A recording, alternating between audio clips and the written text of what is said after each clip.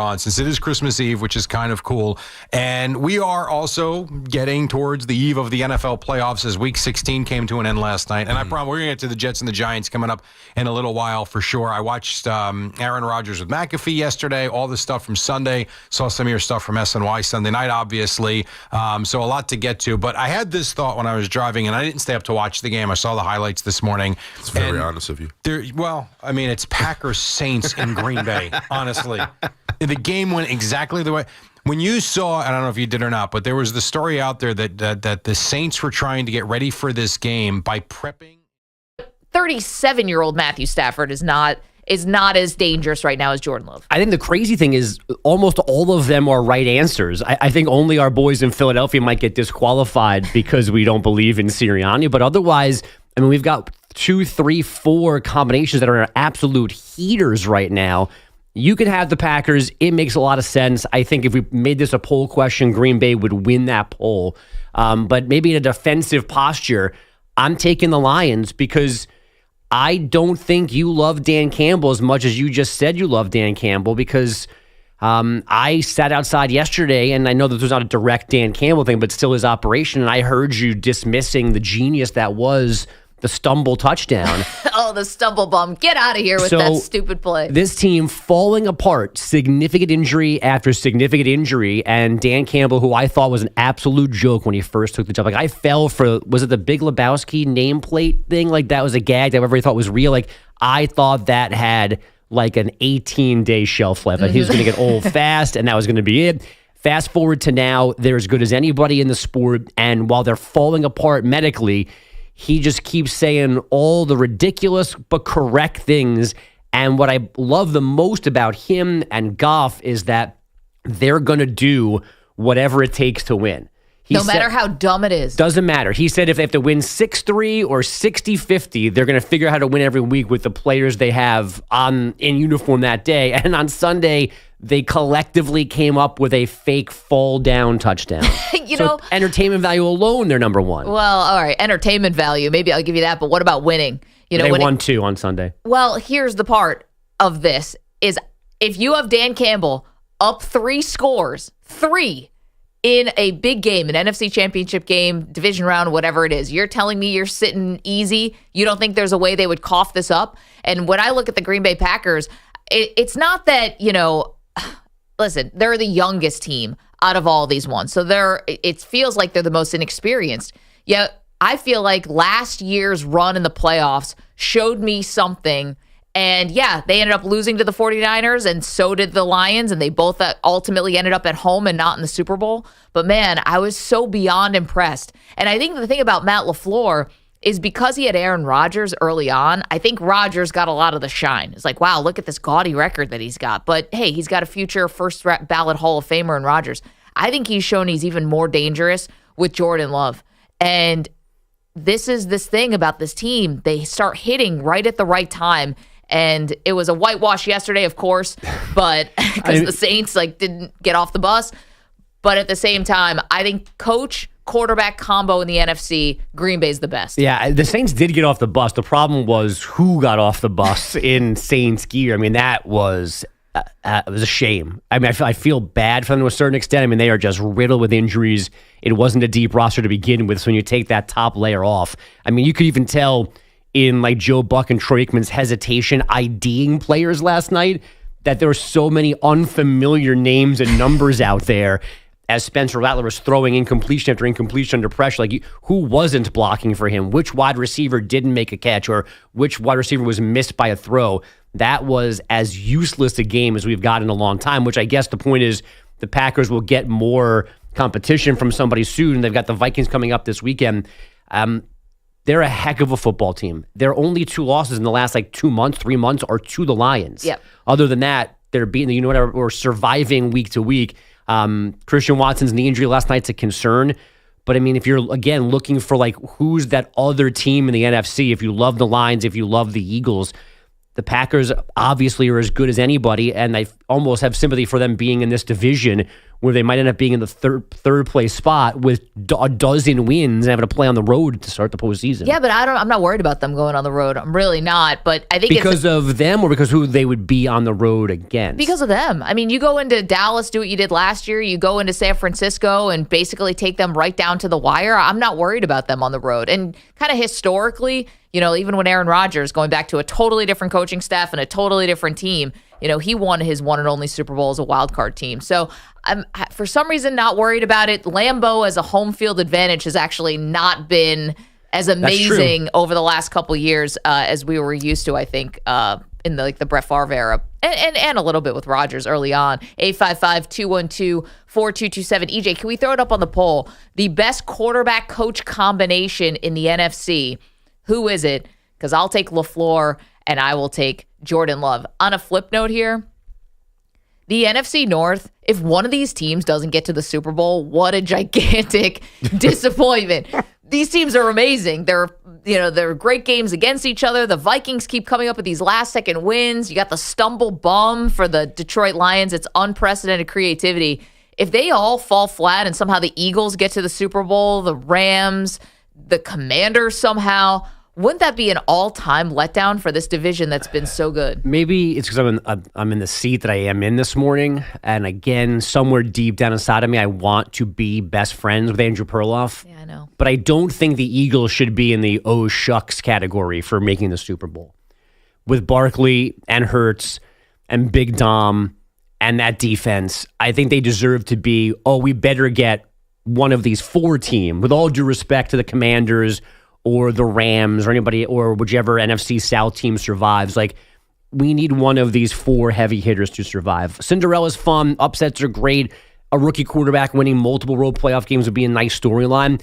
But I want best on best when we get to February. So I would include the Eagles with those NFC North teams as they should get there, which is not a fun thing for me to say out loud into a microphone. Listen, as someone who is best friends with Andrew Perloff, I can Don't tell rub you it in. It's pretty good. I mean, I can't go sit courtside with him at the Knicks game like he was last night, posting photos of him somehow coming back with some souvenir basketball. That's the best part.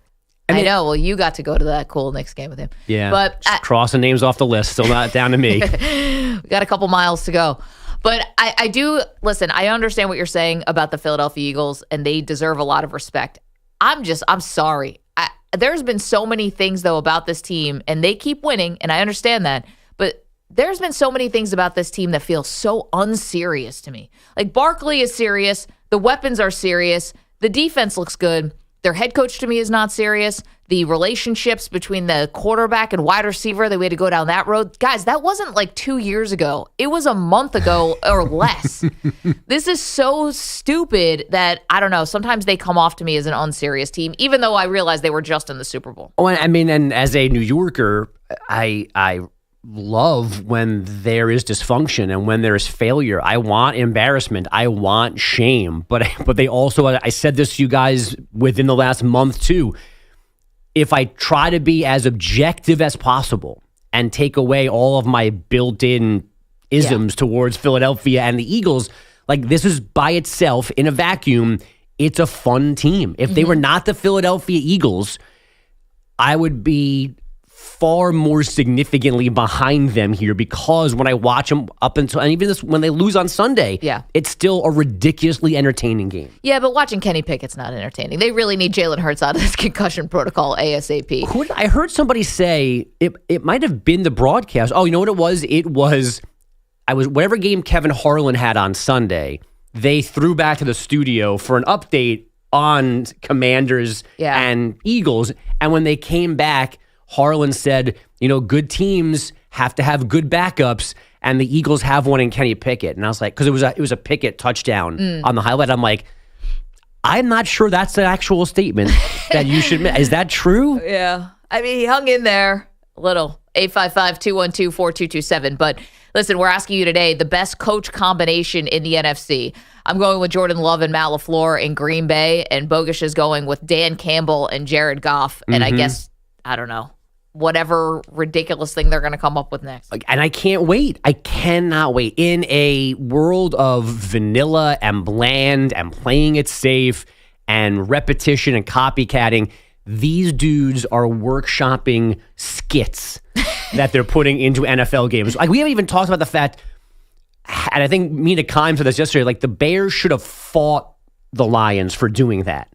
Like, you should have been so insulted that you threw down because they thought they could do that against you in your stadium. Yeah, but see, that's why they picked the perfect opponent, because they know the Bears now. Like, it's over. They still have grown men on defense or on the sideline that should have wanted to kill someone for that. But who are they taking their cues from? Rookie quarterback? I mean, I love Jalen Johnson, and I don't think that's going to happen. And an interim head coach. Who was the grad assistant when the year began. That poor guy. I mean, yeah, they knew who they were picking on. This is like when the Chiefs did the ring around the Rosie. Who did they do it to? They did it to the Raiders. There was not going to be any kind of repercussions here. They're taking advantage of a wounded animal. And you're talking about how the Lions are workshopping skits. You know, not all skits make it to the final show. True. Sometimes a few skits, like SNL style, get cut in the dress rehearsal, and I would have cut Stumblebum. I just saw Nate Bargatze on some show talking about the original George Washington skit, and he said it almost didn't make the show because it needed the audience, and in all the table reads, it just didn't land. And when they did it almost as a favor in like the run through with a dress rehearsal with the audience, it killed. It was the last thing they did, and they moved it up into the show, and then to like the third spot, which is like the cleanup spot in that rundown. You know where he said that? On the Rich Eisen Show, which you're going to be able to hear on the Infinity Sports Network starting in the new year. That was a cool announcement that came out last week. You're a professional. Well, you know. I couldn't even remember the name. You knew the name and thought of the connection to. For a second, I thought you were going to say the Maggie and Perloff show. I'm like, how did Bogus not know that it was Maggie who asked that question? Of course. Sheesh. If you guys were planning a surprise for me, if I was power ranking guests, I already know yours. Book for me. Well, Jennifer Aniston, number one. Oh, see, these are going to be an all-male list by accident. I was going to give you Dave Matthews, number one, Eddie Vedder, who turned 60 yesterday. Happy birthday to the legendary Pearl Jam frontman. And I love Nate. Nate might be number three. You kind of look like him a little. A tiny bit. Like early or current? Because the early Nate Bargatze clips, he looks no, the post far worse than me. The post Ozempic. Hey. Alleged. But no, if you were describing him to a police sketch artist and they weren't sure who robbed the bank, it could have been you. All right, I'll take it. I think he's a handsome guy. By the way, I said Jennifer Aniston, and all of a sudden Manny popped out from over there. Manny, who can't. Well, we'll get into Manny in a second because Manny's got problems. He's so many problems. You look like a member of the Knicks dance team today. So does EJ. What's going on here? You guys are grown men. Honestly, are you throwing T-shirts into the crowd this morning and we just didn't know? Don't hate. I mean, they beat the Raptors on a Monday in December. You guys are celebrating like they won the championship, which they're not going to do. Celebrating. The way I'm dressed is the way I would have dressed if Perloff had taken me to the game. Which is why you didn't go to the game. You have 4 layers of Knicks gear on. It's like you're climbing Mount Everest in Knicks gear. There's so much Knicks stuff on you. Cold outside. It is. It's brick, as they say around here. It ain't that cold. Is the hoodie under your RJ Barrett jersey also a Knicks hoodie? No, it is the not. T-shirt under your sweatshirt? No, it's just a white plain T-shirt. Okay. Do you want to get down to my underwear? Well, is it Knicks underwear? It could comment. be. Knicks socks? No. Are your shoes Knicks colors? Is white a Knicks color? Yeah. All right, then yes. And if are you wearing Starburys? No. He was there last night. He's at every game now. This show's already off the rails. I got to be honest, like, so much is going on today. We thought, okay, Christmas Eve show, no Perloff. All right, like, we're all going to have a good time, just sort of ease into the holiday. And it's just been one roadblock after another. Like, the degree of difficulty on this show is way higher than it ever should be. I feel like Mom's yelling at us, guys. No, not you. Oh, them? I'm just telling the audience. Oh, okay. Like, if you think we're back here drinking eggnog, for some reason, today's show specifically just got really complicated. I didn't even get to tell you guys I was doing laundry till midnight last night. I mean, that's you. That's a you problem. I had some eggnog yesterday. It was delicious. We'll unpack all this. I was kind of hoping, hey, easy day. Like, let's get some bagels. We'll talk about football. But no. It can't ever be like that. I feel bad that I had complete amnesia about our wonderful week in the summer together, thinking that we hadn't done this in a while. I mean, apologize. To be honest, I've never gotten more internet hate in my life, and you were riding shotgun for it, and you just completely forgot. I think for you, I've blocked it out emotionally because it was so taxing. There are some not nice headlines about me after that opinion. About Olympic hero Noah Lyles. You said that. You know what? I'm never getting back in the good graces, but he is an Olympic hero. He is a gold medalist. I said he shouldn't be bragging this much because he won the race by such a small amount. You were here for it. You didn't even say a word. You didn't say a peep. I think I walked out of the room. You're not in the video. You're not even in the zip code. The views and opinions of Maggie Gray, not necessarily those of Andrew Bogish. But here's the thing, Maggie. A few months removed, you might have been right. Thank you. Don't fold. Don't according to the internet. Don't fold once you sit in that chair. I'm 100% not folding. I still get at least 5 to 6 hate comments a day off of that. A day? A day. Still a day. Like per people day. finding the clip? No, it's just like this is my, if we were talking about social media, this is my Instagram. I'll show you my Instagram mentions. Every day. I'm like, ooh, some mentions. Click on, it's like, more hate. And it's a landslide too. There were a few people who stood up for me right at the moment. They've all turtled up. Yeah. I did see on the Knicks post about who was at the game last night, which didn't include Perloff, which is why I scrolled through it in case he somehow made the cut on a Monday night in December. Ben Stiller was there, and the first comment was, "Hey Ben, go to Canada." Did he say he was going to leave post-election? Is that what that was about? Oh, I have no idea. That's. I was like, oh, all right. I guess that's what that means. And the guy used the Canadian flag didn't write Canada. He just put the flag emoji. Do you understand how tame that would be if someone had just written that to me? I'd march my behind right to the border. That would have been Hello, the nicest Toronto. thing anyone ever said to me in those mentions. Instead, I was called everything under More the sun. like Fort Erie. Yeah. 855-212-4227. Manny, I'm going to chalk it up to you maybe being on a ridiculous amount of painkillers. I don't know. I am not on any painkillers. This is why I look like this. Get to Manny in a minute. Get to everything. But the question is, as far as coach quarterback combinations in the NFC, who do you trust the most right now? I'm going with Matt LaFleur and Jordan Love. Bogish thinks it's Dan Campbell and Jared Goff. Do we get a little Kevin O'Connell, Sam Darnold? Anyone going to stump for Sean McVay and Matthew Stafford? How about Nick Sirianni, Jalen Hurts? Dan Quinn, Jaden Daniels? Okay, 855-212-4227. Hit you with a lot there, but it all boils down to the NFC. Coach quarterback combination. Who's got the best one? You're in a 5-minute break.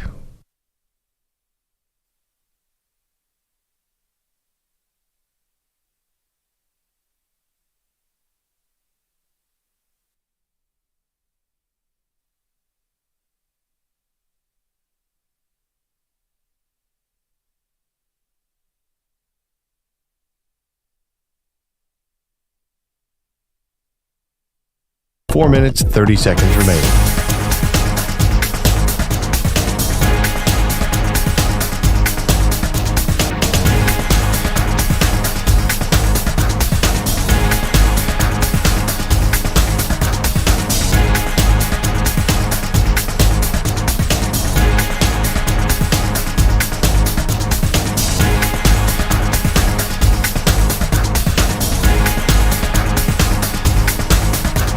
Four minutes remaining.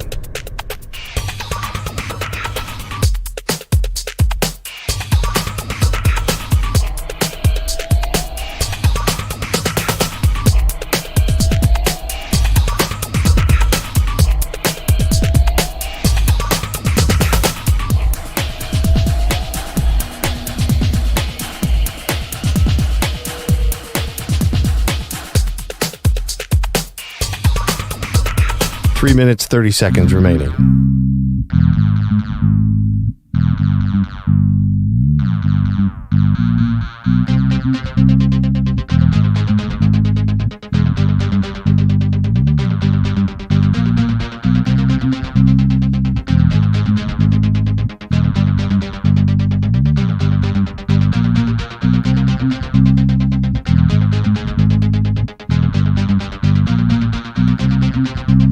Three minutes remaining.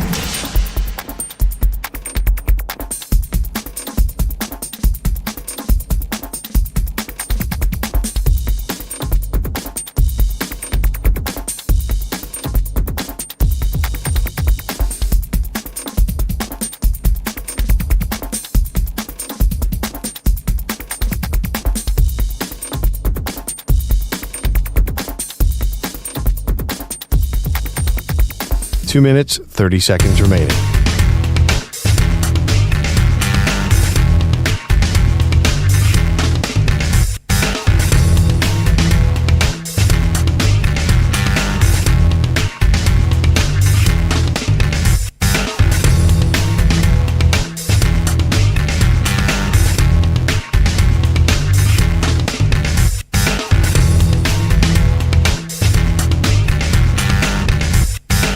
Two minutes remaining.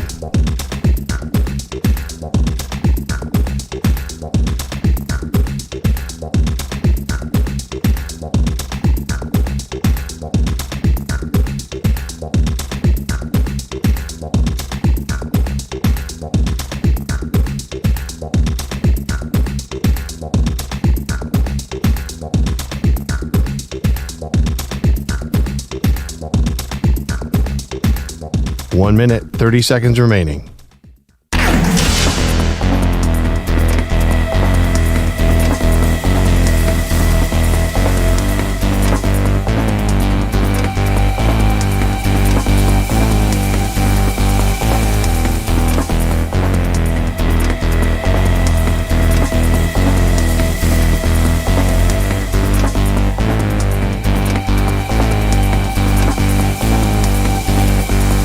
One minute remaining.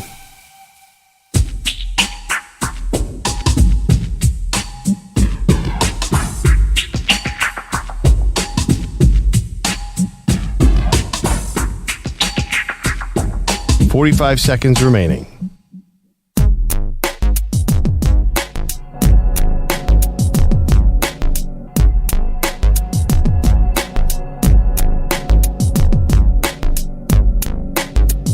"30 seconds remaining.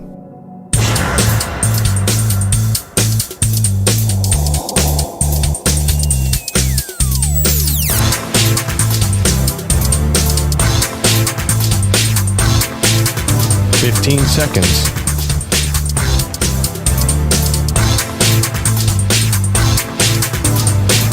Break ends in 5 seconds.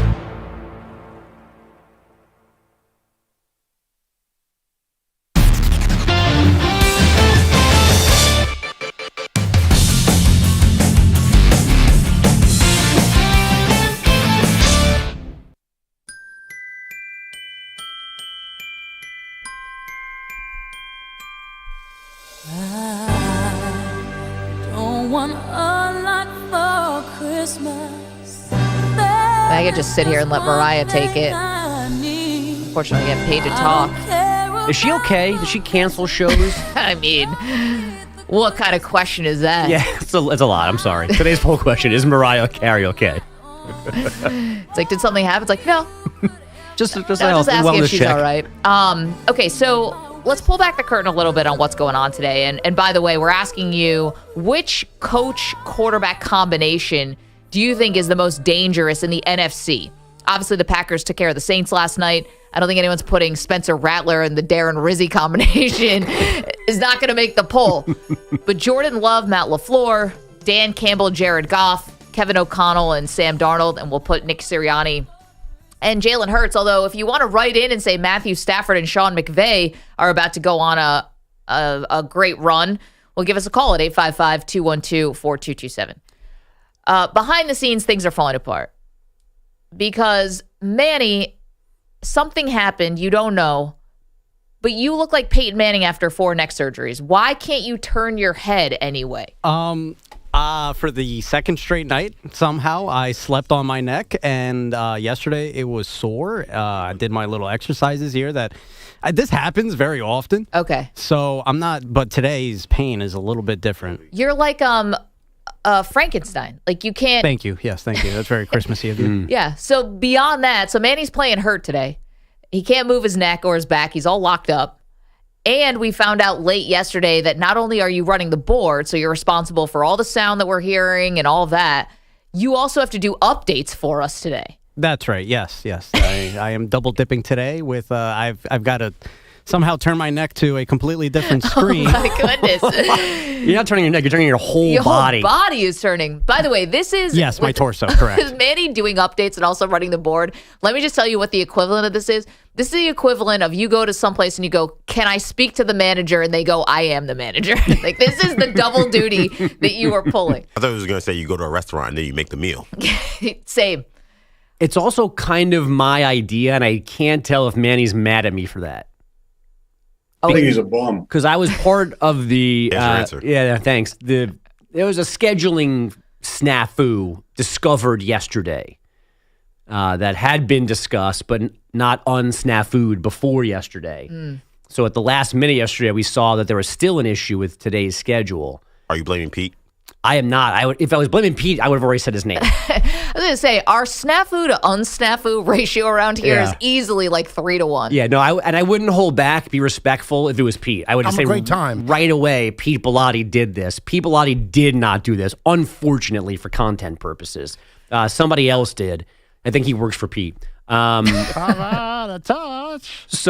I was just trying to, I guess I could have volunteered to do both myself, but that was not going to happen. So I was spitballing ideas, and I knew that the list of available anchors was short because everybody's already working, all the fill-in part-time guys. Yeah, and it's a holiday. Right. So I said, what if we got a new board up and Manny does the update shift? And bells rang, lights went off, ding, ding, ding, ding, ding. And here we are today. Manny's back's not working. His neck's not working. There's another angry anchor out in the newsroom because he's also getting screwed by this after our show. Yeah, you could say it's CeeLo. CeeLo's not. He's not Friend of happy. the show. Yeah. CeeLo's really the loser in this breakdown, by the way. Yeah. As much as Manny might be like, physically deteriorating in front of our eyes, like CeeLo's the one that's getting like stuck here for an extra 90 minutes. Also, the fact that Manny is easily the youngest person on our show, but obviously dealing with the most harrowing I am the most broken. physical issues is also feels not fair. We'll get to Manny's update because he's running the board and doing updates for us. And we're going to make the degree of difficulty on this as high as humanly possible just for our own entertainment. Love you, Manny. First, though, Alan in Toronto. Pepper the new guy. We're asking what's the best quarterback-coach combination in the NFC. Alan, who is it? Kevin McConnell and Sam Darnold. Kevin, judging by his comments, he's reportedly enchanted with Sam, and he's in absolutely no hurry to bring in J.J. McCarthy in spite of his 4-year, $22 million contract signing. Mm-hmm. I know we're eagerly anticipating his debut, but he'll have to wait. And Sam's stats don't lie. Look at 3,776 yards. He's going to easily pass the 4,000-yard mark. 67.2% completion rate, 32 TDs. And the Vikings are 13-2. That doesn't lie either. Yeah, the I thing still is, though... November 24th at Soldier Field. Alan, here's the thing, though. That was a miracle of biblical proportions, that last gasp touchdown. Amen. So I'm going with Kevin O'Connell. He's using very good judgment as far as I'm concerned. Well, Alan, he's making the best of what looked like a dire situation, and thank you for the call before the season started, which is why the Vikings win total was 6.5. And they've obviously doubled that with now sitting at 13 wins. Listen, McConnell's the first Viking coach I saw to win 13 win seasons. Yeah. I mean, he's in some rarefied air. But to be honest, the counting stats with Sam Darnold are very good. Alan just had all of them for you. But you look a little bit deeper into some of the things that really smart football people use to evaluate quarterbacks. There's something called EPA per dropback and other things. And he actually is a little more middle of the pack. Listen, Sam's having a great season, but let's not discount. Sam Darnold has the best receiver in the National Football League. He's got an incredible second option. That's obviously Justin Jefferson. Jordan Addison. He's got TJ Hawkinson. He has an offensive line that even when their left tackle got hurt, they replaced him immediately. They've got a defense where the defense coordinator should be a head coach in this league. I mean, he's walking into a really great situation. It doesn't mean he's not making the most of it, but it's not like they're asking Darnold to elevate this roster. This roster is not bad. And the 6.5 win total, I think, was really based on Vegas thinking they were going to be playing with a rookie quarterback who didn't throw the ball at Michigan. It is one, and we're going to do, I think, more on this morning too. But it's one of the more fascinating situations because we're trying to figure out what's real and what's not, and what's specific to what is Sam Darnold without Kevin O'Connell, without all of these games indoors, without all the teammates that you just laid out. Like, it does, at the end of the day, come down to the fact that he still has to make the reads, and make the throws, and he is doing that. But he also appears to be in the perfect situation for him. And so I think the thought that like this doesn't translate outside of this marriage is what, whether that's science or not, like holds you back on really loving Darnold. And even I think what the Vikings might be when we get to January if they're not playing every single game in their place. Well, it's the big question. Do you let him out of the building or not? And that's going to be the major thing that the Vikings are going to be asking themselves. You got McCarthy, he's got the knee injury, and then had to get it re-scoped. So, we'll see what the update is on his knee. But the question is, can you afford to let Sam Darnold out of the building? Listen, if they go to the Super Bowl, then the answer's clear. But anything short of that, there is a question to be asked. Let's go to D, who's our big-time Eagles fan and Ducks fan in Portland. Hey, D, who's the best quarterback coach combination in the NFC? Good morning, guys. I'm going to go with Jalen Hurts and Nick Sirianni. I know a lot of people want to give some ish about Nick Sirianni, but last time I checked, we made the Super Bowl. Have any of those other teams made that? Packers, Vikings, Lions, Buccaneers? Well, the Rams won the Super Bowl. Oh, yeah, Rams. Hey, they're right up there, too. But we got the number one defense. We got a really good offense. You guys got to stop the run. You guys got to stop the pass. Good luck with that. I know yesterday I called and, didn't sound good, but it's just one game. Yeah, did it probably kick us out of the, number one seed? Yeah. But it goes through the Eagles. It's always been going through the Eagles. We've always been good. You'll see. When we have it all locked in, good luck. D, I would have liked... One more thing before I get off. Yeah, go ahead. EJ and the other person, I can't remember his name, but Knicks. Yo, what is up with Bridges, man? I have him on my fantasy league. He's selling me right now, man. Oh, D, I'm sorry. We can't open this Pandora's box. Let the other guy answer this. No. Hey, you. Boy. Manny was going to be pulling double duty all day because he's running our board and he's going to be doing updates for us. Are you also making weight for a fight? Why do you have 5 layers of clothing on and a ski cap? We're inside, man. Give yourself a break. You sweating off 10 pounds today? This is what drip looks like, all right? Stop. Just because you Sweat drip? Just because you don't have any doesn't mean you should come after me, okay, brother? If that's drip, I don't want drip. Well, this is what drip looks like. Get a clue, old man. Remember, who was the caller who thought that Bogish was like 60? There was somebody who thought he was really old. It was me. No, he's doing it. It's the same person because they called again and thought Bogish was old again. Big Friendly definitely thinks Bogish is old. Oh, it's Big Friendly. But yeah. I think it's someone else, too. I thought somebody was like, listen, I remember watching Joe Namath win that Super Bowl in 1969. I mean, I'm younger than Bogish. I was like, wait, what? Yeah. I don't think so. Let me go gum my breakfast. I'll be right back, guys. There's definitely two callers. There's a Big Friendly always thinks Bogish is really old, and there's a second person who keeps saying that Bogish is old, which is hilarious. And I know I'm like lame and not cool, and I probably do skew older, but Perloff is all of those things more than I am. You'll never find out how old Perloff is. Perloff's age is a tightly guarded state secret. I have no idea. You know how many people who have asked me that, by the way? I have no idea how old Perloff is. In my mind, he's like 38. I think almost every person since I started working on the show, when they've asked me about the show, eventually have asked me, hey, how old is Perloff? And I'm like, I don't know. When I forgot his birthday, okay? Like, full disclosure, one of my best friends totally blanked on his birthday. And so a couple weeks later, I was like, oh, I'm so sorry. He's like, if you ever bring up my birthday again, I'm never going to speak to you. I was like, all right. Well, he's also definitely afraid of like young reporters as young as 12, like that girl that interviewed Mike Tyson or that other guy that interviewed Devontae Adams. Yeah. He's also afraid that they're the biggest threat to his position right now, too. Everyone's coming for Perloff. Yeah. Even if you're 9 years old, you are a threat to Perloff. And he also has... it's amazing. A kid reporter, Perloff would stuff in a locker. Never let them out. He's also done so many things and had so many jobs. He's hard to put a timeline on. Like he's lived a lot. So like you'd think, but a lot of those things were like overlapping. Like I even said to him one day, like I don't know the Sports Illustrated like Dan Patrick like same time. Yeah, like I didn't realize that like that they were concurrent. So like He could be 60. He could be 29. He could be 11. I don't know. Sometimes he's all those things.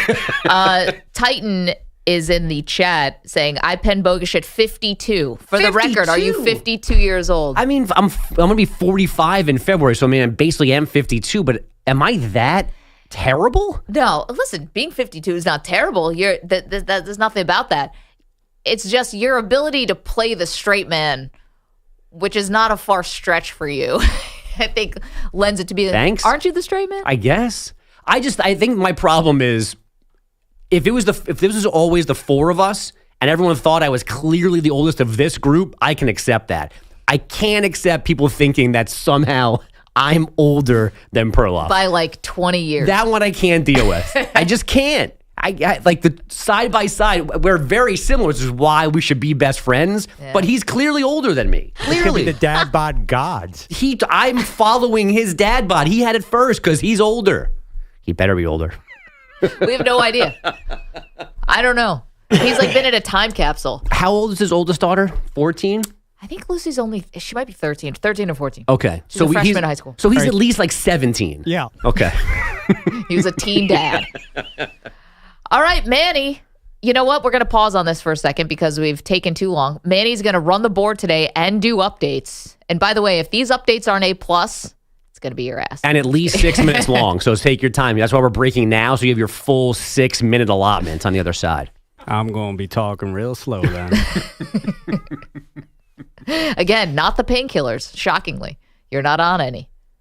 That's the upset of the morning. EJ just gave me some, so don't worry. Let them kick great. in about half an hour. Fantastic. Nothing like coffee and painkillers.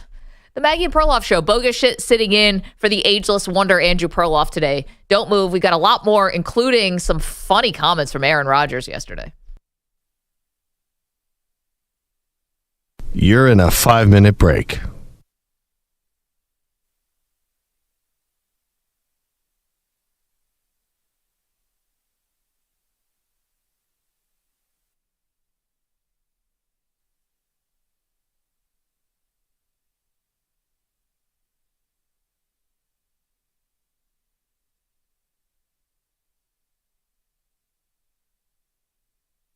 Four minutes, 30 seconds remaining.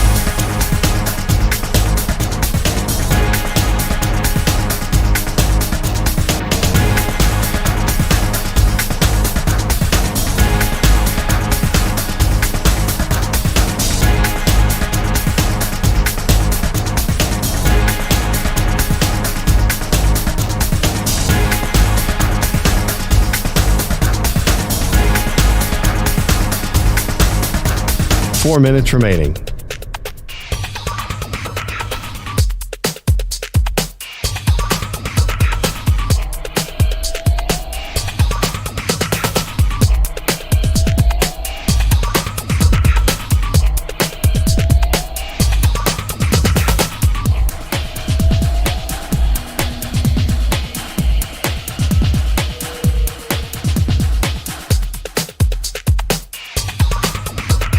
Three minutes, 30 seconds remaining.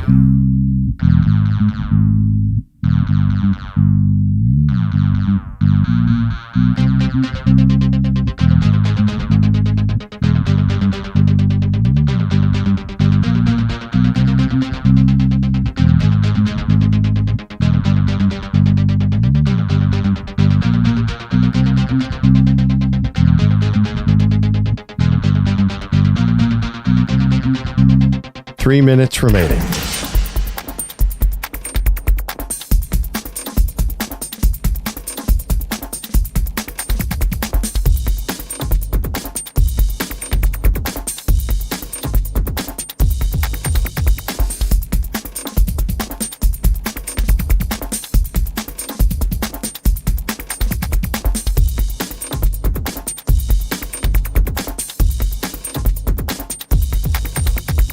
Two minutes, 30 seconds remaining.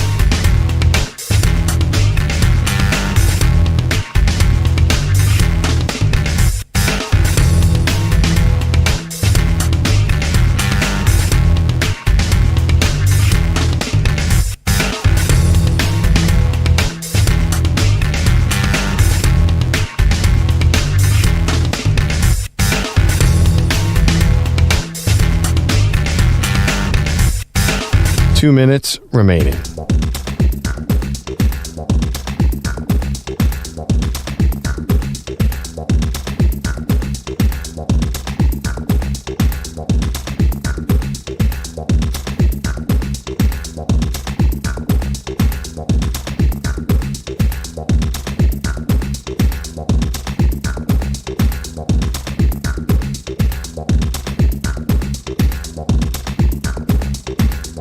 One minute, 30 seconds remaining.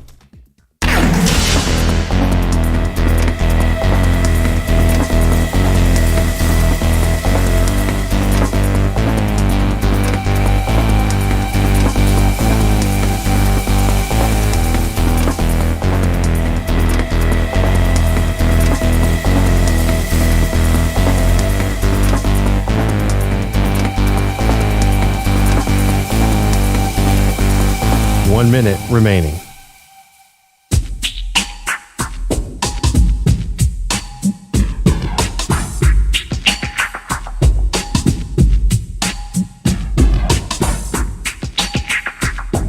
"45 seconds remaining.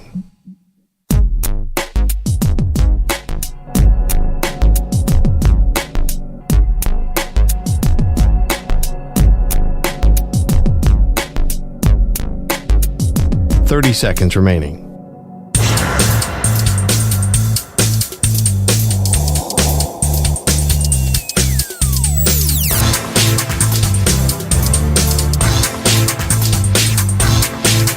"15 seconds.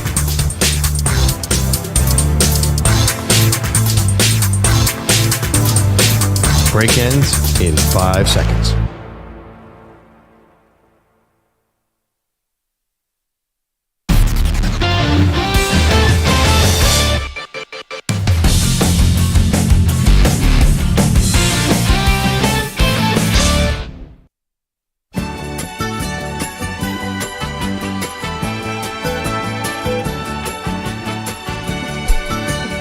Welcome back. Merry Christmas, everybody. Christmas Eve. Magic in the air. Or just the painkillers that Manny's on because he hurt his back yesterday and neck. Okay. Manny playing hurt. He's also going to be doing updates for us and running the board because of a scheduling snafu that happened. We will get to Aaron Rodgers' comments on his future in just a moment. But Manny, what do you have? All right, guys, these headlines are sponsored by Progressive Insurance. Protect your family, your phone, and your furry friends with life, electronic device, and pet health insurance. It took 240 games, but the NFL has pitched its first shutout. Shotgun snap, Rattler, four-man rush. He gets away from one. He throws in duress. It's a deflected ball, a pass down the middle. It's incomplete. On downs, the Packers will get it, and they're going to shut out the New Orleans Saints for the season's first shutout in the NFL. This year, 34-0 Green Bay. Packers will take over, and the Saints are going to get shut out at Lambeau Field tonight. The sweet, sweet tones of Kevin Harlan on Westwood won 3 sacks for the Packers last night, who clinch a playoff berth for a second straight year. They beat the Saints 34-0. Head coach Matt LaFleur on the defensive line. That's obviously going to be critical moving forward. Anytime that you can get pass rush with your front four and allows you to play coverage, it makes it extremely difficult on the offense. So hopefully we can continue to build upon that. I think our D-line has gotten better as the season's progressed, as have many positions. But not everything is sunshine and roses on the corner of South Oneida and Lombardi. Wide receiver Christian Watson, he injured his knee in the second quarter. He did come back to play 4 snaps in the third, but he would remain anchored to the sideline for the rest of the night. Matt LaFleur did say there is some concern with Watson. Tests to be done today. You use Google Maps in this update? I didn't use Google Maps. I had an internship in Green Bay, Wisconsin, brother. I know Wisconsin like the back of my hand. You were interning for the Packers, right? No, for the Green Bay Booyah, who are now the Green Bay Rockers, a team in the Northwoods League. They're the Green Bay I still don't know Booyah? I still don't know what sport that is. Couldn't be further away from the Packers. That's baseball. Oh, it's baseball. Yeah. You said 3 names. I was like, is this paddle tennis? What is this? Where do the Green Bay Booyah play? They play, well, again, they've renamed to the Rockers. To the sorry. Rockers. Yeah. They play at Capital Credit Union Park. There it is. You know who's an alumni of the Northwoods League? Somebody you know. Somebody you know. Somebody that was here yesterday. someone was here yesterday? I think he was on the show last week as well. Oh, Harold Reynolds? No. Somebody that works Somebody here. who works here, yeah. Our employee. Was a minor league baseball player? No, Independent league. College. College, yeah. I mean, BT? Hey-o. Oh, Pat Boyle? Yeah. Look at Patty. Yep. Yeah, Pat Boyle, I think, played for the Thunder Bay Border Cats, if I'm not mistaken. You know, Pat Boyle, who's going to be doing afternoon show on WFAN today, so check that out if you're into New York sports. I have dementia. Pat would have been a very funny professional athlete because he can't help but be himself. Like, I think he would have been a very polarizing figure because he would have weighed in on everything, which is kind of our jobs now. I don't wear women's perfume. Pat would have been a good time to cover as a professional athlete. Yeah. More than any person probably in this building. Until he donned his weird, like, sexual offender glasses that he wears now that everybody gives him crap for. Yeah, which I think is hilarious. Like, everyone's like, oh, Pat, he looks so funny with these, like, odd glasses on. I'm like, Pat's just kind of odd. Like, we didn't need the glasses, guys. But that's what makes Pat great. He's not an offender, but not like that. Yeah, allegedly. Pat's just a little bit of a different cat. He would have been a great pro athlete. Yeah, he would have been the fan favorite. He would have been a Kevin Millar type. Totally. Like a guy in the locker room everybody loves, eating chicken in the back. Like, would he be a backup quarterback that Perloff had a crush on? I think Pat Boyle feels a little more like linebacker to me. He's not finesse. I think Pat's power. Like, he's knocking people out. Like knucklehead, like run through a wall kind of guy? I think like Brian Cushing or something like that. Okay. Yeah, I can see that. You know? He did talk trash to teenagers at a Boomer Esiason charity flag football game, so you're right. I forgot about that. Exactly. Smack talk New Jersey high schoolers. It's not Gronk necessarily. It's not like that. It's just it's a little more intense than Gronk. But he'd be friends with Gronk. Totally. He'd be one of these guys who's He'd be a friend running of from Gronk. the cops with Gronk at the University of Arizona for sure. Playing intramural ice hockey. Yeah, in the middle of the desert. Makes a ton of sense. I'm sorry, Manny. Back to you. Well, in the NBA last night, it was a wild night in South Philly. And he just fell down again. And Drummond just got ejected for pushing down Wembanyama. Well, that was on FanDuel Sports Network in San Antonio. Pushing is a stretch. The Sixers, they would challenge that foul called by referee Jenna Schroeder against Wembanyama on an inbound. It was challenged by Nick Nurse and the Sixers. The foul was overturned, deeming that Wemby flopped, and Drummond was unejected from the ball game. Schroeder, unsnafu'd, if you would. Yeah, unlike around here. Right. Schroeder, she offered an apology on the court in the moment, sort of. So yeah, she messed up. So later in the contest, it's not over for Jenna. She had a long night. Later in the contest, Schroeder, she called an offensive foul on Joel Embiid. He didn't agree. He had some choice words that she didn't like, so she injected Joel Embiid. Embiid then charged that She Schroeder. injected him I or heard that ejected him? She ejected him. She held him down, Threw got him the out. tourniquet on there. Threw him out. She threw him out is what I wanted to say. All right, Manny, you're playing hurt. You're doing great. Yeah, this is very painful. Embiid, Hey, look Embiid over here real charged- quick. Sorry. Manny can't turn his head because his neck and back are all locked up. Embiid would charge at Schroeder a few times before being restrained by teammates and coaches. No overturning Embiid's injection. The Sixers... Injection? Will you shut up? I'm trying to read. The Sixers, they get the win after all of this and all the interrupting. 111-106 is the final score. Sixers, they get the win over the Spurs. 5 players scored in double digits for Philly. Tyrese Maxey, 32 points, 10 rebounds. Wembanyama, 26 points, 9 rebounds, 8 blocks in the loss. Now to the ice, and now this is going to hurt both of us, Bogusch, more than my neck. The New Jersey Devils, they're atop the Eastern Conference this morning after a 5-0 win against the Rangers. There's a cringe from Bogusch as he scratches at his neck as well. I want to thank the Devils for reminding me of something like working with Maggie that I've blocked out, that a few years ago in the draft where the Devils had the first pick and the Rangers had the second, and the Devils took Jack Hughes first, and the Rangers fans cheered at a draft party, at a watch party, because that was going to allow them to take Capo Caco. And that has not worked out well. And because Caco now plays for the yes, yeah, Capo Caco. He got injected last night. He's had to change teams because he hasn't been good. And Jack Hughes has become one of the best players on the planet. And Kako scored the other day for the Kraken. I'm sure he did. Well, it's not that awful for Rangers fans because the New York Islanders, they lost a game yesterday to the Buffalo Sabres. The Sabres, 7-1 winners over the Islanders. Buffalo's 13-game losing streak is over. Back to you guys. Wow, thank goodness. I've been waiting for that one to end. Okay, all right. Did the Sabres have any effect on you as a kid? Did you care at all? No? No. I'm a massive Bills fan, but I actually grew up a Ranger fan, like you guys, because the TV network that carried the Rangers was available in my area. So you have to watch Ranger games there, but we can't watch Sabres games down here? Yeah, I mean, bogus. It was the 90s, so you were watching whatever was on TV. I just thought they had like rules about this. So because the Sabres games show up on my DirecTV, but then they're blacked out. Like the channel exists. Yep. Got it. No, I mean, who can figure out sports media these days? It's impossible. We just felt bad for you up there. We'll give you the Rangers. Yeah, thank you. Just throw them in the mix. All right. There you go. I want to go back to this Embiid thing quickly. We'll get to Aaron Rodgers at the top of the hour because what he said was hilarious. But the Embiid thing and him getting kicked out of the game last night. Now, obviously, that referee had a bad night, right? She admitted it, that she's like, I messed up. She thought that Drummond had, basically given a 4-arm shiver to Wemby, but it looked like Wembanyama actually just flopped. Listen, is this not why you have replay? I get it's fun to dunk on referees, male or female, it doesn't matter in this case, but I get it. Isn't this exactly what you need the video review for? She couldn't see it. It looked like it was genuine. It turned out to be a flop. So you kind of unejected Andre Drummond and, he's come back out through the tunnel. It's a unique visual, but that's not wrong. That's actually getting the call right. If they had kept him ejected when this was clearly a flop, that would have been the real mistake. Yeah, and she was an adult about it.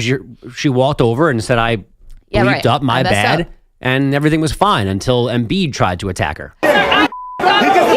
And here's the thing, though. Embiid, that to also seem very run-of-the-mill to me.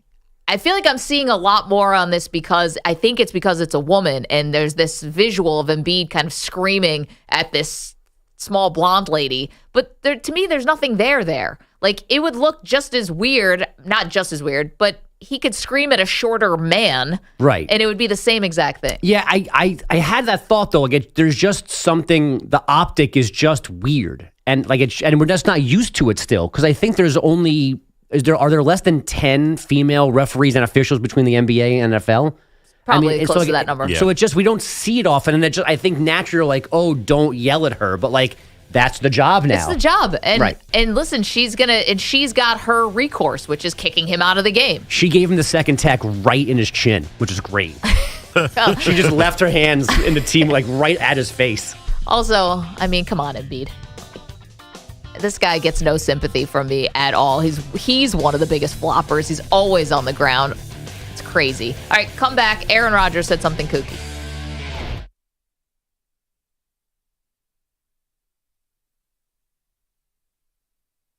You're in a 5-minute break.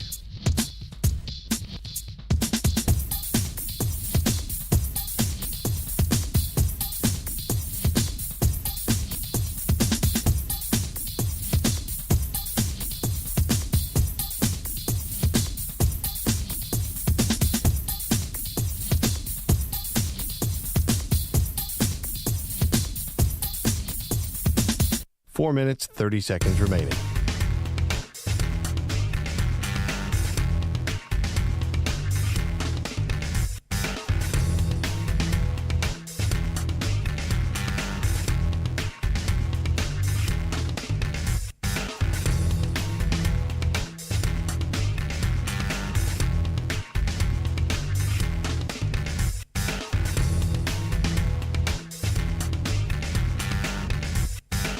Four minutes remaining.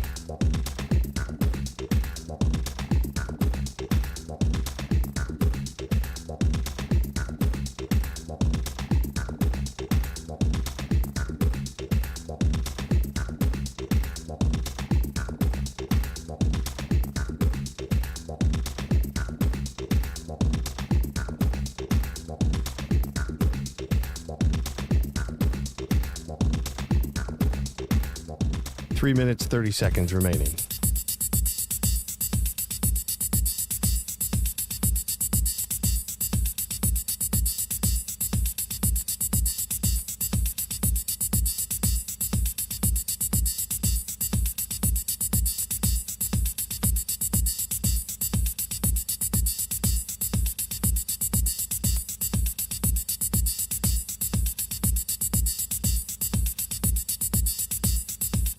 3 minutes remaining.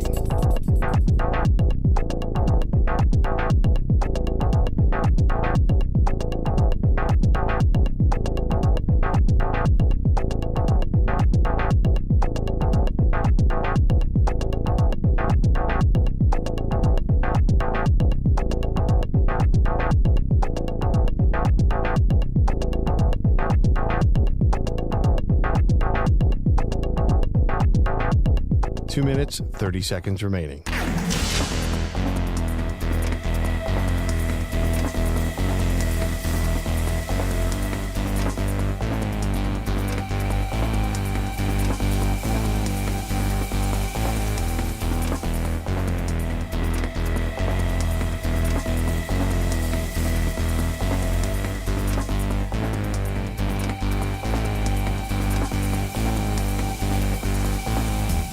Two minutes remaining.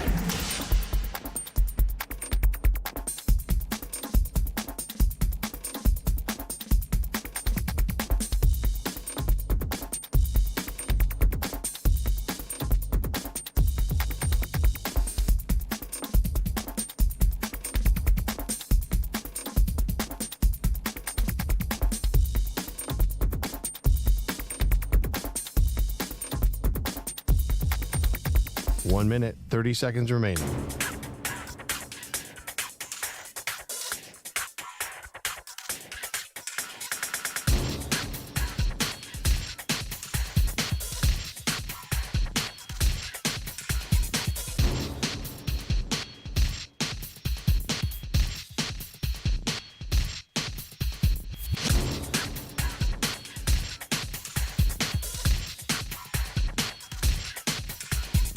One minute remaining.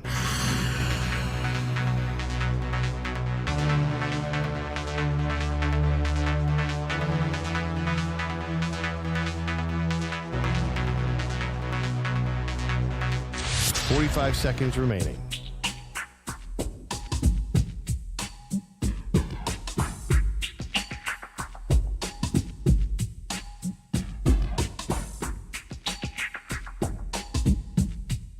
Thirty seconds remaining.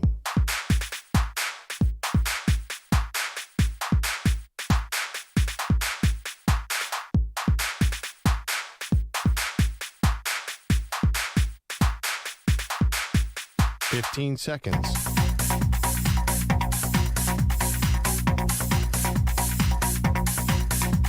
Break ends in 5 seconds.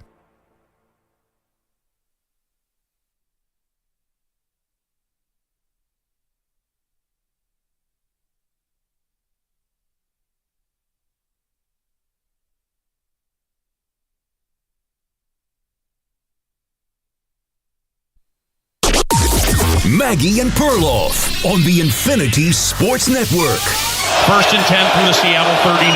3:58 to go. Seattle leads by 4 in the fourth quarter. Sam steps up. Sam throws left. Caught. Jefferson. Touchdown. Yes!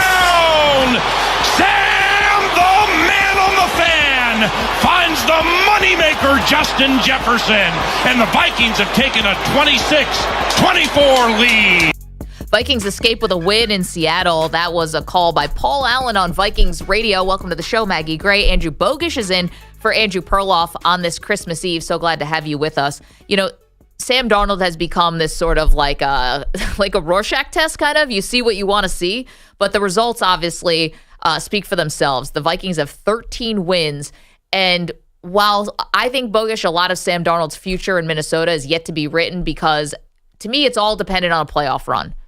And if they go on this run and they make the NFC Championship game, or if they make the Super Bowl, then it's a no-brainer that Sam Darnold comes back. But if they don't, I do think they are going to let him walk. If J.J. McCarthy's knee is in any way stable and they still are going to ride with the rookie quarterback, I think that Sam Darnold is going to be in a new home. But there's a third option here, and it's a brilliant one. And if the Vikings were smart, this is what they would do. Are you ready for it? I'm listening. They would franchise tag Sam Darnold if they were smart. And Mike Sando floated this in The Athletic, and it's smart because he was talking to a few executives, and this would be the way to go. Figure out if it's real. Do it again. Do it next year.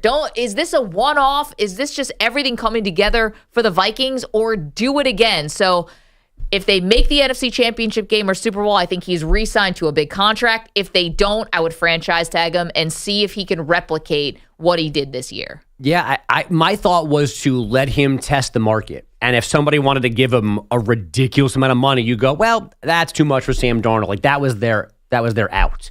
Is let's see what his value is, and maybe it leads to him coming back to us at a number that makes sense, or it leads to somebody who couldn't draft a quarterback or couldn't trade for anybody else going, I'm going to overpay for Sam Darnold. And then you can just have the natural escape clause of, well, we don't think he's worth $50 million a year, so we'll just go back to J.J. McCarthy. Either way, this might be my favorite offseason storyline. More than Purdy? Well, yes, because Purdy also doesn't have to happen now. Like, he's eligible for an extension, but they also could play the steering hands with him and go, hey, this year wasn't great. We've had an awful season. I don't know that we've appreciate the non-football things that have been going on in San Francisco. Like, they've had like personal tragic losses too, like off the field with children. Like, it's been awful. Like, it's almost like the universe is out to get them this year. So you could say to Purdy, hey, we had to see how everything works again. Next year, we'll pay you then. So, like, the fact that there is not a guaranteed decision or a required decision now keeps Purdy behind Darnold. Darnold being, with the importance of the position, he's still only 28 years old. So if you were to give him a long-term deal, he could, or if you believe that he has figured it out and can do this without Kevin O'Connell and Justin Jefferson, he could be your quarterback for the next 8 years, which is what you're trying to do when you pay somebody or draft somebody. So, like, the fact that he is in this position where, does he stay there? They've got McCarthy. This is not a deep quarterback draft. So if you don't get Shador or Cam Ward, if you're, say, the Tennessee Titans, do you want to pay Sam Darnold a lot of money to come to your place and see if you can replicate what's going on right now in Minnesota? Man, I would caution against that. I really would. I would want to see some more data points. And I know Sam Darnold is still very young. He's on the right side of 30 here at 28 for a professional athlete. But I would like to see, what is it like when you don't have one of these weapons? What is it like when, Brian Callahan's not Kevin O'Connell? Not right now, he's not. What is going, and to steal a line from Andrew Perloff, what happens when you're not playing the NFC South and get a couple extra W's there? Like, there's a few things, and I'm not faulting the Vikings for this or Darnold. You take advantage of your opportunity. I'm just saying, if it was my $50 million, I'd want to see a little bit more because, listen, Sam got some all-time bad luck. You get drafted by that Jets team, which had no offensive line, a coach that was a joke, offensive coordinator I don't even know where Jeremy Bates is. Is he in college now? I haven't heard from this guy. Adam Gase is on a milk carton. He had so many bad things going for him. Got to Carolina, thought it was going to be better. It can't be worse than the Jets, but it wasn't a lot better. And then he kind of went to like NFL rehab with the 49ers, and now he's doing this great thing with the Vikings. Again, gonna need a little more because unfortunately for Sam, I've seen a lot more bad than I've seen good. I'm watching it come together in this team, but to be honest, anyone who makes it to a professional level should be able to execute an offense with these types of weapons and that kind of protection. And the other thing about Sam, where I'm just a little bit not sold, is the amount of sacks that he takes. Yes. We talk about it with Jalen Hurts. If we're going to talk about it with Caleb Williams, who's a rookie, so it doesn't even, he gets a grace period. We got to talk about it with Darnold. The sacks are a problem, and it's one of the reasons how Seattle was able to actually get back into that game on Sunday. Yeah, the list of things that work against Sam Darnold, like, or are you believing in Sam Darnold, it's long. Even, and we've lived it here in New York. I can even go back to draft time where he walked into our building. Yeah. It was like a Tuesday midday, and one of our TVs was showing a replay of a game, and he went, "Is that live?" And we were all like, "Do you not know what day or time it is, Sam?" Like, wait, what? Yeah. I never heard this story. So he came in, and there were other draft eligible players that year with him. I remember when Sam Darnold came in. He came in with his mom, and they were both delightful. And it was like midday. Yeah. And the bank of TVs outside that we sit next to every day was showing, I think, an NBA game. and it was before lunch, and he was like, "Is that live? Who's winning?" And it was also April-ish, so it might have even been a playoff game because of that time of year. But it was like a game that like you should have known was over. Yeah. And he was like, "Oh, they're winning!" Like as if it could possibly be. No NBA game has ever been played at that day and time. Well. And he was like, "Gosh, Joel, what's the score?" So You know how like, much money you could have taken off of him at that moment? And Maggie, I'm not lying. We actually had conversations with our boss about whether or not that was a thing we should say on the air, because like for like journalistic reasons, like he's just walking through our newsroom. He's just talking out loud. So like, I know where you landed on this. Obviously, we did not we let the Jets pick him. No one called the Jets. Nope. But to be fair, listen, everyone's entitled to a bit of a brain fart. Oh yeah, here I and forgot there. that we worked together. What's your name again? Also, Jared Goff, when they did Hard Knocks, did not know where the sun rose and sun set. Yeah.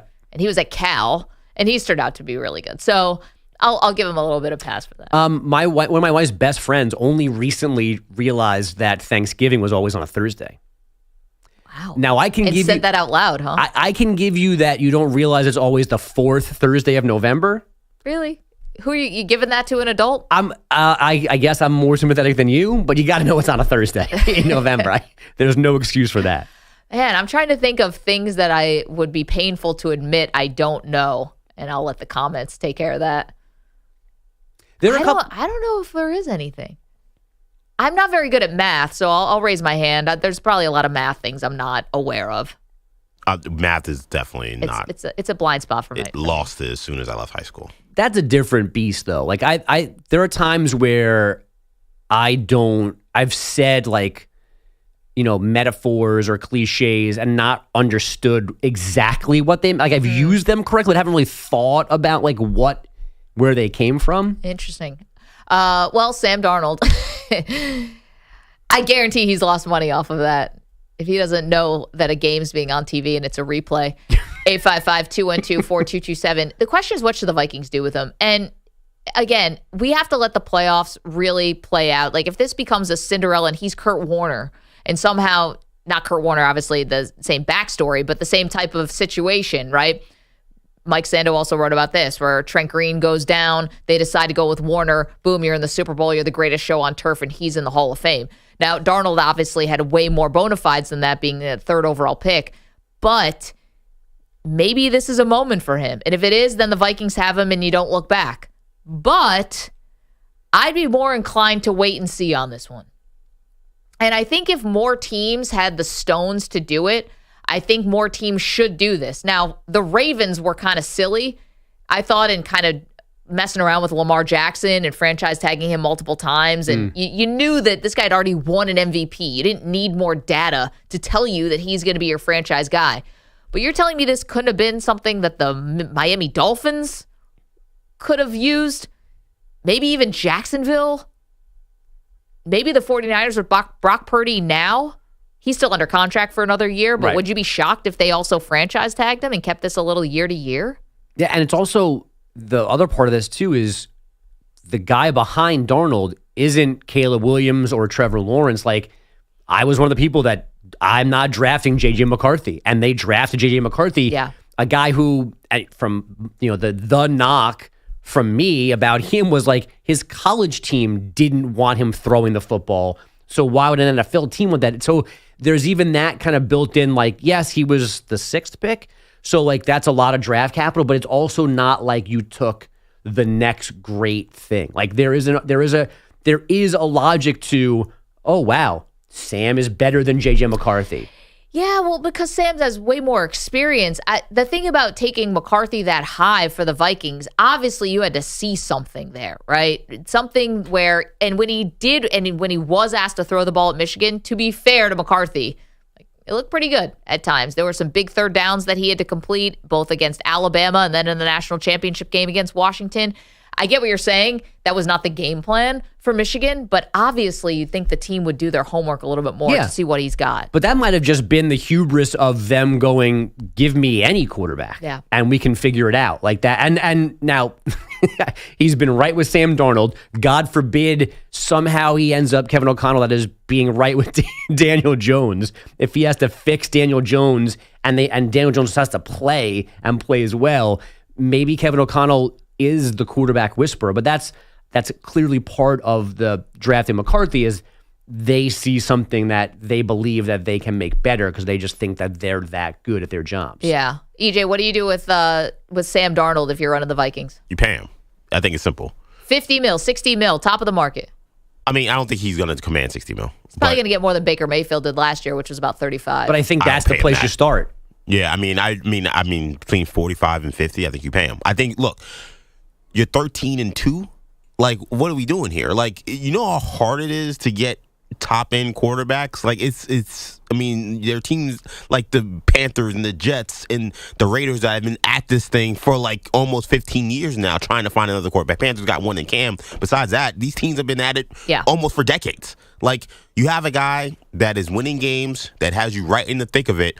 I don't see how you play games with this, because this would be different if you had a bunch of guys that were lined up that had to be paid that aren't paid yet. Really, the only guy is Jordan Anderson. The running back, you're going with a guy who's on a one-year deal. Justin Jefferson is signed. Everyone's there. The team is set. So all you need is this one guy. Just give him the money. Okay, but EJ, then what do you do with McCarthy? You let him sit there and just sit? Yeah, no, you sit him there. You know, if you can get some trade value, then you see what the trade option is. But no, you need a good backup. Just let him sit. And if Darnold screws up or he turns into a pumpkin, guess what? Just like we saw with Michael Penix and Kirk Cousins, just go to him, and then you figure out the Darnold stuff later. But you don't let a guy who won you 13 games walk out the door or even play around with that. To me, that's crazy. What if he has a terrible playoff game? Yeah, 5-interception game, first round, they lose to the Rams. I don't think he'll play that poorly, but if he did, I think the price comes down. I don't think Sam Darnold realistically going to walk into the White Vikings office and say, "Hey, I want $55 million" after he threw 4 picks and they lost. They just saw what happened to Kirk Cousins. They watched Kirk Cousins play in a mediocre NFL playoff game, and they let him walk out the door. So he knows who he's dealing with. I can't imagine that he's doing that. 855-212-4227. I think we should put this up on the poll as well. Sam Darnold's future in Minnesota, signed to a long-term deal, franchise tag, let him walk. Is there a fourth option I'm missing here? I don't think so. Tag, walk, long-term. There's probably a sign and trade in there somewhere. Like, that's probably in the CBA rules. You can do that. A sign and trade like the NBA? Well, I feel like you can do that, right? Like, you can sign a guy to extension. I feel like we've had, that's not a free agent. We had some receivers where that's happened. But. Yeah. All right. Let us know what you think. 855-212-4227. Got another poll question up there for you, which is, who is the best quarterback coach combination in the NFC? 4 options. Jordan Love, Matt LaFleur, Matthew Stafford, Sean McVay, Jared Goff and Dan Campbell, Jalen Hurts, Nick Sirianni. I'll tell you who's losing. That'd be Jalen Hurts and Sirianni. Not a lot of confidence in that combination. And who's winning? Goff and Campbell at 48%. My pick would be Love and LaFleur. And I think when these playoffs are over, if we did this poll again, I think that'd be the winner. No doubt. 855-212-4227. All right, coming up, we've got some really funny Rodgers sound. Aaron Rodgers, that is. Listen, the guy's a kook, but when he's funny, he's spot on. So we'll give him a little credit for that. We'll play that sound for you next. All right, Bogish. I don't know if your obsession with Prize Picks is as big and intense as mine and Perloff's, but if you're not on board, you got to get on board, because Prize Picks has made daily fantasy sports accessible to all. Here are the things we love about Prize Picks. Number 1, the app is simple to use, simple to download. 2, if you just pick 2 or more players across any sport and then pick more or less on their projection, you could win up to 1,000 times your money. 3, it's Picksmas season.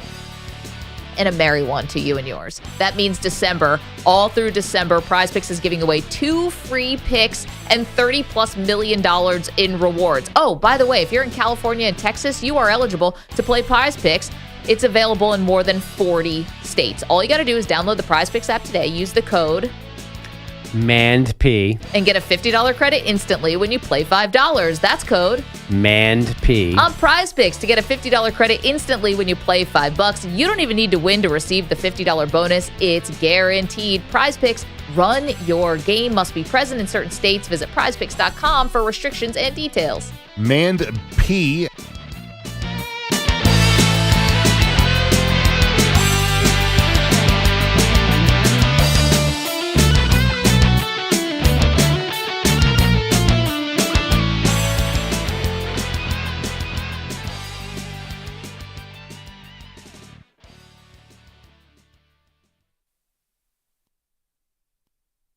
You're in a 4-minute break.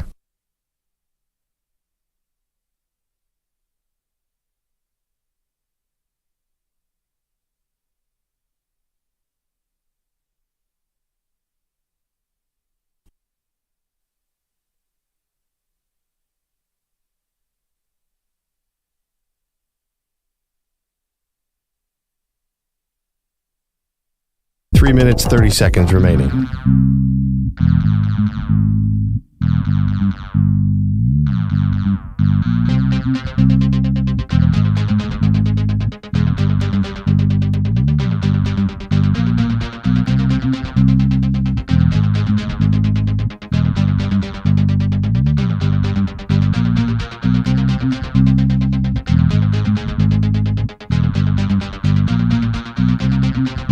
Three minutes remaining.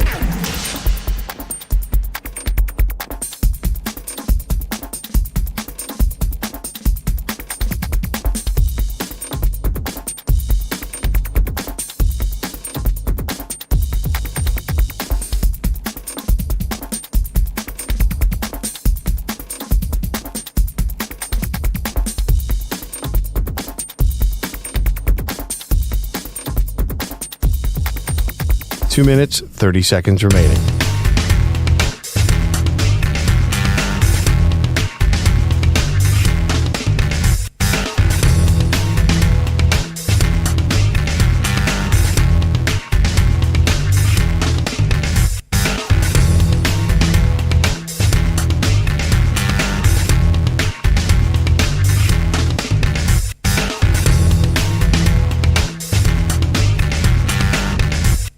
Two minutes remaining.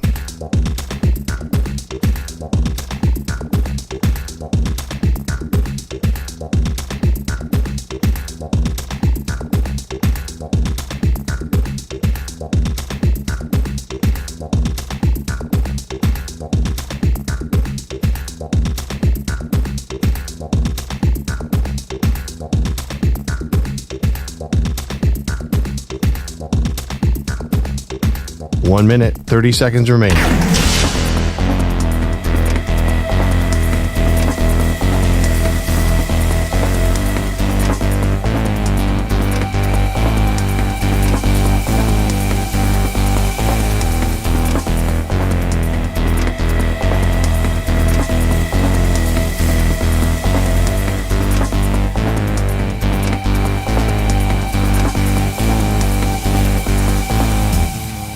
One minute remaining.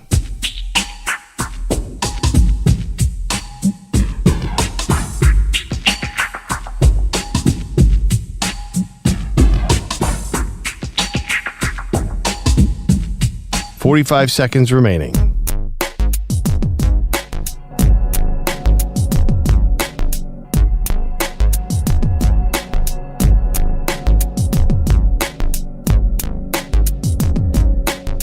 .30 seconds remaining.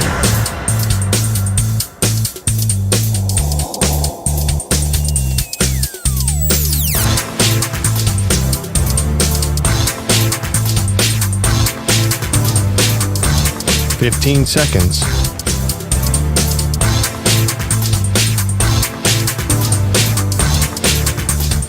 Break ends in 5 seconds.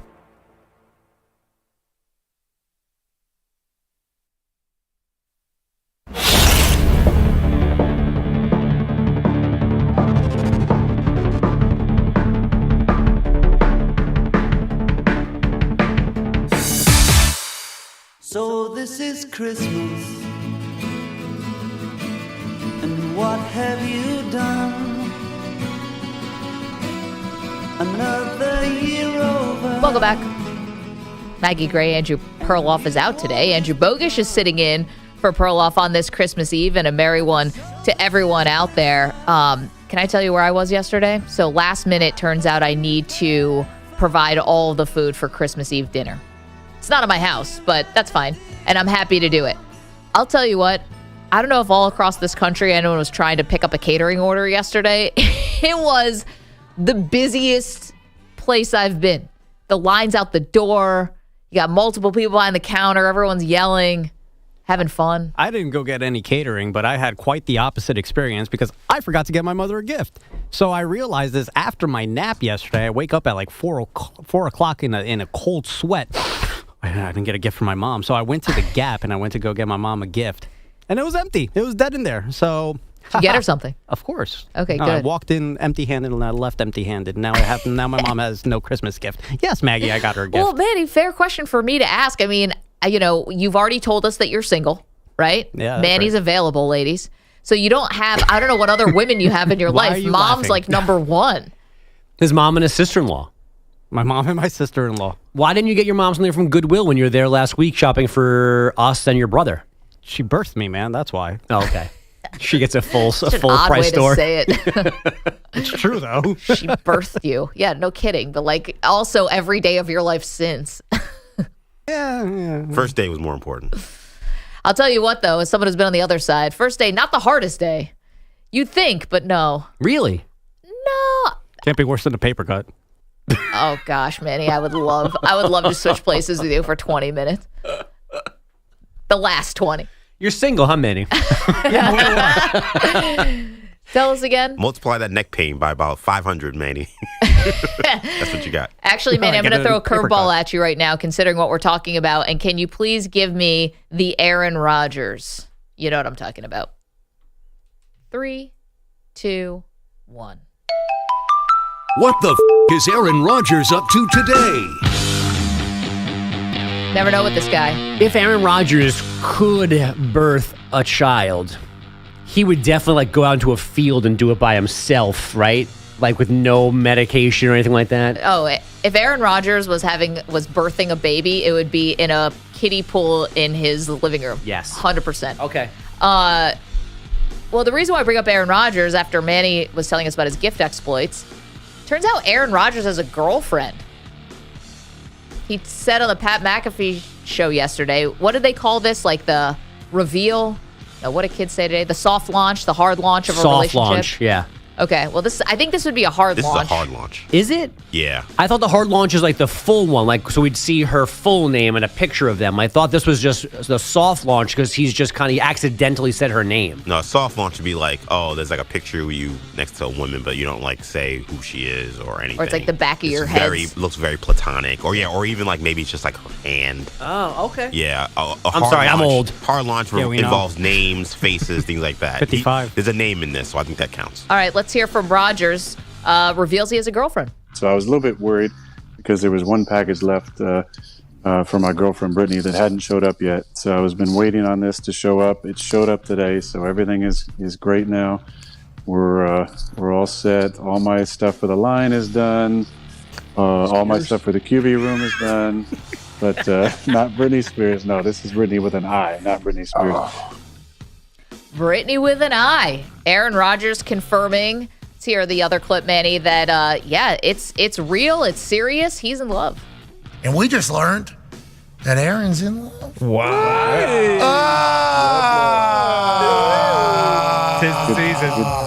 It's a good feeling, boys. Good. Look at that. Yeah, I'm sure it is, Aaron. Don't worry, Manny. One day you'll grow up to be a successful quarterback and snag a Brittany of your own. Hopefully with an I. I don't think I want one with an I. They all have eyes in them. No, Brittany with a Y and Brittany with an I, it's a different beasts. No, but you spell Brittany, B-R-I-T-T. All right. And then whatever the ending is. Yeah. They and all have eyes in them. No, but the last letters when second we're I. talking. Yeah. That's a problem. Yes. is the problem. Like Yes. she didn't. It's a weird name. But she didn't pick it, guys. I'm not blaming her. I'm just Yeah. saying it's a weird. Yes, way to and spell it. it means something. Her parents didn't realize it when they birthed her, but that last letter between a Y and an I in those names, it changes your entire trajectory as an adult. Okay, I'm gonna defend here. I know a Brittany with an I. She's one of the coolest people I know, and would run circles around all of you guys. That's our point. She's super fun, right? Oh yeah, no, she's the best. Right. I'm not surprised. That's why she's she an was I. an amazingly fun bartender until she married a finance bro. my. And Tell me she's hot. And she's you proved super my hot. point. Yeah, of course. Famous sports broadcaster actually hit on her in like a really ridiculous way. I'm not gonna say the name of that, but Get that in the break. What about the other details?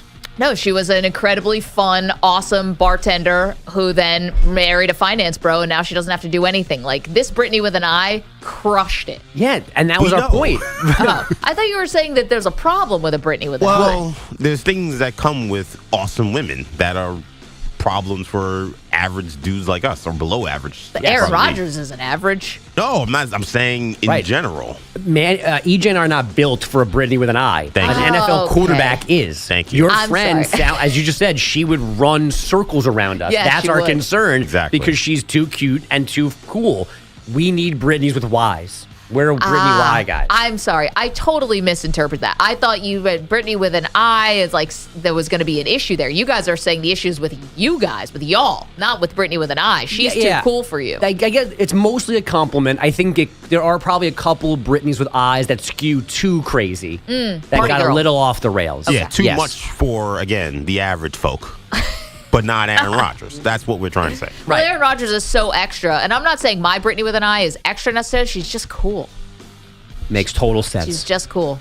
She's a fun night out. Makes total sense. Yeah. Anyway, she's off the market now. But Doesn't matter. Aaron Rodgers is in love. So there you go. What do you think he got her as a gift? Oh my! Has there ever been a more unanswerable question? I don't know. What did you get her? Like some kind of deer skin thing? All expenses paid trip to Costa Rica. I'm wondering if they met there. So Rodgers in the documentary Enigma reveals that he's done 9 ayahuasca trips. 9 times he's done this hallucinogenic herb. In one of these 9 trips, did he meet Brittany with an I?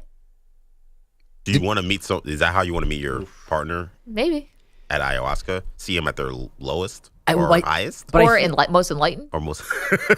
Or just like, I think he's so hard for me to handle platonically because of all of this nonsense. I think she has to believe in this to make this work. Yes. Like, there's she's no got to way be a little hippity-dippity too. She can't be a civilian, so to speak, and be signing up for this. Like, she's got to some extent, be in on this to make him more palatable.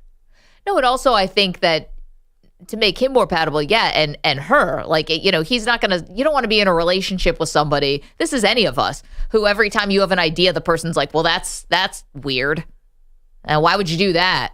You know, that you want to find someone who's kind of a little more copacetic. I'm not sold that she's part of all this. I mean, his last serious woman, they were eating clay, and that wasn't good enough for him. So I don't know. The actress, she ate clay. She's very Shailene Woodley. She very famously talked about the good effects of eating clay, and that her and Aaron were eating clay. That's out there. That sounds gross. Yeah, that sounds not humanly possible. Also, Right. how does that sit in your stomach? Right. I'm DJ, answers. I didn't date her. I'm telling you what she told us. Manny, would you eat clay next hour? Hell no. Okay. Manny's in enough pain. How have you guys not heard about Shailene Woodley and Aaron Rodgers eating clay? I heard that they brush their teeth with that weird black toothpaste, but then I started using it, and it actually is pretty good. No, they also, I mean, that's true, but no, she was a proponent for eating clay, and we were like, wow. And again, that was not enough, apparently. Clay turns into like that really clay hardens up. Yeah, it's facts. Also, and then to me, also, I think about like Mallory Edens. Like, she's nothing like eating clay type. Did we ever confirm that relationship? I mean, I think there's enough. I think there's enough tea leaves out there. Enough smoke. She's the Bucks owner's daughter. I feel like my fiance's taught me a lot in like celebrity relationships, picking up the tea leaves. That was something. I don't know what, but it was something. We probably should have gotten like collectively fired the night she was the Bucks rep at the draft lottery, and Yeah. she was like 16, and the whole internet was burning down. Oh man, Nobody handled that well. Not even a little bit. No. Can I say one thing, not a little bit off topic, that is also not being handled well when regarding young relationships? Sure. Travis Hunter and his Oh, fiance. Can we? I hate this can we story. dead that? I you know what? It's funny. It wasn't on our rundown, and I'm glad we didn't bring it up. And now here we are talking about it. Sorry. That's okay. I hated this story because it seems so entirely flimsy. Like, we're talking about Brittany with an I because Aaron Rodgers said it was Brittany with an I. That's his new girlfriend. Yeah, I just feel like I have way better things to do in my life than worry about like the romantic entanglements of a 21-year-old. To me, it's ludicrous that this has gotten so much oxygen that this man has now left social media entirely, and he's supposed to be back. He's supposed to be having the happiest moment of his life, and he sounds like he's depressed now because people want to keep talking. Like, leave him alone. The first time there's a questionable situation, whatever celebrity relationship, leave. Like, I don't know. I don't understand this. Yeah, but I mean, EJ, you can't be that shocked. So the story is that Travis Hunter's girlfriend, I guess, got caught dancing with another guy. Like, that's it. That's the story. Oh, it's deeper than that. But this began, Grandpa, I think, has this right. This began because she didn't seem happy enough when he won the Heisman. That was the beginning of everybody picking apart their relationship. I feel like that's when it got mainstream. During senior day, it seemed like something was going on where she was on the field and wasn't happy about something. I don't know what it was, but I don't know. The whole thing's Shocker, a ridiculous. woman in a bad mood. Right, the whole thing just seems ridiculous. I'm like, Thank you, Maggie. I can enlighten you guys on a little bit there. You don't have to be Brittany with an I. Sometimes women are just in a bad mood. It's like, leave him alone. I can't. Like, the fact that he left social media is crazy to me. He'll be She back. did Don't too, worry. right? Don't worry. Yes. Don't worry about that. Crying all day and night, apparently. That's what he said on Twitch. Like, come on. What I are we do doing? that every night too, man. Come on. It's usually about the Knicks, though. So Speaking of, so OG shoots 0 for 6. let's get to Manny, who's pulling double duty today. He's running our board, which means he's responsible for our mics and all the sound you hear and everything, and also doing updates for us. And mopping the sweat off the floor at the Knicks game. Yep, all Okay. of that is correct. And this update is sponsored by PXG for high quality, high performance golf clubs, apparel that delivers style and comfort, premium golf balls, award-winning gloves, and more. Make it a PXG holiday for the golfer in your life. Find the PXG store near you at pxg.com. The New Orleans Saints, they are the first team to get shut out in the 2024 season. Shotgun snap to Love, turns right, cuts his arm, throws, caught, touchdown. In the middle of the end zone, 3 yards deep, and it's grabbed by Dontavian Wicks. A 2-yard touchdown pass by Love. And Green Bay is taking an early 6-0 lead on the game-opening drive, and 8:41 to go in the first from Lambeau. That's Kevin Harlan on Westwood 1. That was also Dontavian Wicks' 2-yard touchdown reception from Jay Love to get the night started for the Packers. It was a snooze fest of a Monday night contest as the Packers, they waltzed to a win over the Saints 34-0. Saints interim head coach Darren Rizzi acknowledged the mistakes. We had a lot of self-inflicted wounds there in the first half. And, for 2 weeks in a row, we only had 14 or 15 plays again in the first half and dug ourselves a hole and couldn't get off the field defensively and couldn't convert and continue sustained success on offense. So, we certainly played a little bit better in the second half. That dude is hoarse. Well, I mean, he understands that the clock would continue to run when the ball got fumbled out of bounds, which it seems like nobody knew that on the Saints sideline. And we like Darren Rizzi. He came on the show in the offseason to explain the new kickoff rules to us and everything. And he's funny about how he clogged the toilet before his first ever game as a head coach. But this was just egregious clock mismanagement. Not that it would have mattered. Here's my question about this game. We couldn't have flexed this one. Kept asking that. I don't know. I didn't get an answer to that. Listen, I love watching the Packers too. We all do. They're my Super Bowl pick. But this one could have gotten flexed for anything. I don't know well enough the rules for CBS and Fox keeping games. I also don't know if ESPN just wanted Green Bay. Maybe it's a great backdrop. I get it. We're also in a weird time now where people with playing Saturdays and Wednesdays, like everyone, there's a lot of like linked calendar dates now. It might have been too hard to move a game off a Sunday to Monday to complicate next weekend. That might have been part of it. I'm just like, you couldn't have put, what else could we have put there? Vikings Seahawks would have been a lot of fun. Yeah, definitely. Commanders Eagles would have been awesome. That would have been great. But Fox probably didn't said no to that one. Yeah, I guess Okay. Fox, 49ers, Dolphins. We couldn't have put Nance. Well, Nance and Romo, I think, were on that game, actually. Yeah, I think Fox and CBS, you have to consult with Fox and CBS. So whatever their number one game is, I'm sure they're keeping. To be fair, Cardinals-Panthers was actually kind of a banger of a game. Overtime, a lot of fun. You couldn't get Perloff to watch that.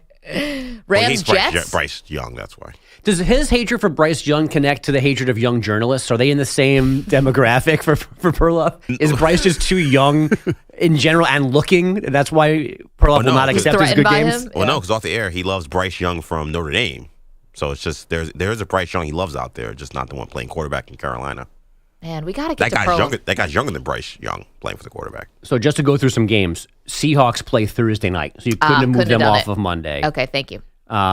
Cardinals play Saturday, so they probably couldn't have moved that game off of Sunday.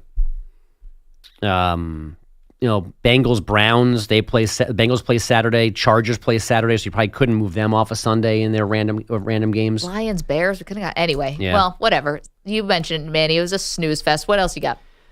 With the win, the Packers, they become the third team from the NFC North to clinch a playoff berth this season. They are now 11-4. The Saints are now 5-10. Elsewhere in the NFL, the Texans, they have claimed wide receiver Deontay Johnson, who was recently put on waivers by the Ravens. This comes after Tank Dell's season-ending knee injury on Saturday afternoon. The Chargers, they put a claim on Johnson, but he heads to Houston. College football, Georgia quarterback Carson Beck underwent successful surgery on his right elbow to repair his UCL. He is done for the season. Dr. Neil Elitrach performed the surgery. He will resume throwing in the spring. NBA, no Wagner brothers, no Jason Tatum, but Magic Celtics was still entertaining. Shot clock down to 10. Jalen takes the Dell screen. Gives to Wendell at the free throw line. Now Queen on the left wing. Into the corner. De Silva. Good look for three. Got it! The Rook cashed it in!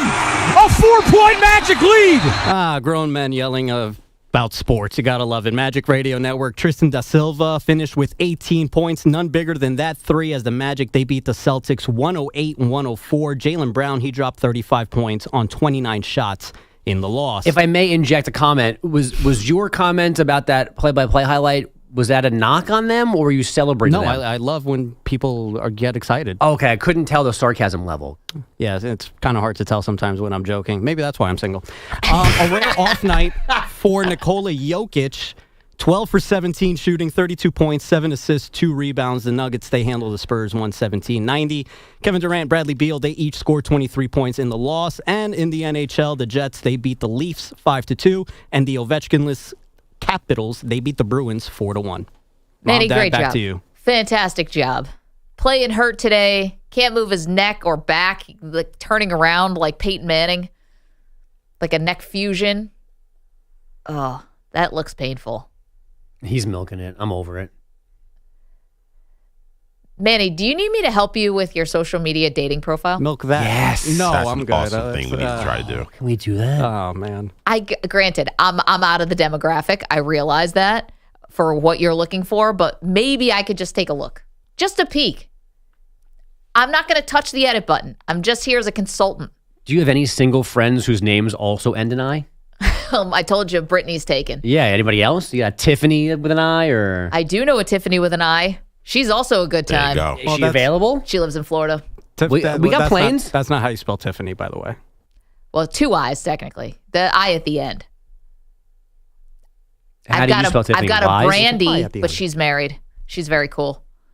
I've got a... You got a Brandy with an I? Were you a woo girl growing up? No one can help what their parents name them, guys. No, but you have a collection of friends who have all this very positive I ending. All from different parts of my life, too. I have bad memories about Brandy, so that's going to have to be a pass on Brandy. Well, she's married. She's a little out of your league. But okay. I can... Wow. I can take a look. No? Okay. I'm overstepping. I'd I'm suggest some of my overstepping. friends, but they're old enough to be your grandmother, apparently.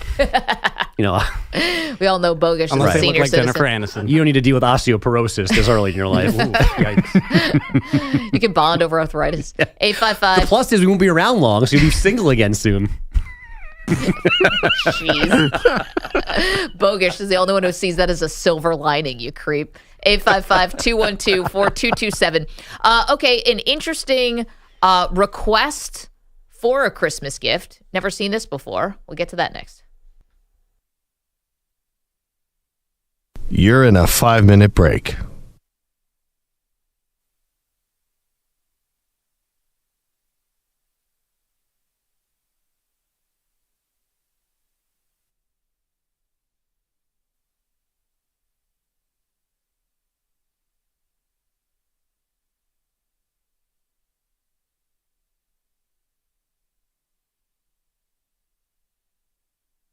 Four minutes, 30 seconds remaining.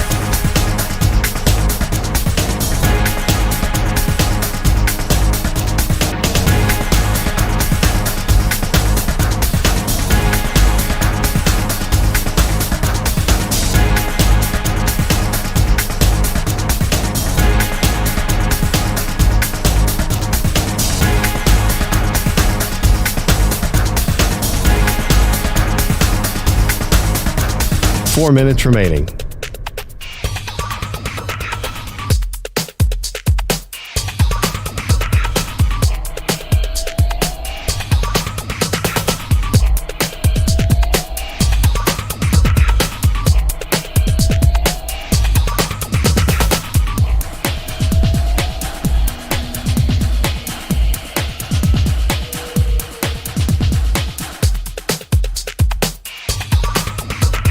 Three minutes, 30 seconds remaining.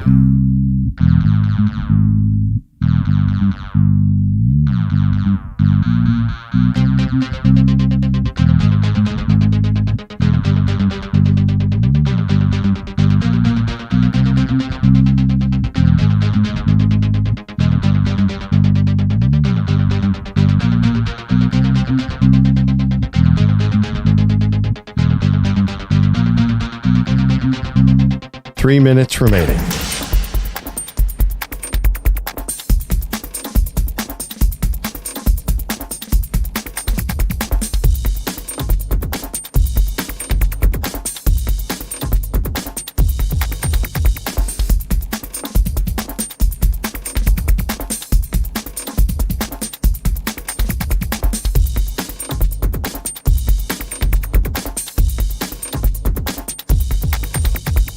Two minutes, 30 seconds remaining.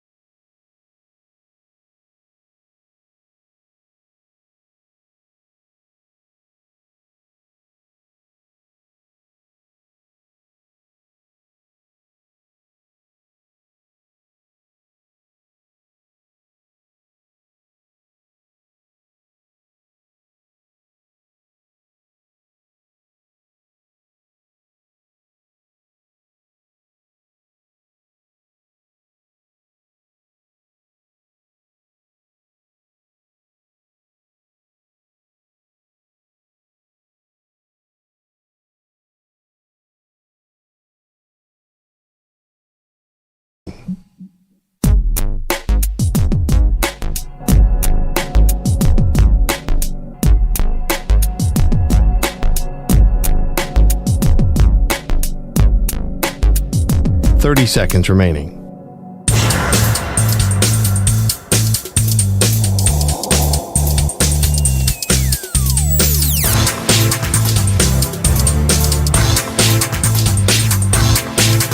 Fifteen seconds.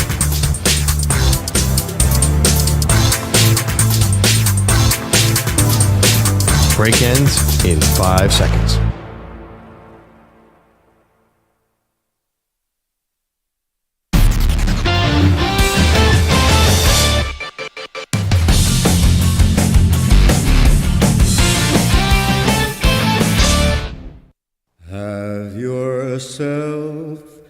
a merry little Christmas. Let your heart be light. Welcome back. From now Christmas Eve here on the Maggie and Perloff Show. Andrew Bogish is in for Andrew Perloff, and we've been talking a lot about gift giving because obviously it's the season, and I didn't know it could work this way. Now, famously, quarterbacks get their offensive linemen and maybe some other skill position players like really nice Christmas gifts, but especially the linemen. It used to be isotoner gloves. Dan Marino days. That was nice and easy. Yeah, not anymore. Nope. Now it's Brock Purdy's giving guys cars and ATVs I've seen before, and it's getting extravagant. But again, like the quarterback salaries are also stupid, so you might as well shower your offensive linemen with gifts.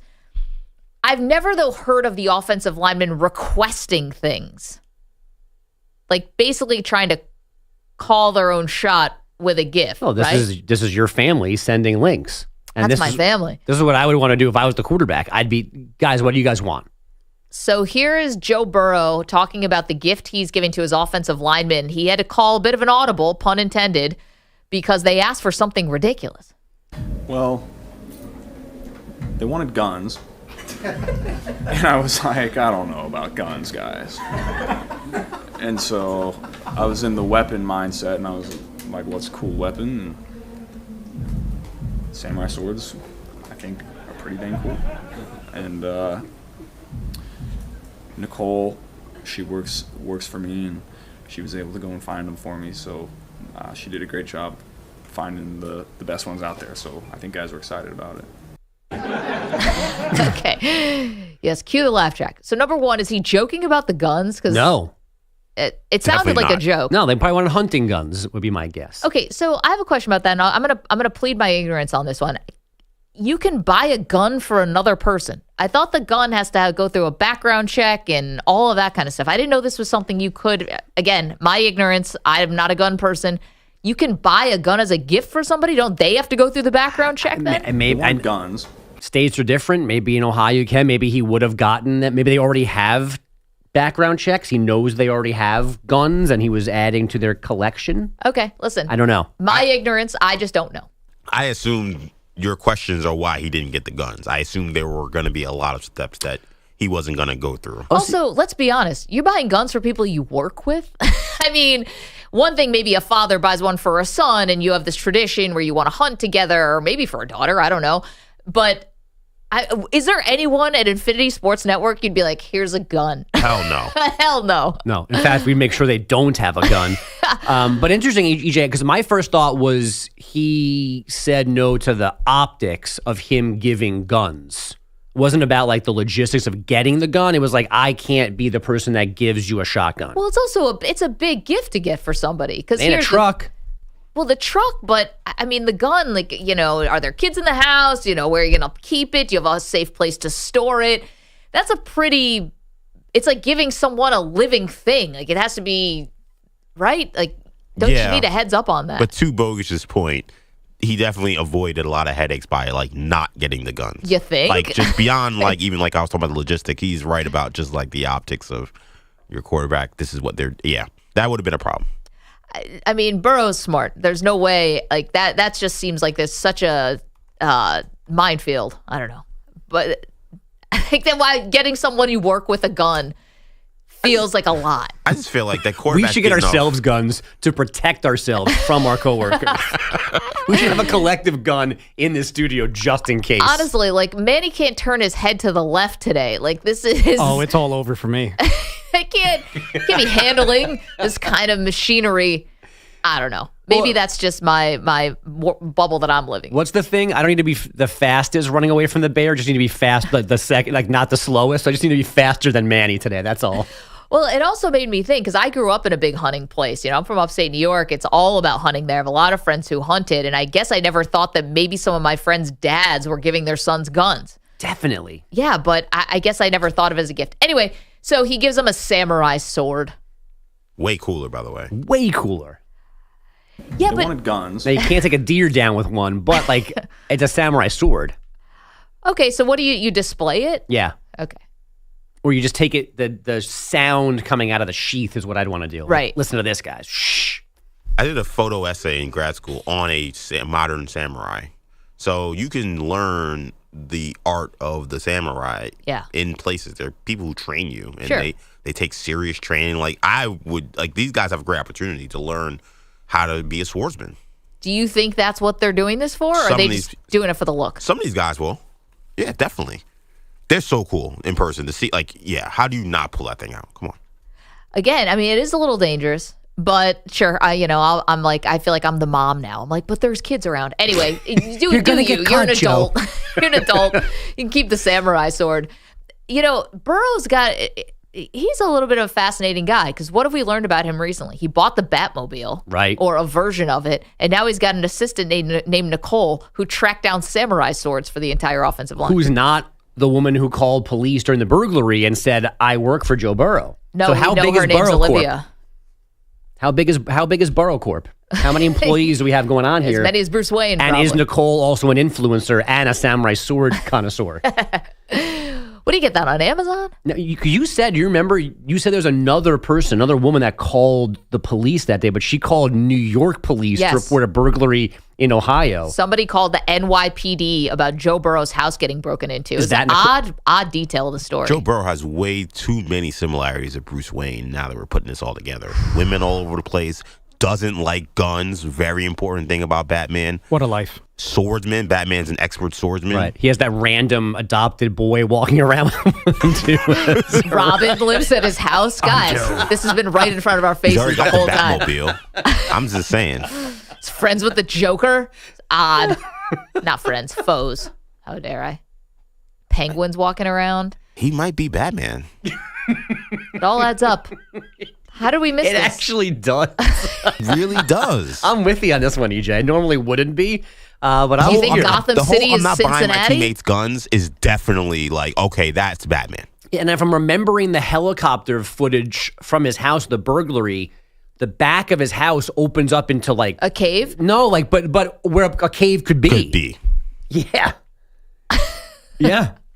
He's just sitting around on Fashion Week. Remember, Bruce Wayne is just a mask for Batman. So all that fashion, all that stuff we see from Joe Burrow, that's just a facade.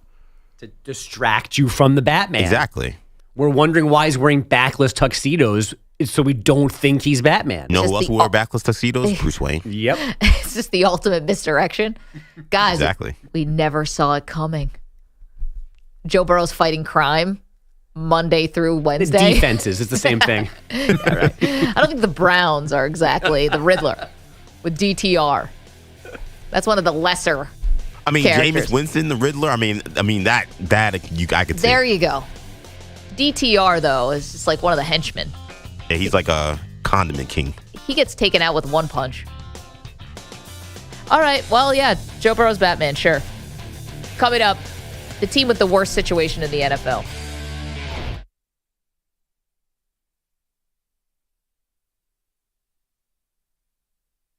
You're in a 5-minute break.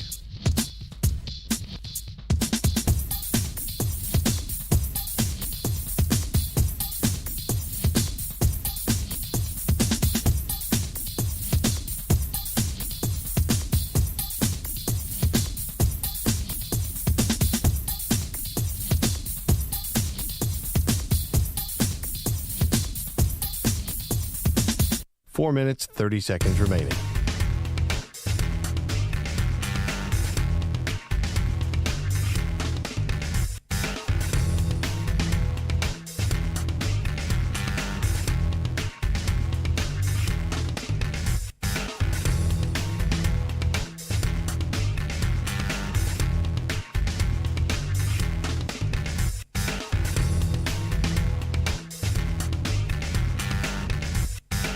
Four minutes remaining.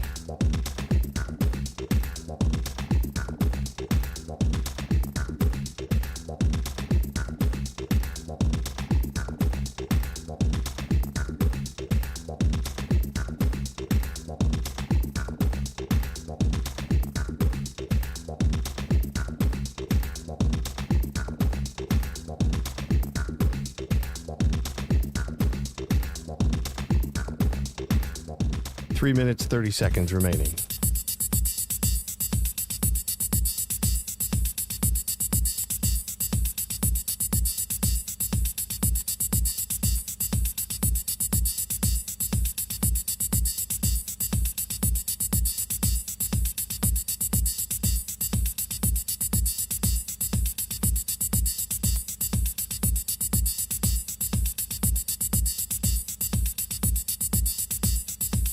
3 minutes remaining.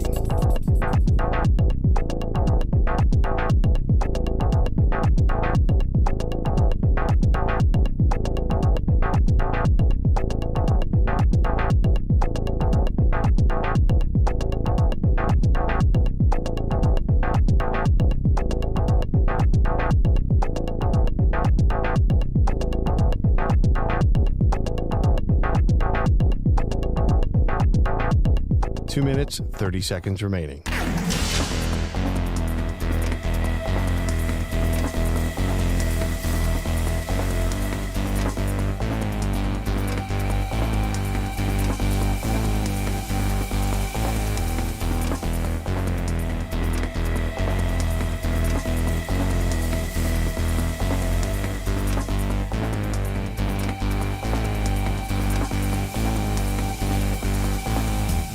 Two minutes remaining.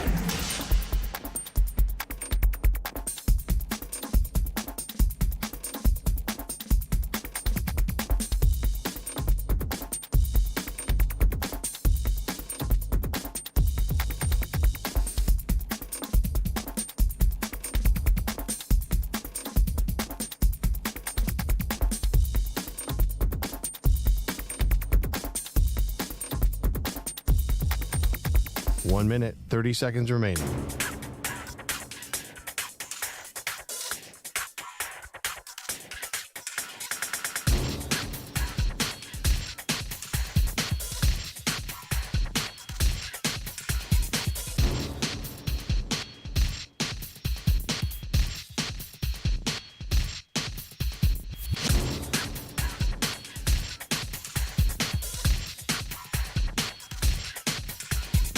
One minute remaining.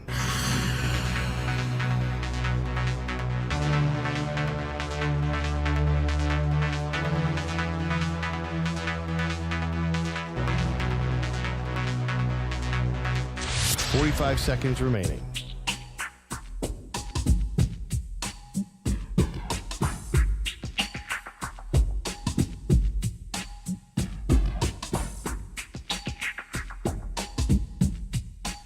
Seconds remaining.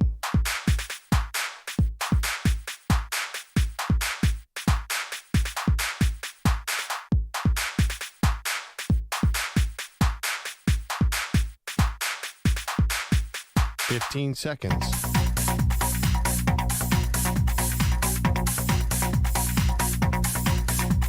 Break ends in 5 seconds.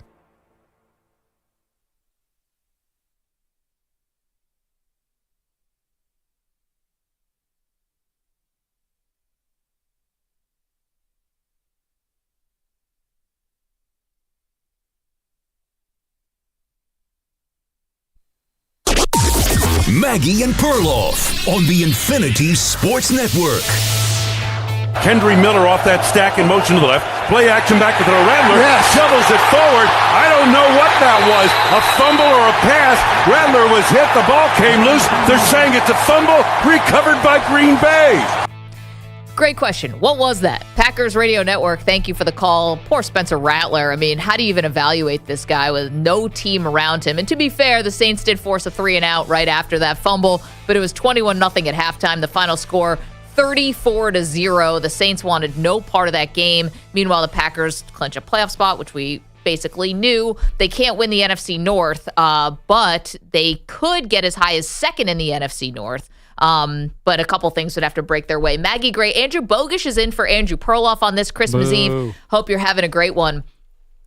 We can talk about this from the Packers side of things, and the future looks really, the present and the future, Bogues, looks super bright for the Packers. But if we could just pause on the loser from last night, the Saints. I'm more accustomed to that as a Giants fan, so please take me there. This might be the worst situation in the NFL. You have money tied up into Derek Carr, which nobody on this planet thinks that Derek Carr is leading anybody to a Super Bowl. Feels like a miracle that he would even lead a team to the playoffs. You have a clear need for new leadership. You already fired the coach, so we know a new coach. But, I mean, could this team not use a new GM also? You have an ownership situation that is not ideal. Mickey Loomis is still in charge, right? I mean, it's been 2 decades. And you have a very winnable division every year, but you're not even close. I guess last year you were within a little bit of an eyelash, but the team's getting old. You're in salary cap just strapped. You have no identity. I mean, I don't know if there's a worse situation right now than the Saints. And on top of it, you're hosting the Super Bowl this year. You couldn't be further away. I would probably nominate the Saints, and not probably, I would nominate the Saints for the worst situation in the NFL.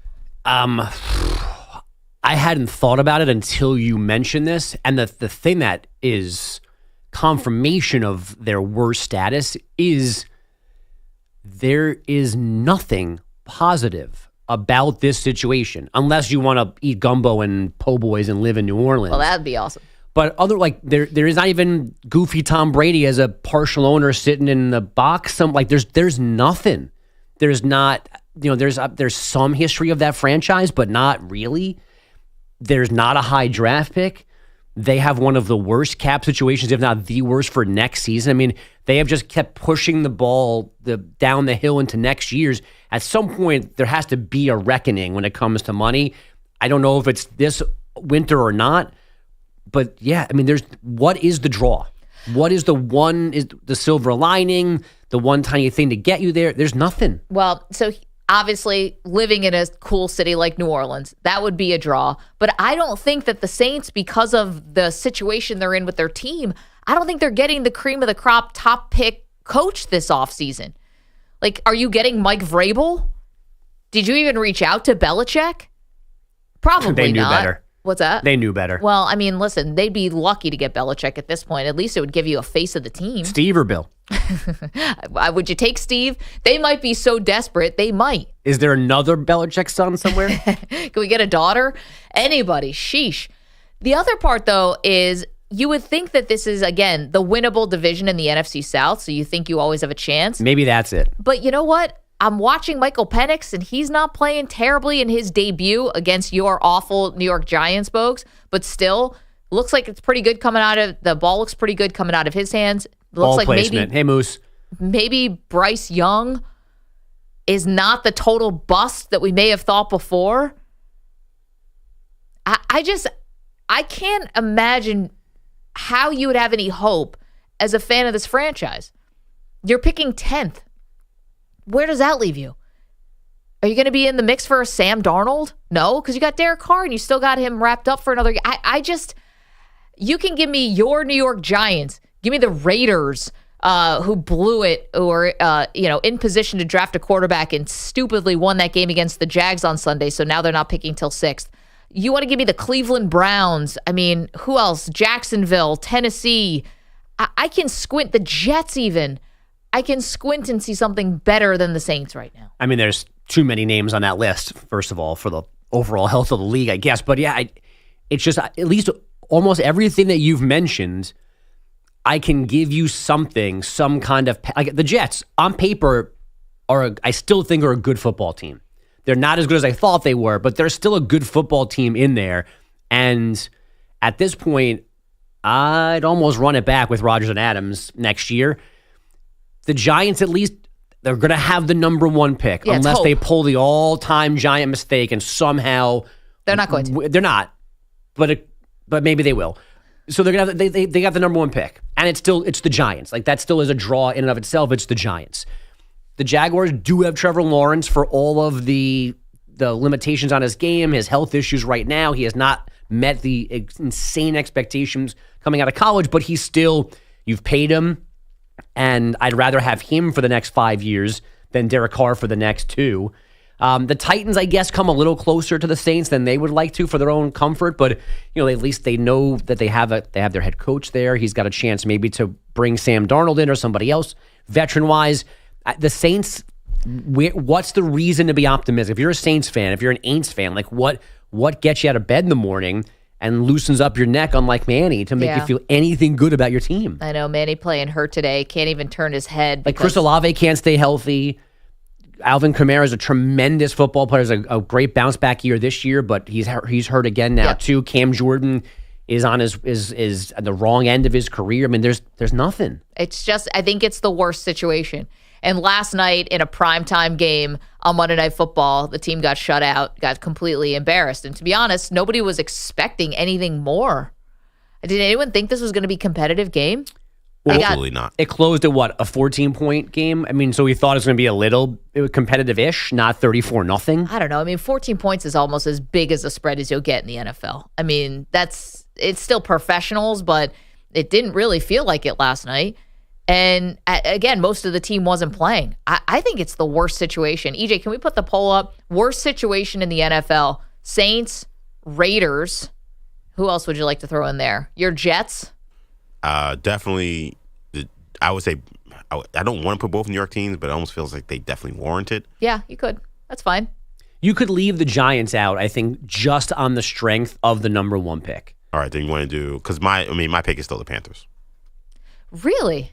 Yeah, still the worst. Even though I love Bryce, I've been praising Bryce Young's improvement because I think that is something to be at least interested in. Yeah. You still got David Tepper there. It's still such a bad team in terms of just like the overall talent pool. It's a complete rebuild still. But they're showing more spunk right now than the Saints are with that iffy roster, and they maybe have a quarterback. It just feels like maybe I'm in my Woody Johnson bubble. It just feels like now that I've seen how bad it could actually be with an organization, given what we've heard from Diana Rossini with the Jets, we know the stuff we've heard about David Tepper. There's things we don't know that Derek Tepper doing behind the scenes that are probably 10 times worse. So to me, it's like, all right, if I'm taking at face value what I've seen and multiplying that by 5, that must be an impossible situation. The fact that Canales has him playing even respectable football, maybe he should be up for Coach of the Year or something. Yeah, I mean, the fact that we have seen this owner throw a drink on somebody, like that happened in their own stadium, is that worse than an owner putting the kibosh on a trade because of the Madden rating? He was also running around the city taking down signs about sell the team or whatever. Like that guy is a maniac. Yeah, he's wild card. Was it just this summer when they were trying to tell us how cool it was they were having concerts at their stadium? Yes. Not good football teams. No, they concerts. increased the amount of dates they had for the stadium, and that's what made the organization showed the organization was going in the right direction.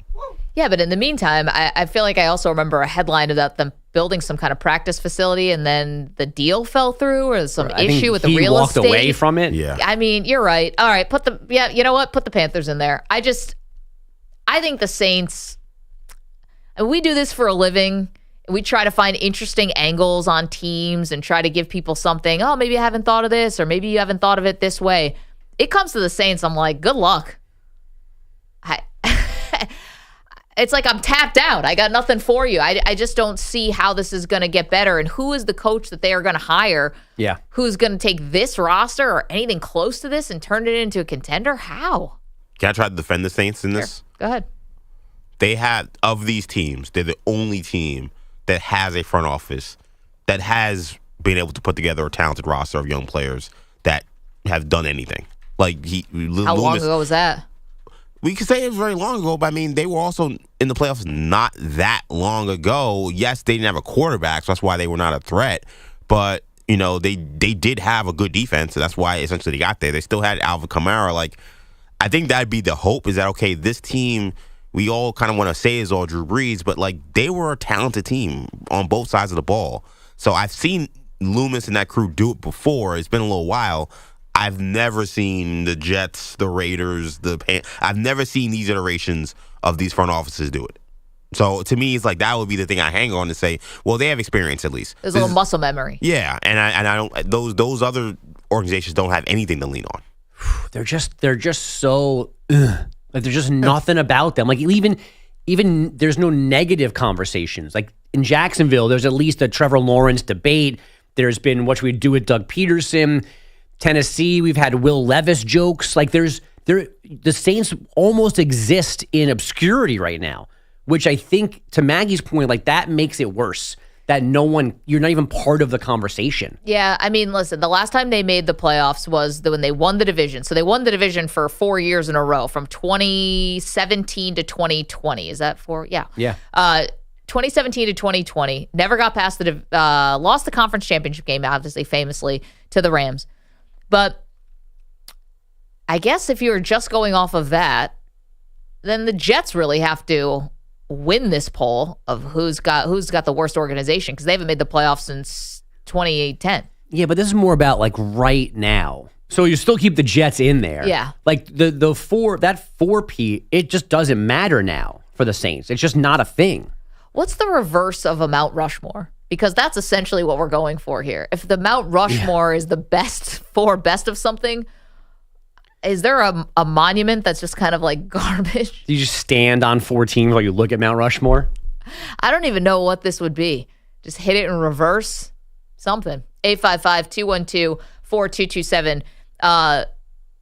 Who's the team with the worst outlook in the NFL? We have another poll question up there for you. What is the best coach-quarterback combination in the NFC? So obviously the Packers are the big winners last night over the Saints.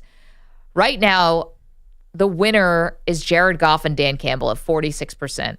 Matthew Stafford and McVay, 30%. Jordan Love, Matt LaFleur at 20%. And at 4%, Jalen Hurts, Nick Sirianni. At least you got a chance. Late rally in Philadelphia. Perloff up early, clearly. Yes. Has he put out his own rival poll from his bed? Matt's in North Carolina. Matt, good morning. How are you? Hey, guys. Good morning. You putting the Panthers in among the worst situations. I understand Tepper, it's not great. It hasn't been great. He is changing his stripes, I believe. We haven't heard anything from him this whole season. He's allowing his football guys to do their job, put Dan Morgan in place, who is a very well-respected former player here, linebacker, and has been around the league as a front office guy. He's done a great job this past draft, and Canales, has worked his magic again with Bryce. It didn't look good to start the year, but Bryce, I know nationally they're not watching him a lot, but over the last 6 or 7 weeks, he's been among the best quarterbacks in the league. He hasn't had high-popping numbers, but if you look at the advanced stats, as you mentioned, his PFF numbers, he has been really, really good. Was the top-rated PFF quarterback this last week. So Bryce has turned the corner. This team needs a lot of work on defense, but offensively they have a great offensive line. Chuba Hubbard running all over everybody. Yeah. There's a lot of good Matt, things. I get it. Listen, we've been talking about Bryce Young. This is an amazing turnaround for him from getting benched, which now is being touted as maybe the best thing that could have happened to him. And thank you for the phone call. Andy Dalton, remember, was the starter. He gets into a car accident, thankfully is okay, and then they go back to Bryce, and Bryce has kept the job. So to be fair, he has really turned a corner, and this is a weak quarterback draft class, so Bryce is going to keep his job. He's going to get another chance. He's looked better. He doesn't look like one of the best quarterbacks in the league to me, but he does look a lot better. It feels like something to build on. He's been really good. I mean, I keep defending him. I know he's talking about they did a decent job in the draft. I just look at their roster, like it still feels like they have not found a receiver. Mm-hmm. Like Adam Thielen, their leading receiver, with 400 yards. Like you have no receivers. And there's a little dirty secret about running backs that I think we need to also remember. Chuba Hubbard's 25 years old, and he's pounding on all these carries on a team that has 11 losses. Like, when you're finally good, is he still going to be in his prime? This is not a young guy. This guy who had a lot of carries at Oklahoma State. No, I get it. But, EJ, if you're asking me if the two biggest things I need to fix, and I know these aren't the biggest. They've got issues on defense, too. But if two of the bigger things I have to fix about my team are wide receiver and running back, a competent front office, a halfway competent front office, to me, those are the two easiest things to fix.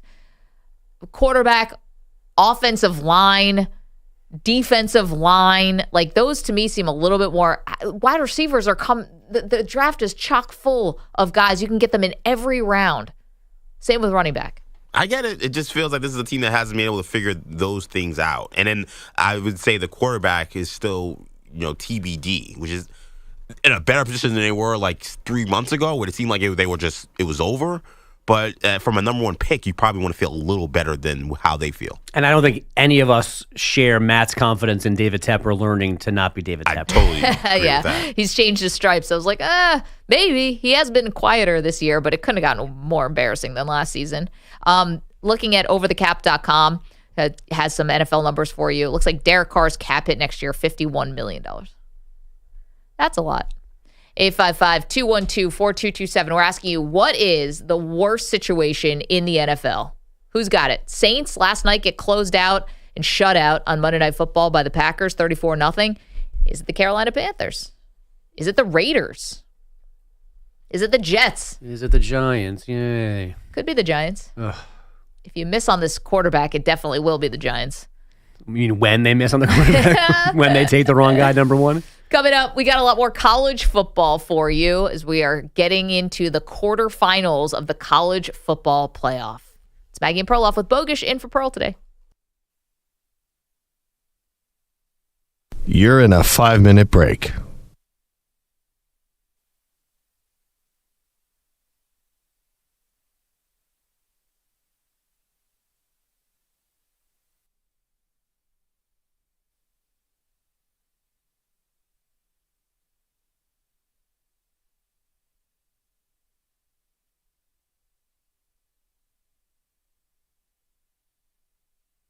Four minutes, 30 seconds remaining.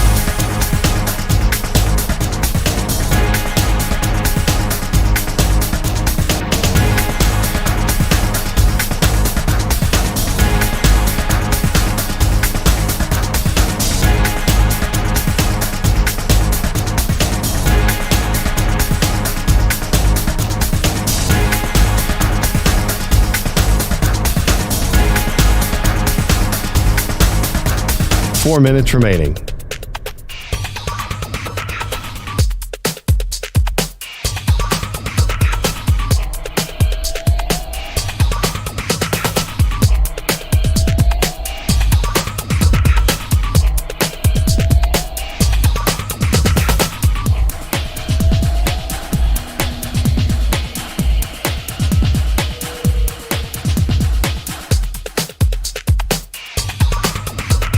Three minutes, 30 seconds remaining.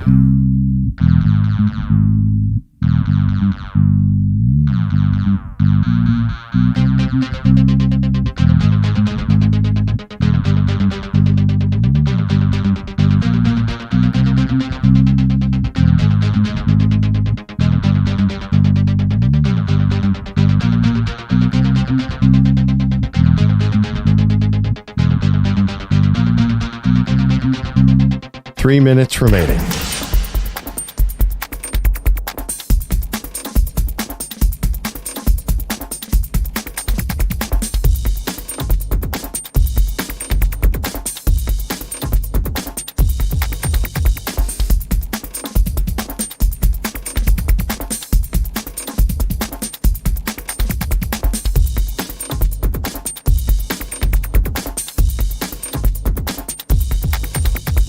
Two minutes, 30 seconds remaining.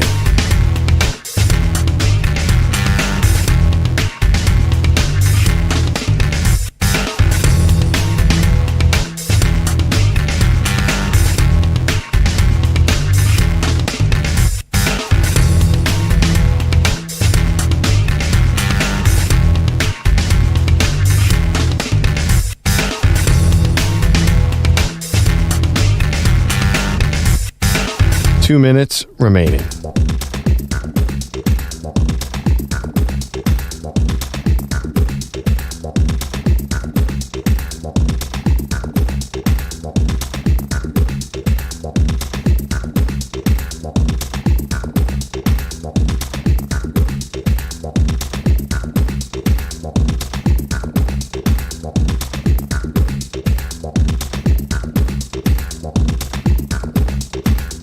One minute, 30 seconds remaining.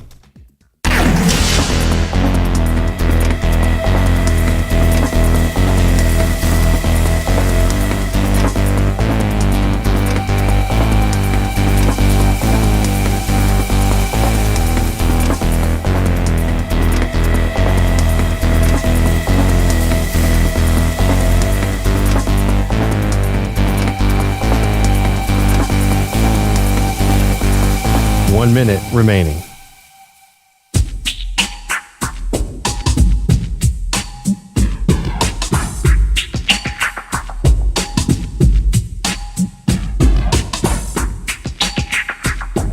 .45 seconds remaining.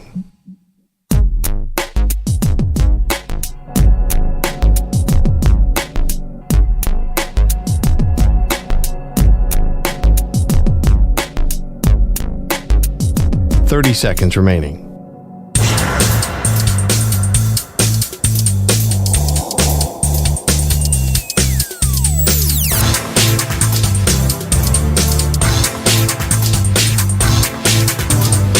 Seconds.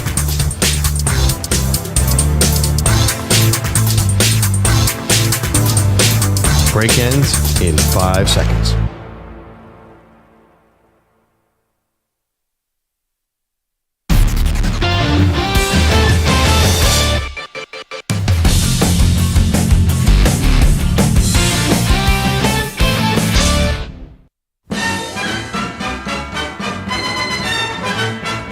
Deck the halls with boughs of holly. Fa la la la la la la la. Welcome. Merry Christmas, everybody. Christmas Eve. So glad to have you. Andrew Bogish is sitting in for Perloff today. We'll get back to college football in just a moment, but we're asking you which NFL team has the worst outlook? Who's got the worst situation? Who gets the coal in the stocking this year? Jerry's in South Carolina. He's got a thought. Hey, Jer. Hey, how's it going? Maggie, happy holidays, y'all. You too. What's on your mind? Yes. Y'all talking about teams with the worst situation. The Giants should be at the top of the list. They don't have a quarterback, and let Saquon go and keep Jones, and to let him go to a division rival. That was just terrible there. They should have somehow kept Saquon there with the Giants and maybe somehow draft a quarterback in this year's draft. But, yeah, I think the Giants with no outlook, no quarterback to start with, no direction there. So let Saquon go. That was like the start of a disaster there. Jerry, the start, the continuation. Yeah, thanks for calling, Jerry. Really appreciate this walk down memory lane of how bad the Giants have been for a decade. For the Giants fans, Jerry, that one was particularly painful, but you're not wrong. I think the only reason why the Giants, in all their futility, and Hard Knocks totally laid it bare about how little confidence you should have in this front office. Which I loved, by the way. At least right now, they've got the inside track on the number 1 overall pick. Yeah.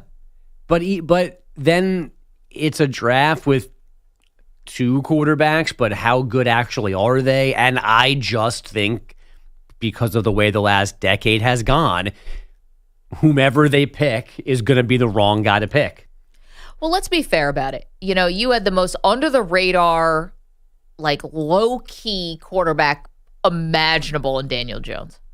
I don't care how much they try to tell us behind the scenes, like, oh no, he's like the leader guy. It was not lead by rah-rah, that's for sure. And I don't think the example was that great either. So I don't exactly know what the leadership was. I guess he's tough. We'll give him that. He's a tough guy who played through injuries. But Shedeur Sanders would be the total opposite. You come in with Shedeur Sanders, and then let's talk about this. Malik Neighbors from LSU, who clearly has a good personality and is outspoken guy.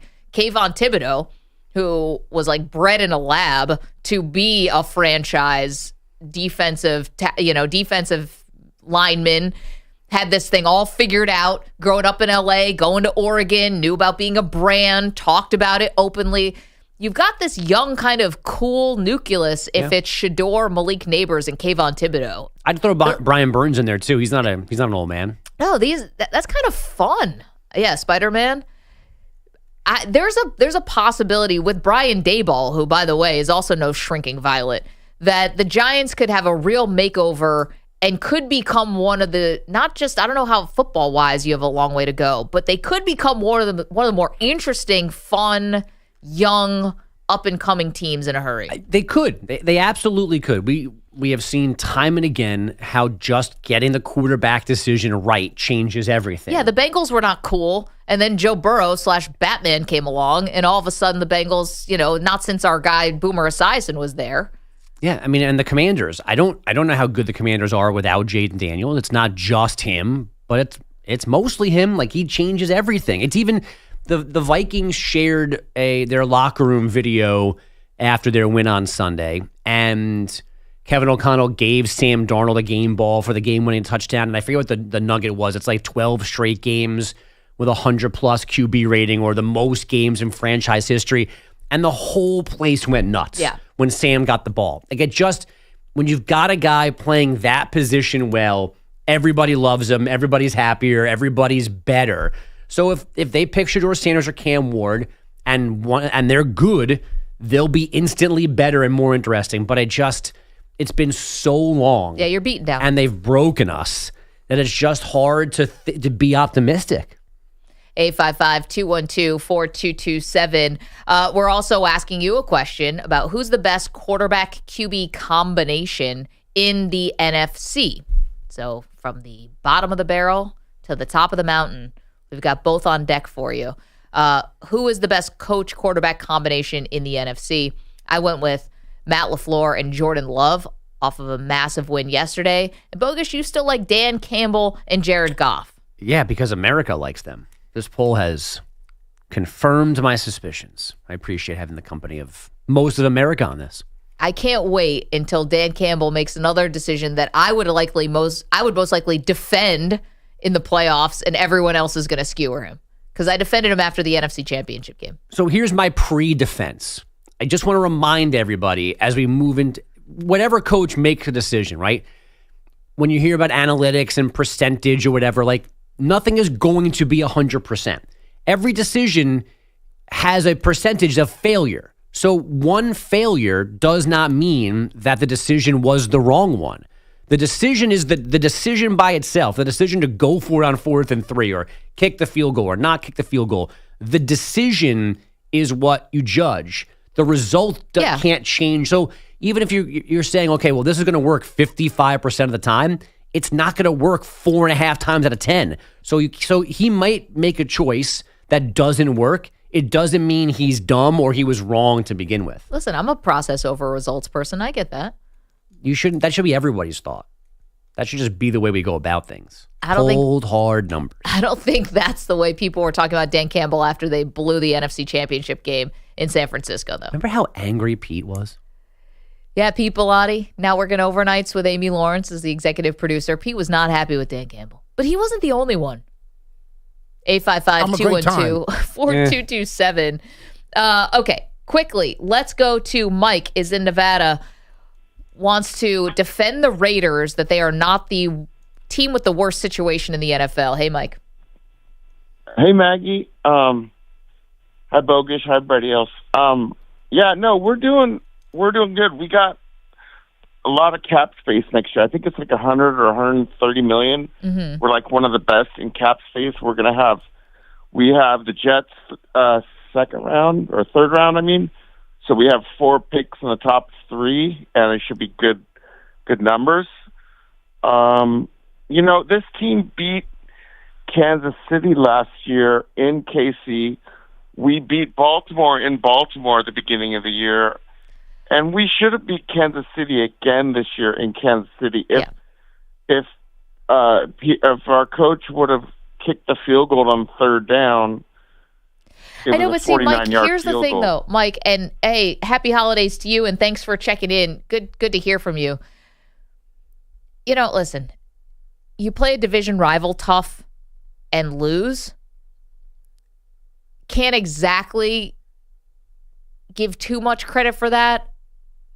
A little, okay, but I don't go for style points on division games. You're just trying to escape them a lot of times because you know each other so well. Can't go back to last year. That doesn't mean a whole lot to me now, beating the Chiefs last year. And the Raiders pulled the all-time bonehead move. You got to commit to the tank. If you don't have a quarterback and you are picking in the top 2, you have to have your coach on board that you got to lose these games.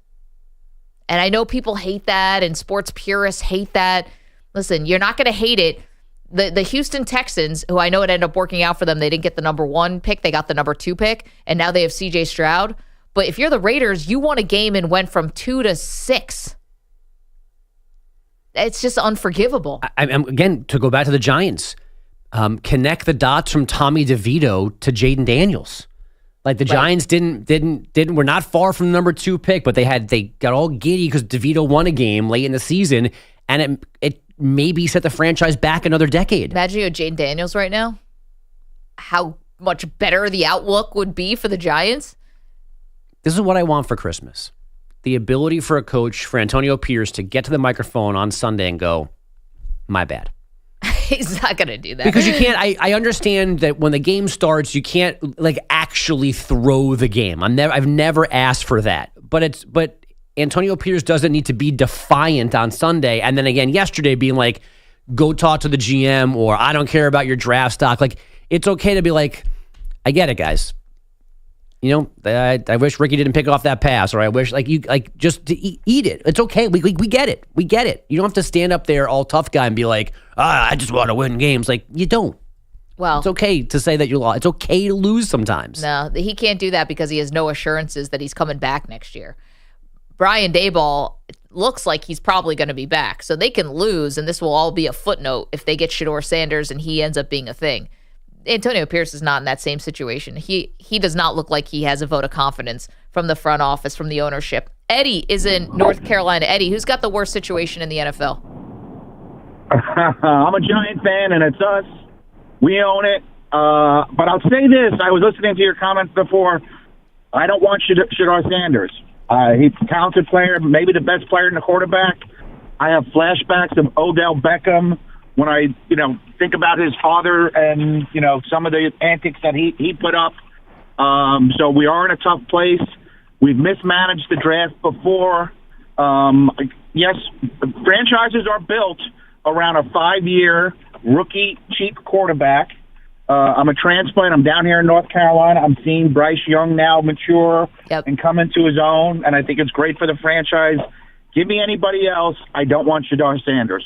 Interesting. Eddie, thank you for the phone call. Yeah, Shedeur is going to be extremely polarizing because if it was just the quarterback, then you'd say, all right, you just do the quarterback on his own merits and talents and you just evaluate him that way. But the Deion aspect of that Deion is going to be there, maybe not physically there, he's going to be in Colorado, but he's going to be asked about the Giants. He's going to have an opinion about the Giants. I don't think Deion's going to hold his tongue when it comes to his son because he never has. Never has, never will. It's not as necessary.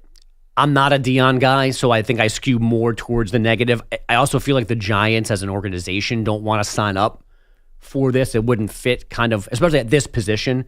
It's one thing to have a diva wide receiver or a big mouth cornerback, like those things happen. But like Shedeur Sanders is also not walking in like Peyton Manning, who you think is going to be this legendary quarterback from the beginning. Like he's going to be a work in progress. He's going to struggle. They're going to struggle. And their dad's going to be on WFAN or on a different radio station or on a podcast or on a show or just on social media. He's not going to not say things about a crappy offensive line or a wide receiver dropping a pass and making his son look bad. And they just don't need they don't need any more drama. Yeah. I mean, listen, to be fair, we think that Archie Manning helped get Eli to New York. And after that, we really didn't hear from Archie. Right. So maybe there is a world, maybe we're not giving Deion enough credit, where he could stay away. Because Archie was definitely involved in the Eli Manning thing. Right. So, but I don't know. Deion, that's really not his way.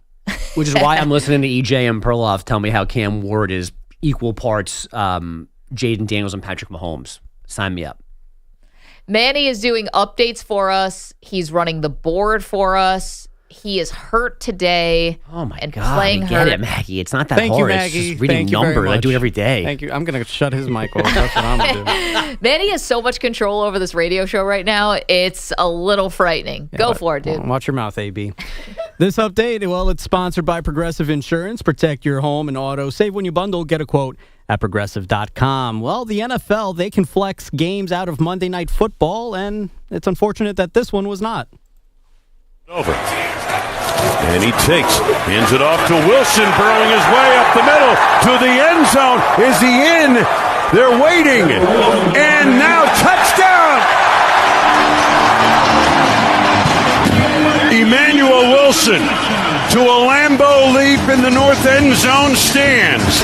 Packers Radio Network. That Emmanuel Wilson touchdown was the final blow to a shutout. The Packers, they beat the Saints 34-0. It's the first shutout in the NFL since the Bucs beat the Panthers 9-0. Oh yeah, in a Week 18 game of last season. Packers head coach Matt LaFleur. I was really proud of our guys tonight. We talked about playing a complete game for 4 quarters. I thought for the most part, we did what we needed to do. Obviously, it's hard to shut out an opponent in this league, and from what I was told, it was the first one this season, so I was really proud of our defense. That's right, Matt. The Packers, they improved to 11-4 this season and become the 3rd team from the NFC North to clinch a playoff berth. Josh Jacobs, 69 yards, 1 touchdown. But the Packers, they did lose wide receiver Christian Watson.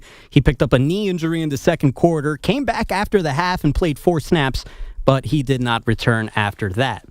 More NFL news. After losing Tank Dell to a torn ACL and a dislocated kneecap, the Texans have claimed the wide receiver Deontay Johnson. Johnson was put on waivers by the Ravens on Friday. And with the team officially eliminated from playoff contention, 49ers head coach Kyle Shanahan says left tackle Trent Williams will miss the final 2 games of the season. To college, Georgia quarterback Carson Beck, he underwent successful right elbow surgery. He will be ready to throw in the spring. Former Purdue tight end Max Clare, the top portal transfer at his position, he has committed to Ohio State. Clare made 51 catches for 685 yards and 4 touchdowns. He will have 2 years of eligibility left.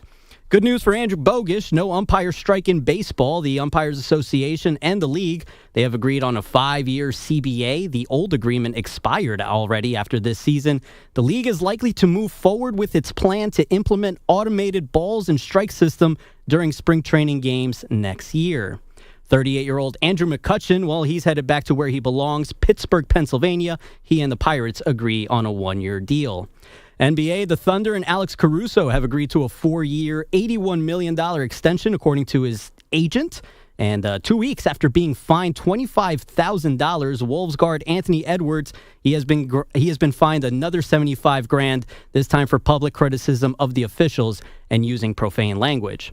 Last night, Luka Doncic, he dropped 27 points in a Mavs win over the Blazers, 132-108. And the Lakers, they had a chance to get a win at home against the Pistons. Reeves having some issues, gets it in. LeBron for the tie. No.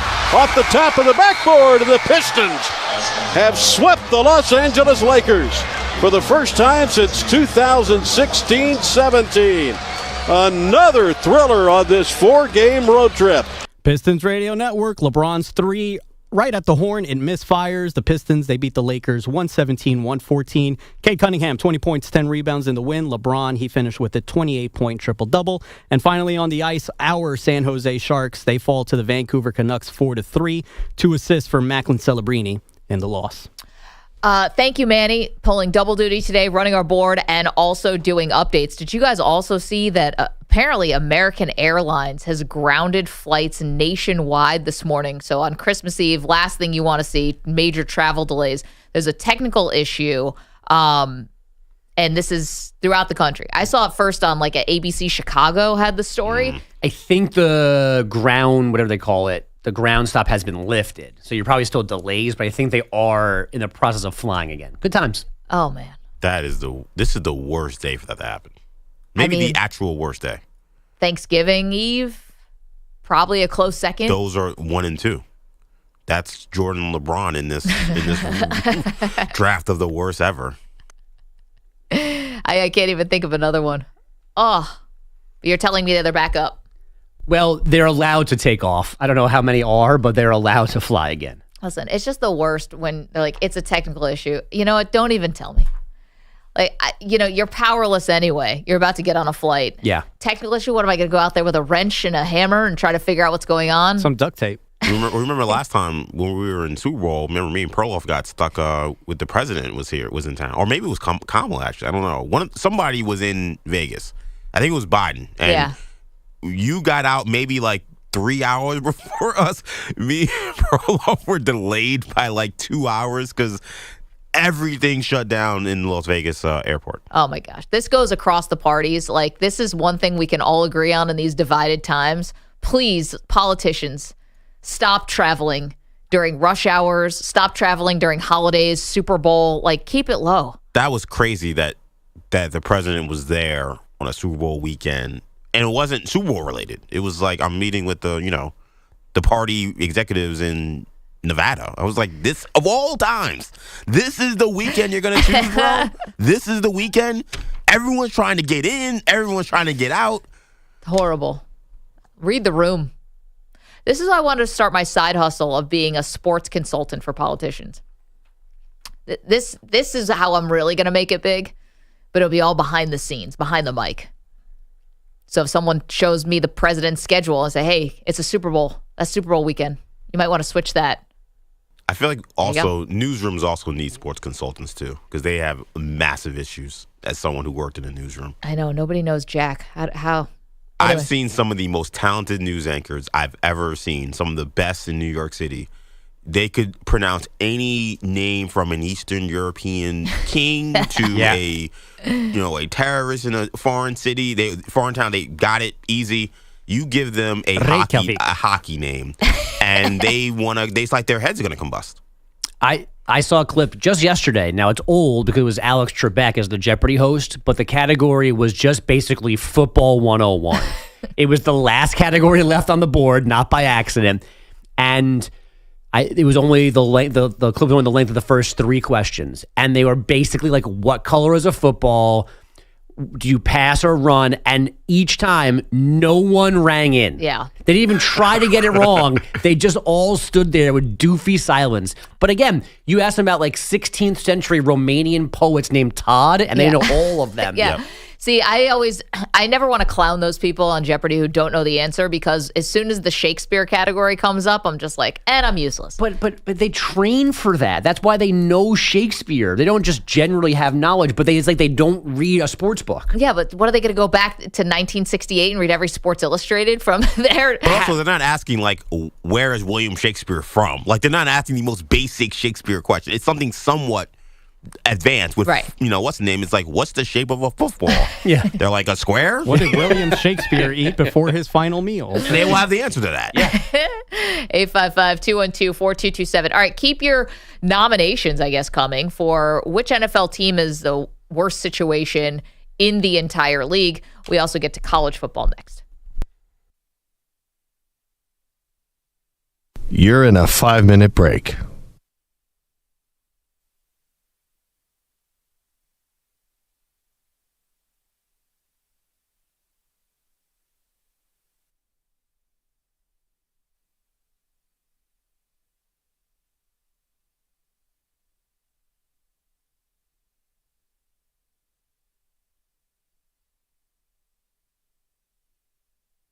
Four minutes, 30 seconds remaining.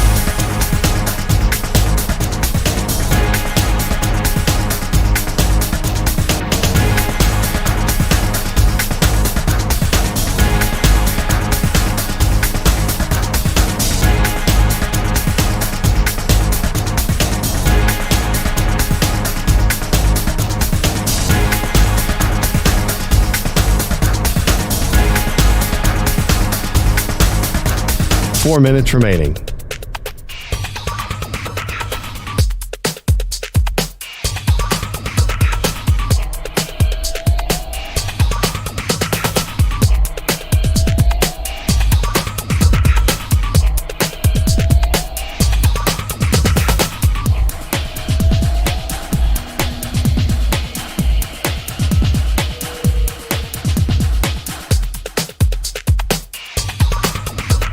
Three minutes, 30 seconds remaining.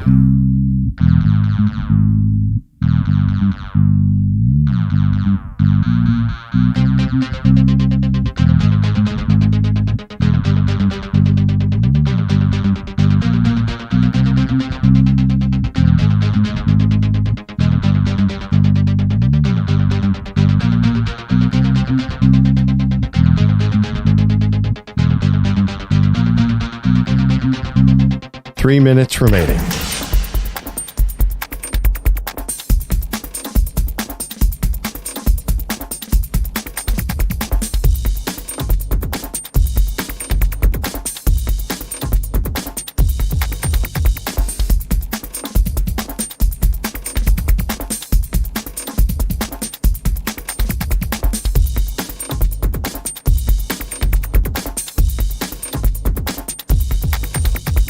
2 minutes, 30 seconds remaining.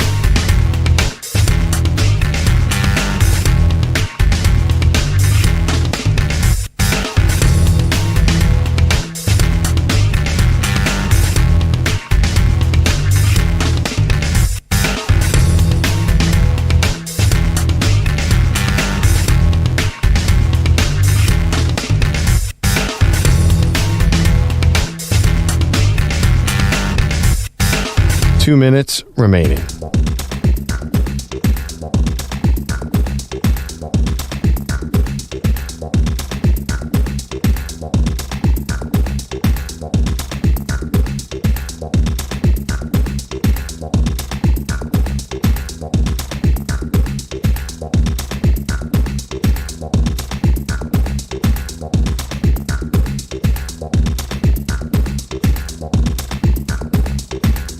One minute, 30 seconds remaining.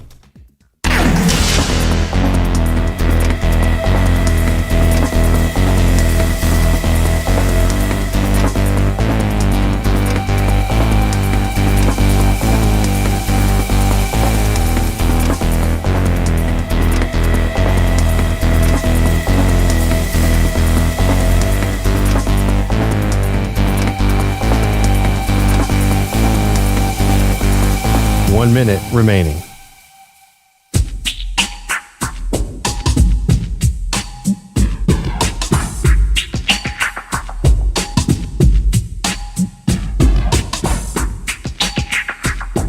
$45 seconds remaining.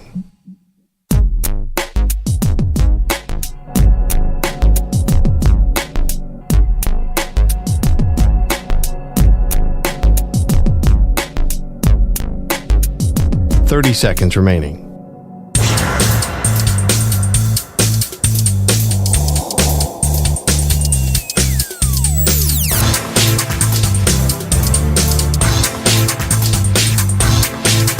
$15 seconds.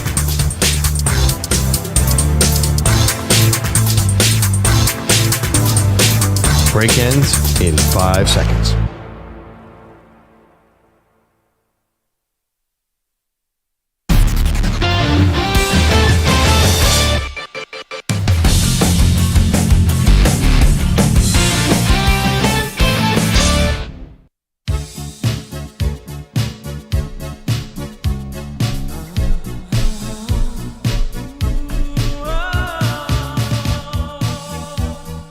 Welcome back, and a Merry Christmas Eve to everyone. It's Maggie and Andrew Bogish sitting in for Andrew Perloff today on the Maggie and Perloff Show. Now, yesterday we knew that our pal, Andrew Perloff, scored some courtside Knicks tickets when they were hosting the Raptors last night at Madison Square Garden. But to be fair to Perloff, he kind of has this cool connection, so him sitting courtside is not really big news, right?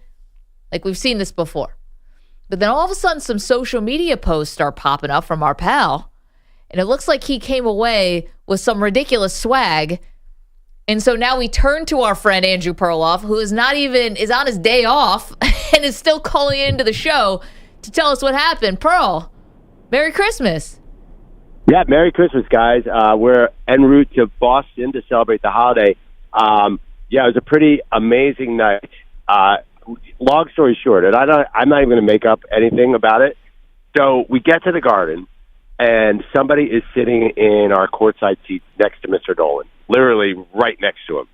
And I don't know how, there was some confusion about the seats. So, I'm already a little sensitive about sitting next to the owner. So, Maggie, if you were me, would you make a big deal about it? I'd probably talk to an usher or something and say, I think there's been a mix-up. Well, okay, in this area of the court, they're not ushers. There are security guards who are former SS agents. Basically, a guy pulled out a gun with a silencer and was about to take out the guy sitting next to the owner who wasn't supposed to be there. Oh, my goodness. So they had us sit there. Literally, we were standing there for 2.5 minutes of game action. They removed the guy and put us in our seats, and they said, "We are so sorry. Who's your favorite player on the Knicks?" Did not know what that question meant. Had no idea how to answer. You're like Patrick Ewing. Yeah. Well, I basically panicked. I was like, am I going to meet my favorite player on the Knicks? So my brain immediately goes, well, at least I can claim a Villanova connection. So who do I shout out Mikal Bridges. I should have said Brunson, but I said Mikal Bridges. It just popped in my mind. He's from Philly. So that was my choice. And then I'm like, oh my God, he's going to take me to meet Mikal Bridges. He's like 8 feet away from where I'm sitting. But they said, all right, at halftime, we're giving you a signed ball for Mikal Bridges. And it was only 2.5 minutes. So I have to give a huge shout out to the professionalism of the front row of the Knicks. Pearl, this is an unreal story, but I've got a question for you. So who were the people who were sitting in the seats? Were they actually just like crashing the front row? No, I think there was a little confusion about. I have no idea how they got there. They weren't like two teenagers from Staten Island who snuck down and somehow like were pretending to be there. This is there's like 3 layers of security. But I will tell you, these were the good seats, and EJ knows this. Like the free sushi and lobster before, it was those seats. So you can't really just sort of sneak down there. Wow! And so you went with your daughter Lucy. Manny gets the stiff arm this time, and we'll talk Manny, about that when you get back. I promise. Yeah. Yeah. Well, actually, there are other seats that are close. It's stressful to sit next to the owner. Like I was cheering for the Knicks with all my heart last night because I was like, after like getting the free basketball, it didn't matter. I'm like, I am not going to be that guy sitting next to the owner who's like, so every cat dunk, every OG Anunoby rebound, I was like, let's go Knicks. We are the New York I was Knicks. Totally sold out. Oh my gosh! Just a seat next to the owner and a signed basketball, and that's enough. Although, Perloff, to be fair to you, you've jumped on bandwagons for less. Oh, well, this is a rival. But wait, what am I supposed to do? Stephon Marbury is literally 6 feet away from me, screaming and jumping on the court. Am I supposed to be like, go Raptors? Go Grady Dick? I would have looked like a crazy man. I had the same problem at the Islander game a couple weekends ago. I know. I hate the Islanders. Hanging out with the ownership, and now you got to put on a brave face. Well, awesome. Bogus, Bogus, you always call me out for being a bandwagon jumper, but you know the pressure, so you bandwagon jump. It's the easiest thing to do. You have to do it, right? I was sitting in his seats literally behind the glass, and I hadn't seen him all night. The Islanders score right in our face, and the next thing I know, he's got his hand out for a high five. Am I supposed to punch him? So I high-fived him, and then I got back upstairs to the suite, and all my Ranger fan friends were like, you're a traitor. You can't come back in here. Tough spot you guys are in with all these fun bougie activities that you get to do. But Perloff, we only have we're up against it here. We only have a couple seconds. Yeah. Which one of the lucky Knicks fans who you work with are you going to gift the basketball to them, or are you going to keep the Mikal Bridges basketball? Oh, there's no way anyone's touching that basketball. I'm going to hang it in the studio. And yeah, definitely. And by the way, the person sitting next to me at the end of the game goes, I noticed you didn't bring Maggie. I'm not making that up. No. Yeah, the guy didn't talk to me all game, and then I was like, he doesn't even recognize I'm here. Some other guy, like, I noticed you didn't bring Maggie. Wink. Oh my goodness! Well, Merry Christmas to the family, to you guys. Thanks for calling in. Drive safe to Boston. Okay. Oh my goodness.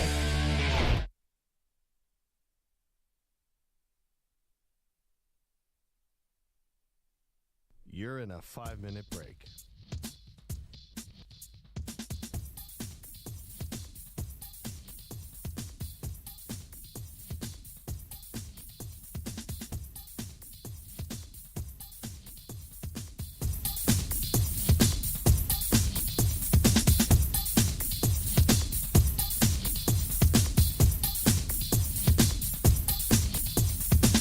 Four minutes, 30 seconds remaining.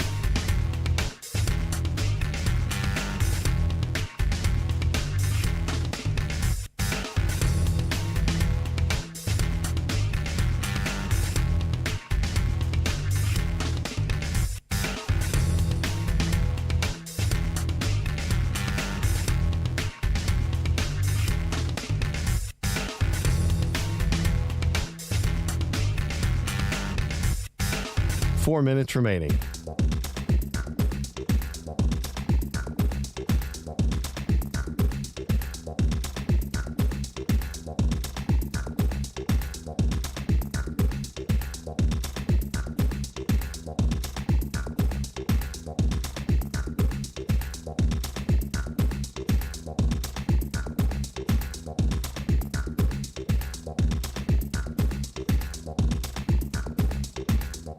3 minutes, 30 seconds remaining.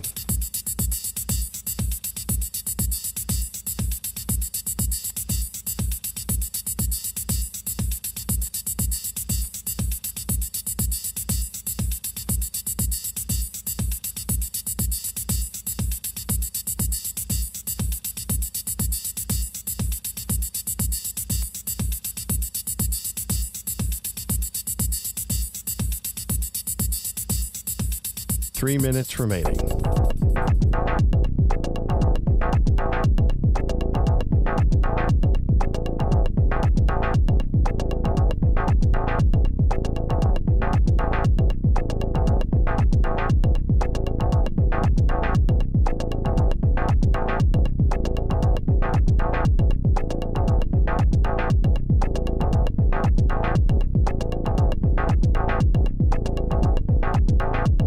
Two minutes, 30 seconds remaining.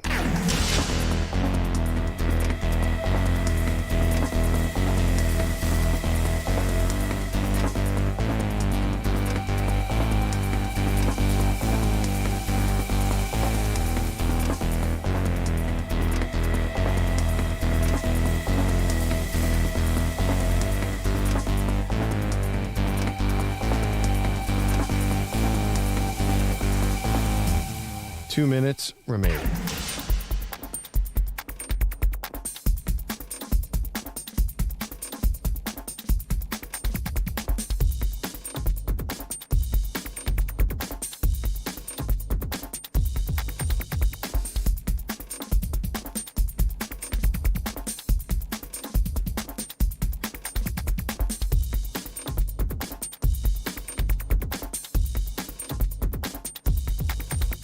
One minute, 30 seconds remaining.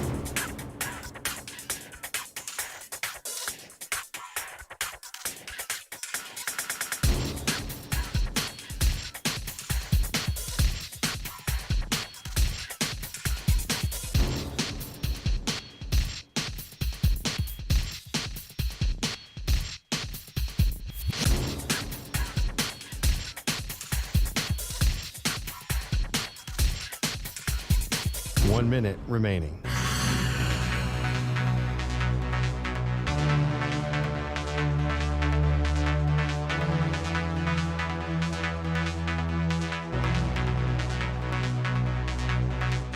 Forty-five seconds remaining.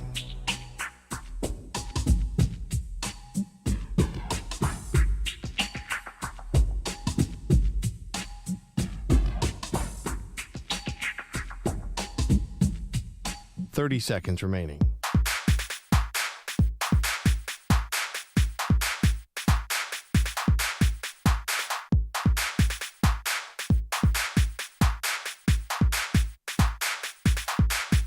Fifteen seconds.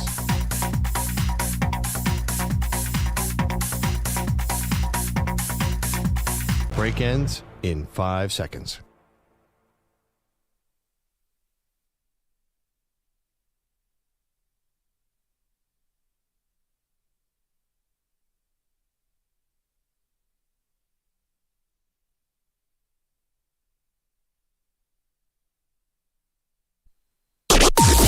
Maggie and Perloff on the Infinity Sports Network.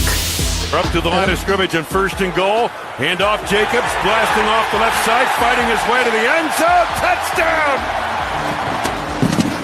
14th touchdown of the season for Josh Jacobs, a personal best. Score was 14-0. Packers never looked back. 34-zip. That was the final score. Bit of a snoozer, but obviously big things to come for the Packers, we think, this postseason. Welcome to the show, Maggie Gray. Andrew Bogusch is in for Andrew Perloff, who Perloff just joined us in the last segment at an epic night at Madison Square Garden, and we'll get back into that. Got some more details for you on Perloff's big evening. But for the Packers, for Jordan Love, the question of the day, is Jordan Love and Matt LaFleur the quarterback-coach combination you would trust the most in the NFC? And, you know, in my opinion, absolutely.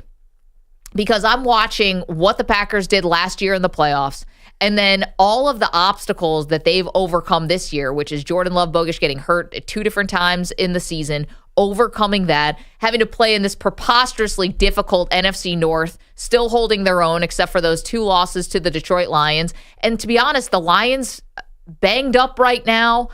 Vikings, still questions about Sam Darnold. Is this real? Is this some kind of Cinderella run where they keep winning these one-score games that maybe has a little more to do with luck than skill? All these questions, you're asking me who I want in this postseason. It's LaFleur and Jordan Love. And I feel you. Now, I want to point out that America and I are in agreement. 46% of our vote going with the Dan Campbell, Jared Goff combo that I went with. But I will give you this. If you just take these 3 NFC North teams, the Lions, the Vikings, and the Packers, and you power rank them based on how they would do outside of their home field, I would probably tell you Packers are number 1 on that list. I probably trust them more on the road than I do the Lions and Vikings. The Lions have played 1 outdoor game, I think, this year. Sunday was their 2nd, and it was week 16. Between playing indoors at home and all of their road games happening to be inside, especially down David Montgomery, I think they travel less well these days. But the Packers, to me, can win almost anywhere. And that's a compliment, and it's one of the things that goes in their favor when you're trying to figure out who's actually good enough to win the NFC. You can go vote at our poll at Maggie and Pearl. We should also mention we did put Nick Sirianni and Jalen Hurts on this list as well, understanding that Jalen Hurts is in concussion protocol. But I think we expect him to be back. I mean, he was on the sideline, gave the thumbs up. It doesn't look like, he wasn't carted off. This wasn't a Tua Tagovailoa situation where he had to go immediately to a hospital or anything like that. I'd be really shocked. He didn't want to leave the game if Jalen Hurts wasn't back this weekend. So there's your poll question. We also are asking you today which NFL team has the worst outlook. Like, who's in the worst spot? And that, quite frankly, is inspired by the Saints last night. But we also saw Monday Night Football. And it is painful right now to watch the Saints. And they were totally injured and weren't playing their starters, and they basically just waved the white flag on this game the moment they stepped off the bus. No one thought that they had a shot. But, Bogues, it was pathetic last night, and it's sad moving forward for the Saints because Derek Carr is hurt. You owe him a ton of money next year. So I think he's going to be back, no-brainer, as the quarterback. No one on God's green earth thinks that Derek Carr is winning a Super Bowl at this point. Playoffs, maybe, but we haven't seen it in New Orleans with Derek Carr. And to be honest, he hasn't really been a playoff thing his whole career. It's not all his fault, but that's a guy you're paying $50 million to, or at least he has a $50 million cap hit. Playoffs is not an unfair expectation, but the rest of the team is getting older. They're hurt. They're expensive. It's all the things that you don't want to be. And they don't really have a face or an identity. They need a new coach. I would argue they need a new general manager. It's just all bad for the Saints. I think they have the worst situation in the NFL. And it feels like they kind of don't care, right? Like they being like ownership and I know the front office wants to find winning players, but you'd think that there might be, you'd hear like more complaints. It almost feels like it's just complacency. Like, this is what it is. They've made a number of bad decisions to put themselves in this terrible cap space moving forward. There's no easy way out. And again, to me, the biggest issue for them is not last night specifically because they're just so broken roster-wise right now. That was the best they could do, and it was 34-0, and the game was never, ever, ever competitive. But like, there's nothing to be excited about, and there's nothing even to pay attention to them for. Right. Like, you don't need to watch. They're just a non-factor. You're right. And even with the draft, if it was today, they'd be picking 10th. I mean, right. It's not no man's land. Top 10 picks are cool, but you definitely need the future quarterback, and you're not going to get close to that unless you want to mortgage the future to try to trade up. And to be fair, unless it's trading up for Cam Ward, do you even think that Deion Sanders would let Shedeur Sanders go to New Orleans right now? Nothing about the city, by the way. City is top notch. We can't wait to get there for Super Bowl. My best friend lives there. We love New Orleans. But I'm just talking about the organization. If Deion is saying, I'm going to be so integral and I'm going to be steering where Shedeur goes, and we just laid out a pretty grim-looking outlook, I can't imagine that Deion would sign off, even if the Saints mortgaged the farm to try to get up to the top pick or the second pick. Yeah, I mean, it doesn't matter. It's like not going to happen. They're not going to do it. It wouldn't. happen from the other end of the spectrum. Like they're going to stay there wherever, and they might make a tweak here or there. But does anybody expect, like, and here, like, this is another thing. Like, we talk about where's Ben Johnson going to go, and GM's floating around. Like, no one's talking about Mickey Loomis on the hot seat. No one's saying the Saints could hire Ben Johnson. Or Mike Vrabel, right? Or any of the hot names. Like the best was, maybe Darren Rizzi actually coached himself into keeping this job. Like the players like him, which is not the reason why you should give interim guys the full-time job. Like it just goes to the point where they're just not even like part of conversations. Yeah, I mean, it's just irrelevance. 855-212-4227. So we have another poll question up, which is who is the worst situation in the NFL? Is it the Saints? We also gave you the Jets, the Raiders, and the Panthers. Saints, Jets, Raiders, Panthers. And the Jets are winning this poll by a landslide. And you can understand why, because they have the longest playoff drought of any of these teams. Expose after expose of how incompetent ownership is and how, like trigger happy they are, for lack of a better term, impulsive, all the things that you would loathe about leadership, the Jets have in abundance. So they are winning this poll. Now, can we get to Aaron Rodgers from yesterday? You're still welcome to weigh in on the worst situation in the league at 855-212-4227. But let's get to Rodgers from yesterday, because sometimes, Bogish, I got to hand it to the guy. He's a weirdo, man, but when he hits something, it's right on the head. So Rodgers is asked by Pat McAfee yesterday kind of like about his future. And there's a possibility he could just get outright released. I've never been released before, so being released would be a first. Being released by a teenager, that would also be a first. So, hey, I'm open to everything. And, I find the comedy in all of it. If that happens, hey, it's a great story. He deserved the laugh track. Thank you, Manny. For all of his weirdness, and Rodgers is so hard to take sometimes, but how funny is that? Clearly, he read the story in The Athletic with our pal Diana Rossini that Woody Johnson's teenage sons are very much involved in personnel moves. They put a kibosh on the Jerry Jeudy trade because his Madden rating wasn't high enough. So Brick and Jack Johnson are both they're not shadow running the team. I think that's too far. But the reporters gave the Jets an opportunity to deny that the teenage sons have any involvement in personnel. And they just said simply it's one data point. It's not the whole thing.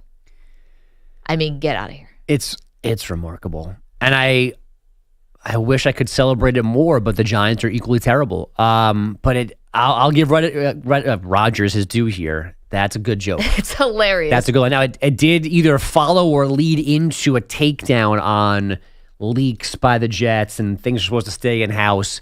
And then he's making a joke, but it was a good joke. That was well done.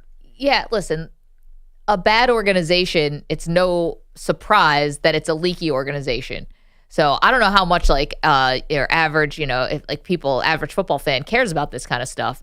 But the reason why there are a lot of leaks at the Jets is because nobody who works there feels valued. And that's the way this is in corporations all across America. If you feel valued by your employer, then you aren't running to tell somebody all the dirty laundry. You aren't confirming it. You aren't calling reporters back. If you feel like you have value, you have no reason to try to air the bad stuff, especially things. This is not whistleblower stuff. This is not, they're poisoning the water or something. Right. And you mistreating women, whatever. Yeah, exactly. Yes. We're talking just about embarrassing stories that are getting out about the Jets. And if your employees feel valued, then they don't do that.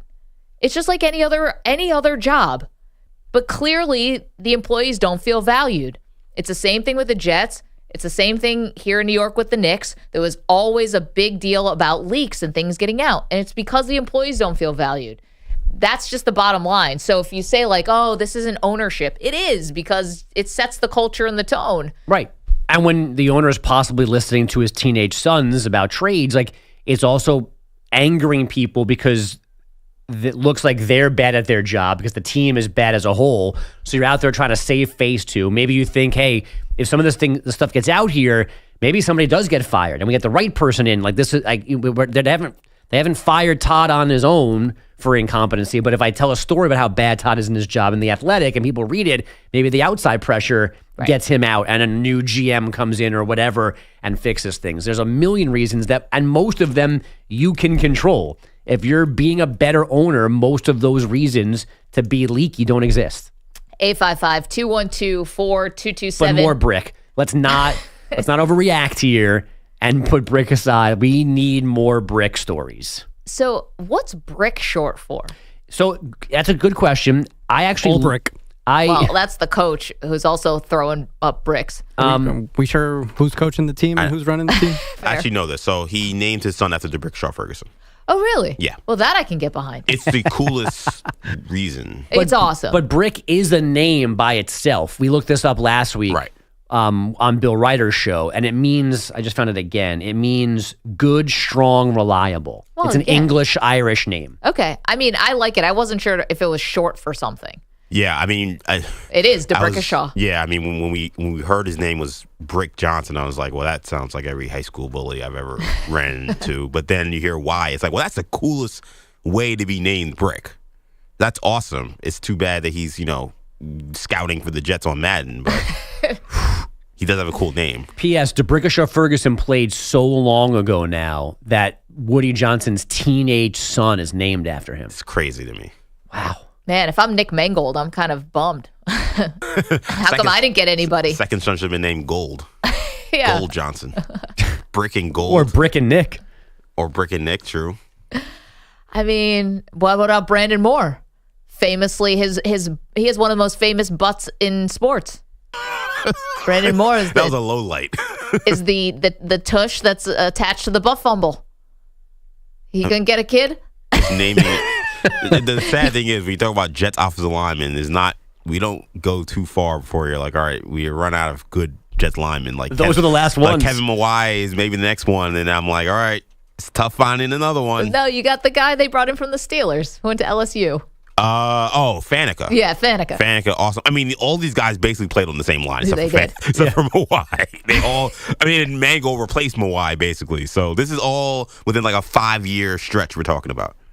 Man. That's all we got as Jets fans. To be honest, that went from 0 to hero for me.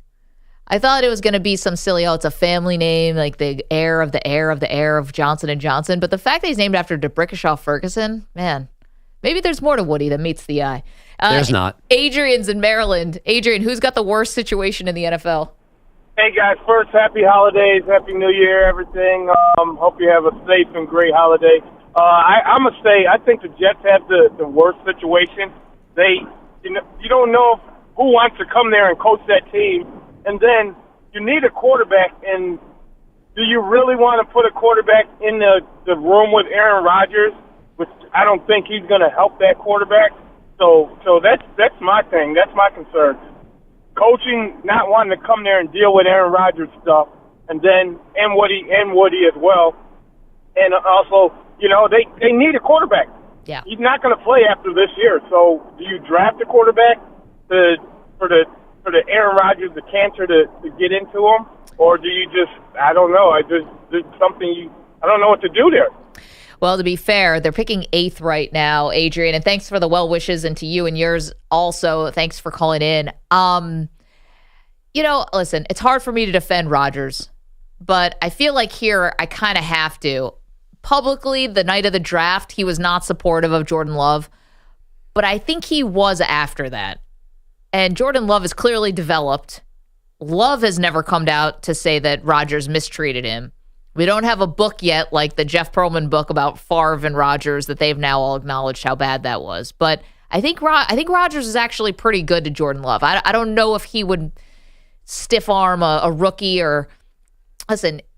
Rodgers is not, in a lot of ways, a very likable or consistent dude. He can come off as really hypocritical and other things. But do I think he'd mentor a rookie? I actually do. It's also a different time, right, in his career. That Love draft was long enough ago that Rodgers was not looking at the end of his career. He knows now whether it's in New York or maybe somewhere else one more time, like he's at the end. So the decision to like leave and give the job to somebody else, like he's making it this time, or would be this time around, unlike Green Bay, where you might have initially felt like he was being pushed out the way that Brett eventually was. So yeah, I actually do believe him. Now, it might not be fun to be tutored by him and mentored by him, but I do believe that he would try to actually do it with the Jets. Well, I think that if Aaron Rodgers were mentoring a quarterback, I imagine it also comes with a lot of homework. Like, you got to read this book and you got to watch this documentary. Does he make it required viewing that you watch his own doc, Enigma? Like, here's Great. a list of recommendations for you, and at the top of the list is his own documentary. The first text you get from Rodgers after your draft is like, hey, bud, it's Aaron. You know, great to have you aboard. Can't wait to get to work just as an icebreaker. And he links you to the Netflix doc. No, it's like a link to Amazon. It's like, I already ordered you Atlas Shrugged. You know, just this is weird. What size teepee will you need in Peru this spring? Yeah. I don't want Aaron Rodgers near any young Jets quarterback. I saw what he Really? did with look what we did with Zach Wilson. Come on. By the end of the season, Zach Wilson didn't want to play. That might be a Zach Wilson Aaron problem. Rodgers had to beg him to play. He took his whole soul from him for wanting to be a football NFL quarterback. Remember Deshaun Kaiser said he used to sit down and tell him conspiracy theories about like people living in the Earth's core? Some very dark stuff too. Yeah, in terms of not some of the good. conspiracies. Yeah, I mean, the Jordan Love thing seems to have turned out fine, and Aaron Rodgers will remind us of all the things that went well with that. But I think we kind of forget. He said it was going to be him being the Jets quarterback and then Zach Wilson for another 20 years. Like, this is the kind of stuff he was talking about in terms of the mentorship he was going to give Zach Wilson. Now that guy's third string in Denver. So I don't know about this Aaron Rodgers being this great mentor guy. He's 1 for 2 at least. 50-50. Listen, you draft a quarterback behind him, you get the best years. He won 2 MVPs after they drafted Jordan Love, but I don't know if he's got that left in the tank. 855-212-4227. Funny line, though, to Rodgers. Give him credit. Never been released before or released by a teenager. Very. Gosh, the Jets are a mess. All right, see you guys on the phones. Want to hear from you. Who has the worst quarterback situation? He didn't need the throwaway line. What do you say? It's laughable. Now, of all the people here, EJ knows the most. Yeah. He's watching them the closest. They're a joke. Okay, M&P, Bogusch is in for Perloff today. Coming up, have the Steelers gotten exposed? We'll tackle that next. You're in a 5-minute break.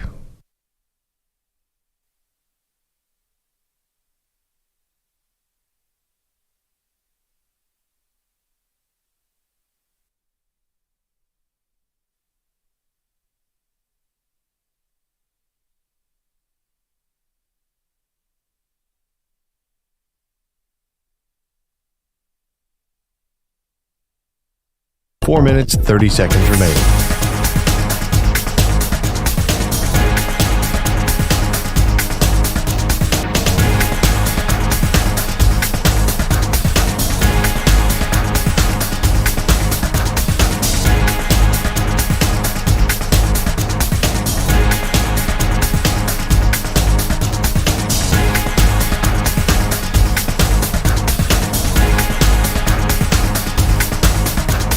Four minutes remaining.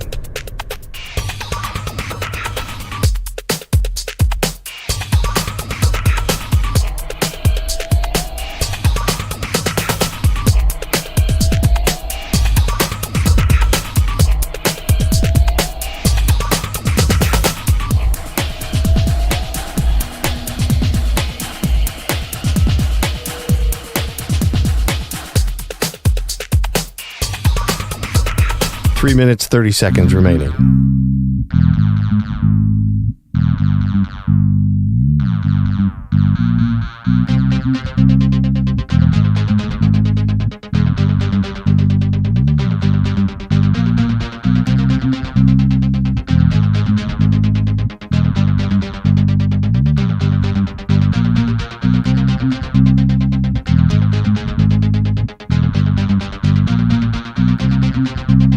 Three minutes remaining.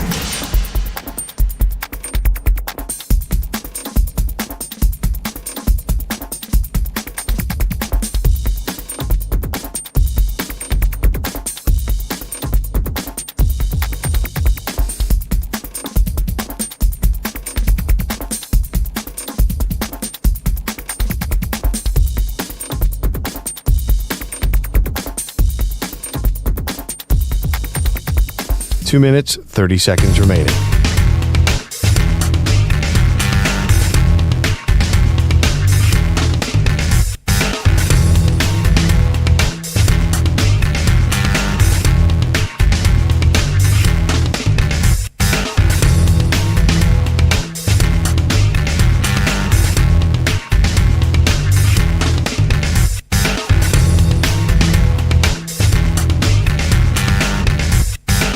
Two minutes remaining.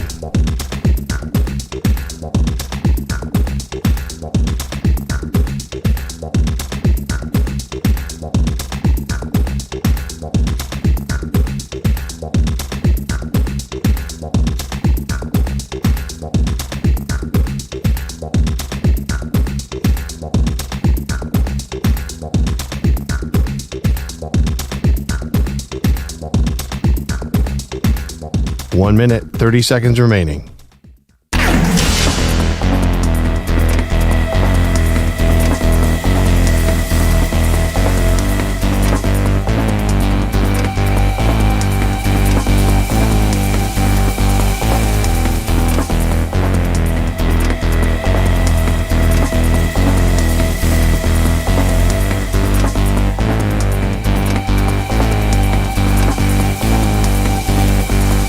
One minute remaining.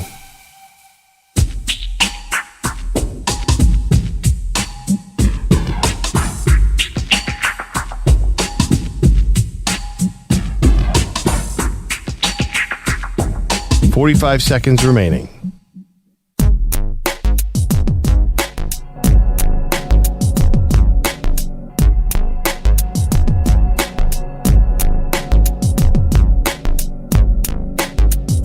.30 seconds remaining.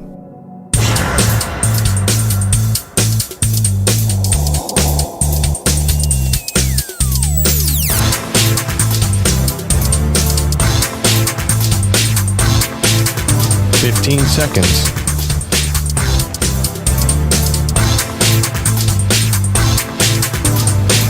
Break ends in 5 seconds.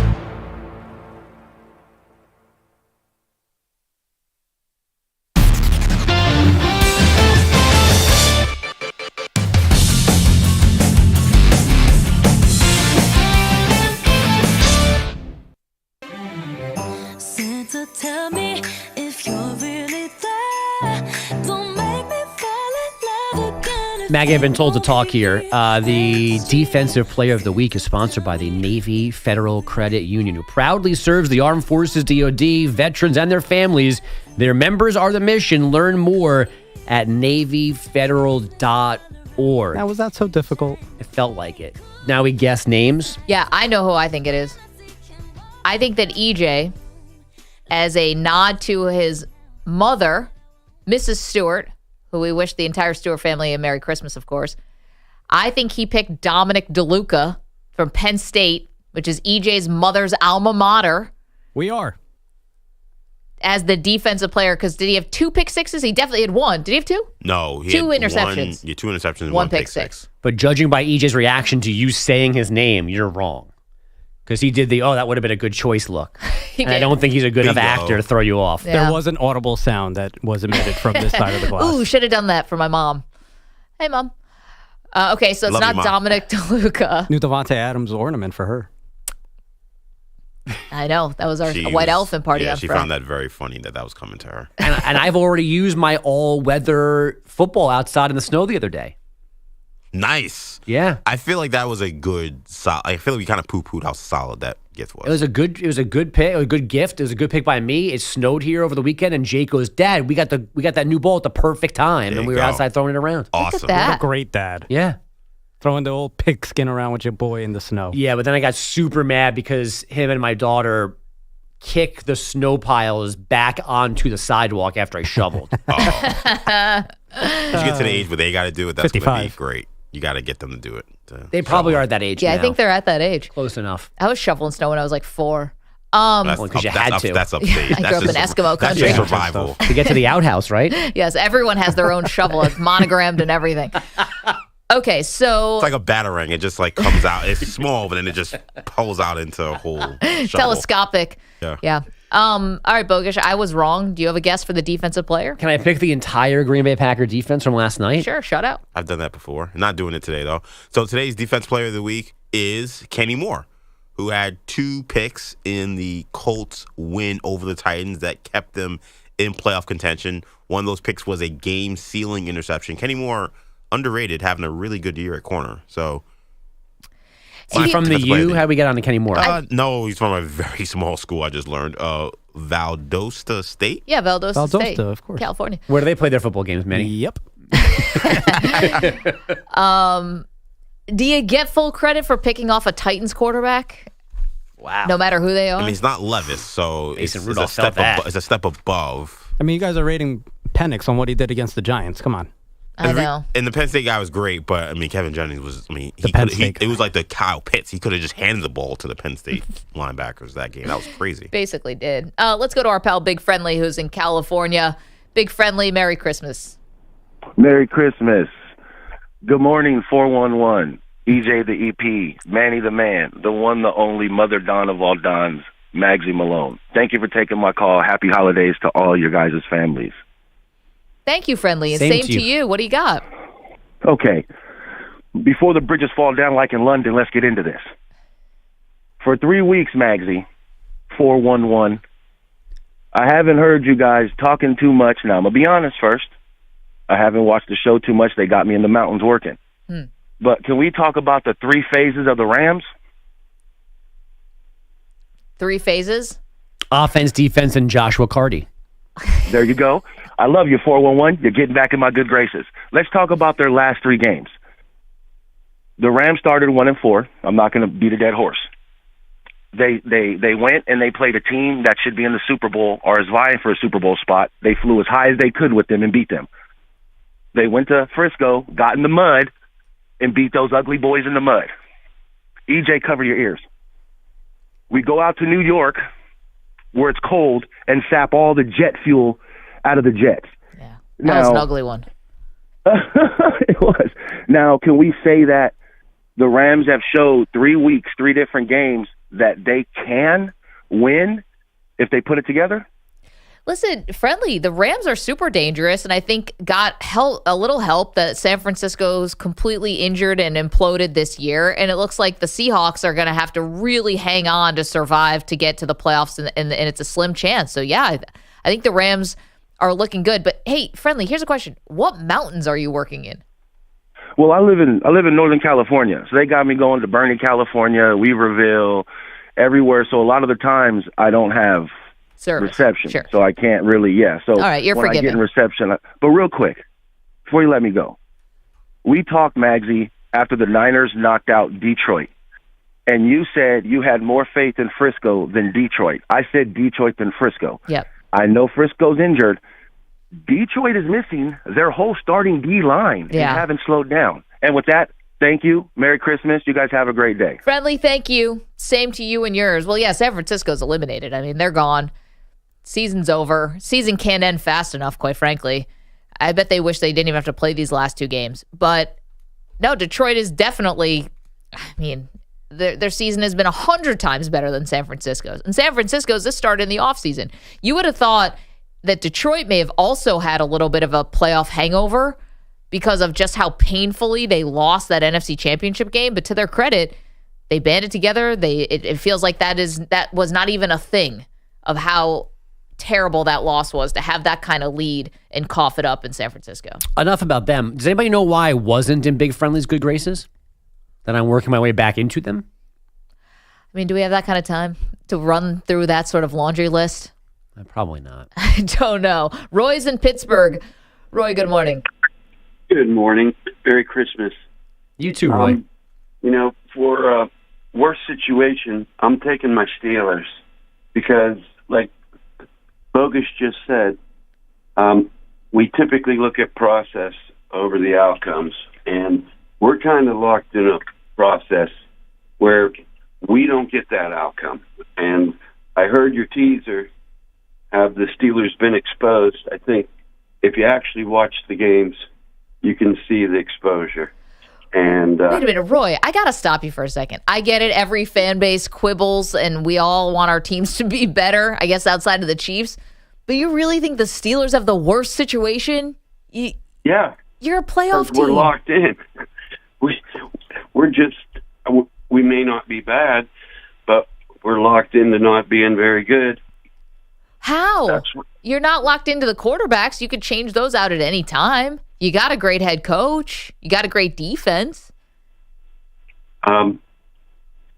It's style over substance, I believe, and we just want to win. That's all. We want to be like you, get to the Super Bowl. And lose. And then what happened? Yeah. Don't answer that, Roy. Thank you. Don't use my Bills as an example. Can we give Roy a hug from here? I mean, there's like 2/3 of the NFL that would instantaneously trade their setting for what the Steelers have right now. Listen, I get it. They haven't won a playoff game since, 2015, 2016. So you feel like you're in a little bit of a rut, but, I mean, you're a playoff team. The Jets haven't made the playoffs in over a decade, and their owner's son is, like, making personnel decisions. At least the Steelers are a grown-up franchise. They're a serious franchise. I have a question, though, for you guys. What is their path to becoming a real Super Bowl contender? Probably holding on to this, keep building the team, and eventually somehow getting the quarterback.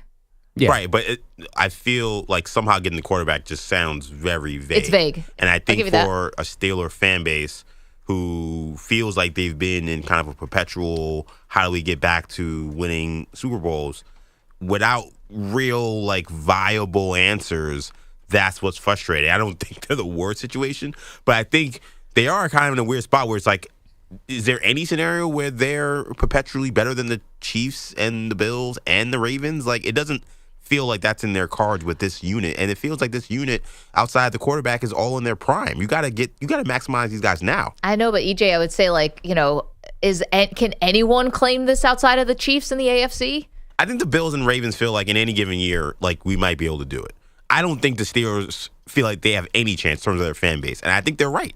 I know, but listen, the Bills had to, like, basically turn over so much of their roster. They're in Josh Allen 2.0. They haven't been able to beat the Chiefs in the 1.0 version, and the Ravens are kind of getting there too. It's like the second part of the quarterback's career, and they still haven't been able to beat the Chiefs. But they have the quarterback that theoretically can do it. So I understand the argument that they're kind of in Pittsburgh stuck in this purgatory where they're good enough but not good enough. And I know people think that for the reasons that, like, I like Mike Tomlin, that they're like, Mike Tomlin has success because they start poorly and then he backs it up in the back half of the year. Like, they sometimes win in spite of Mike Tomlin. And it's like this self-fulfilling prophecy where, like, we keep thinking that they're better than they should be, but why don't they just be better? Right. So I get that, and they definitely need a long-term, exciting quarterback that's not Russell Wilson, and I don't think is Justin Fields. But you can take a step back. You're still better than most of the NFL.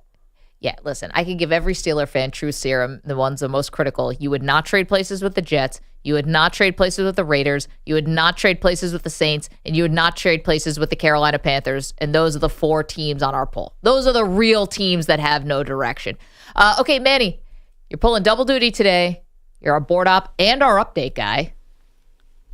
That's right. You're not only a client, you're the president.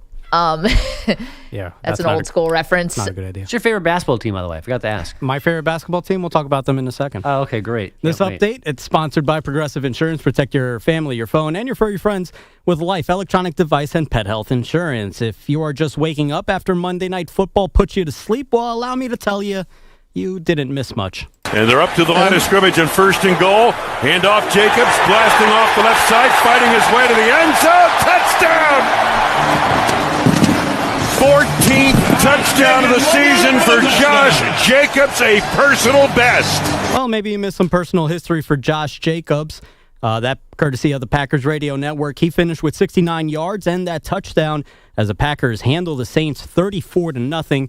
It's the first time that the Packers shut out an opponent since a 17-0 win against the Seahawks in 2021. Packers QB Jordan Love, he spoke about Josh Jacobs after the game. The run you talked about with the stiff arm was pretty unbelievable. I was just watching from the back, and just like you said, he wows me every time he's on the field and the plays he makes, and just be able to break tackles, make guys miss, and he might turn a kind of a broken play into a big time play like that. And I thought he was going to score on that play. I think he was mad at himself that he didn't, but no, that was a great play by him.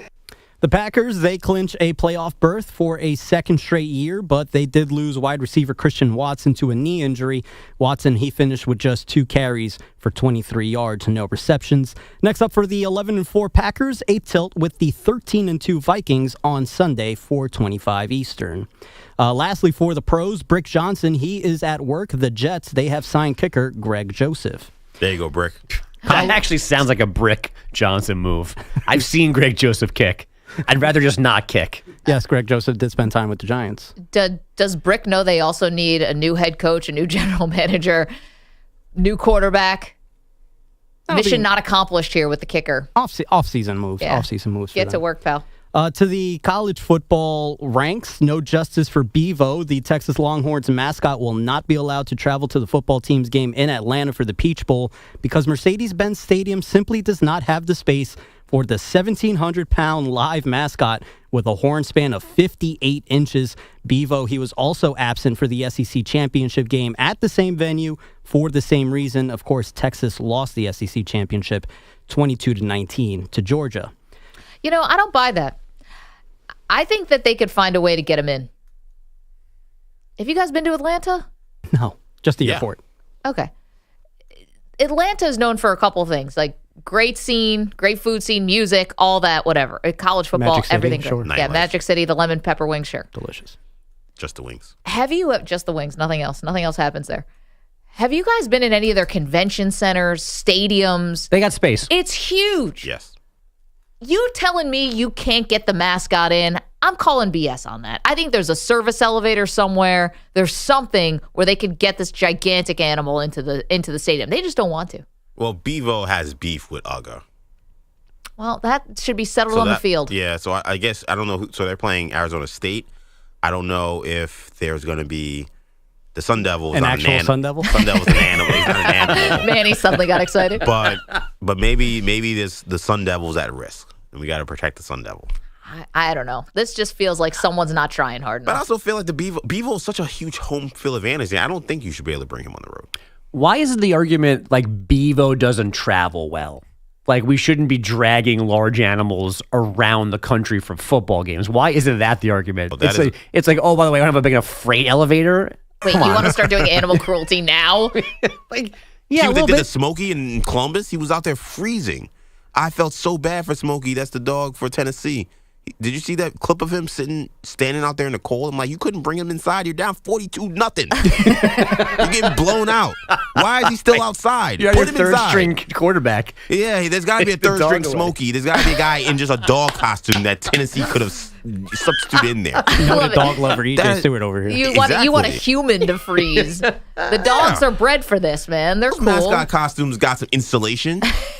We could have. There was no reason for Smokey to be out there, and I'm looking at the box score, and Nico is like 9 for 20. He was the only one who looked cold, by the way. The whole entire Tennessee team looked like they were freezing their what's off. No, my fiance is big into like Bevo shouldn't be going anywhere. Bogus. She's on that. Listen, I don't think the LSU Tiger, like we can get into all these live mascots. Is that the right thing to do? But listen, we've committed. So now I just am calling BS. So that's it? We can't change? No, we can change. I'm just calling BS on the fact that they are like, there's no way we can get him in the building. That's crap. They could get him in if they wanted to. Yeah, they probably had like circus stuff there. Like they have football teams. They move in equipment trucks. Oh, yeah. Monster trucks. But I mean, thinking even in animals, like they've had to have had the circus there. Have they ever had the Professional Bull Riders tour? Because that would really throw a wrench into this whole thing. But I don't know. Atlanta. They've had to have had bull riders. Had to. Right. All right, Manny, I think we've done enough. Unless you had something really important to tell us right there. Did you think I would not bring up the Knicks? Hewitt steps back. He wants to try another. Gets his own rebound off the miss. Anunoby drives inside. Layup is good. Another drive to the basket. He's mixed it up beautifully. 31 points for OG Anunoby. Fordham legend Mike Breen on the call on MSG. Right in front of Perloff, Karl Anthony Towns and OG Anunoby combined for 62 points as the Knicks handled the Raptors 139-125. Scotty Barnes, he dropped 24 points, while RJ Barrett, my king, he added 23. The Knicks have won 4 in a row. The Raptors have lost 8 in a row. You know, you brought up Fordham, so I'll jump on here. Guess who doesn't have a live Ram mascot anymore because it was cruel to Rams? Fordham. So you can do it, Maggie. They used to have a ram. They used to have a ram? Of course they did. Everyone had a... In the Bronx, New York? Where was this ram coming? 1925 in the Sugar Bowl when they won 2-0. There was that. I'm sure there was a ram at that game for sure. Maggie, the Bronx Zoo is within 5 steps of campus, and there's every animal on the planet in there. We can have a ram in the Bronx. I forgot about the zoo. Yeah. Forgot about that. I'm like, Honestly, there's have you seen rams the news? running loose? Have you seen the news? There be cows and all different animals running through the streets of Queens, the Bronx, every borough. So They're not native to Rose Hill. They just want, hey, just corral me a ram for the basketball game today. Oh, I thought that was maybe like a farm upstate or something. Anywho, so I got a little bit more from Perloff, who was sitting courtside, as Manny said, at the Knicks game last night, and got a signed Mikal Bridges basketball because we are the New York Knicks. Someone was sitting in his seats by accident. And so they asked, who's your favorite Knick? He said he wanted to go with a Villanova connection and went with Bridges over Jalen Brunson. Okay. As if Jalen Brunson is right there, and I'm so flustered by the fact that he chose Mikal Bridges. They said it's because he's from Philly. Okay. But Perloff also said this. Apparently, according to Perloff's text message, he didn't have time to give us this story. Josh Hart, also from Villanova, talked to Perloff and his daughter and got a technical foul because he was saying to Perloff and Lucy Perloff that the ref was blind. And the ref heard Josh Hart say that to Perloff and his daughter and teed him up. Josh Hart talks so much. Perloff was all over this game last night. Yeah, Perloff. I mean, he should be in the box score. He should be. He's got a basketball. He accounted for a tech. Like, there's got to be something in there they could put him in for. He did more than the 13th man, that's for sure. DNP, signed basketball. You know, Maggie, you're so desperate for a Forrest Gump 2. I think it could actually be about Perloff. He's got a little, everywhere, right place, right time, stepping and you know what. Like, things break his way all the time. He doesn't even tell us half the stuff that he's got going on. He's in the movies and all that we know about, but I think there's more going on behind the scenes. You know what is Perloff's worst nightmare now, too? What? Because Knicks had an Kids. awesome...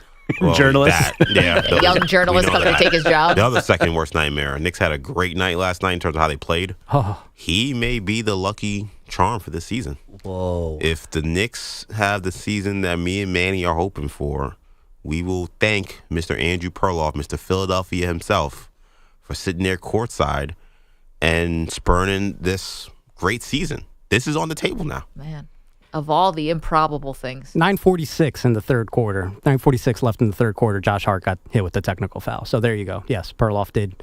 Open up the league pass and see if you can see Perloff in the shot. Blackout restrictions. That's right, 48 hours. Yeah. This isn't Buffalo or Binghamton. They just give things away for free at charity. A Knick game just anywhere. Come on.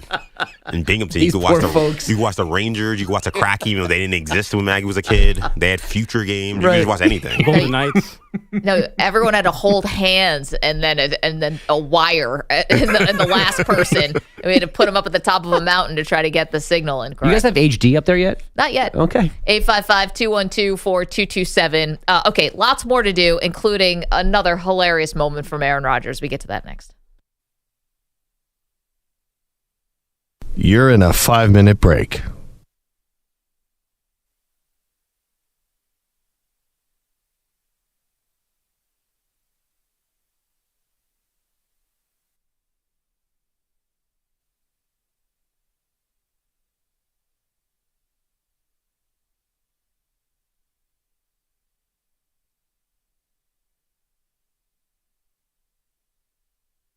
Four minutes, 30 seconds remaining.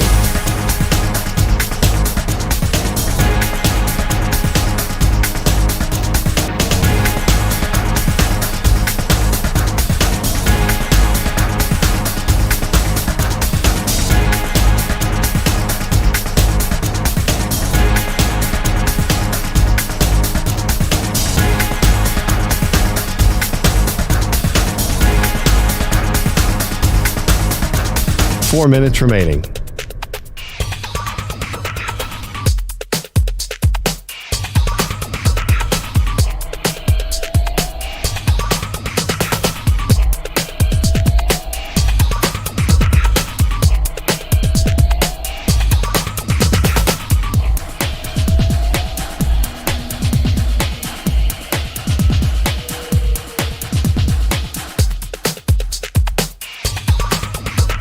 Three minutes, 30 seconds remaining.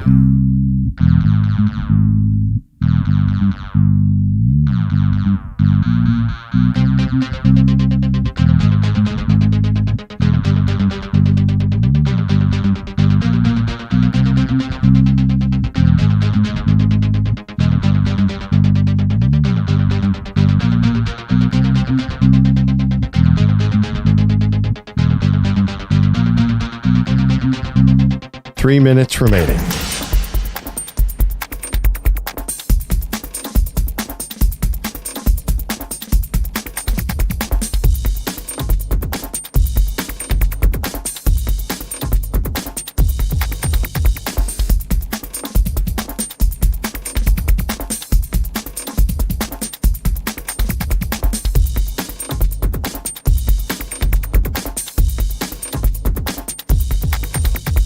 Two minutes, 30 seconds remaining.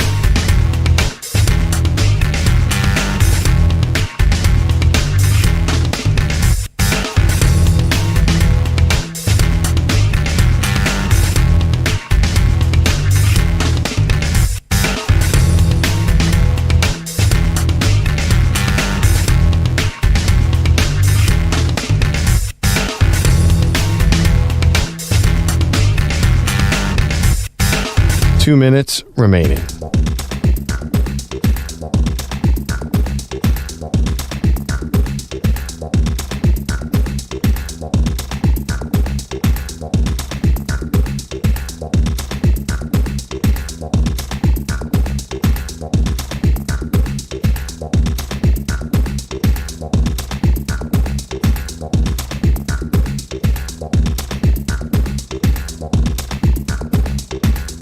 One minute, 30 seconds remaining.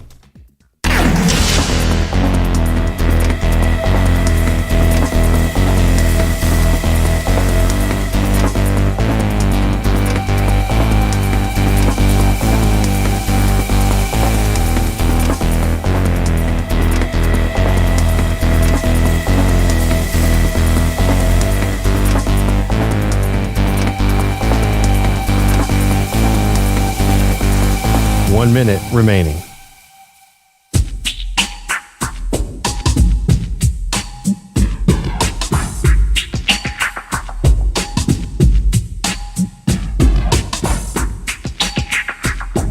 $45 seconds remaining.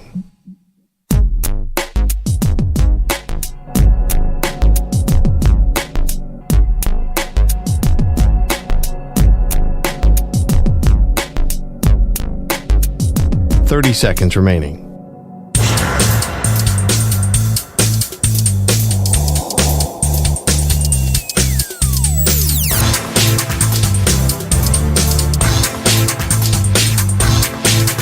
$15 seconds.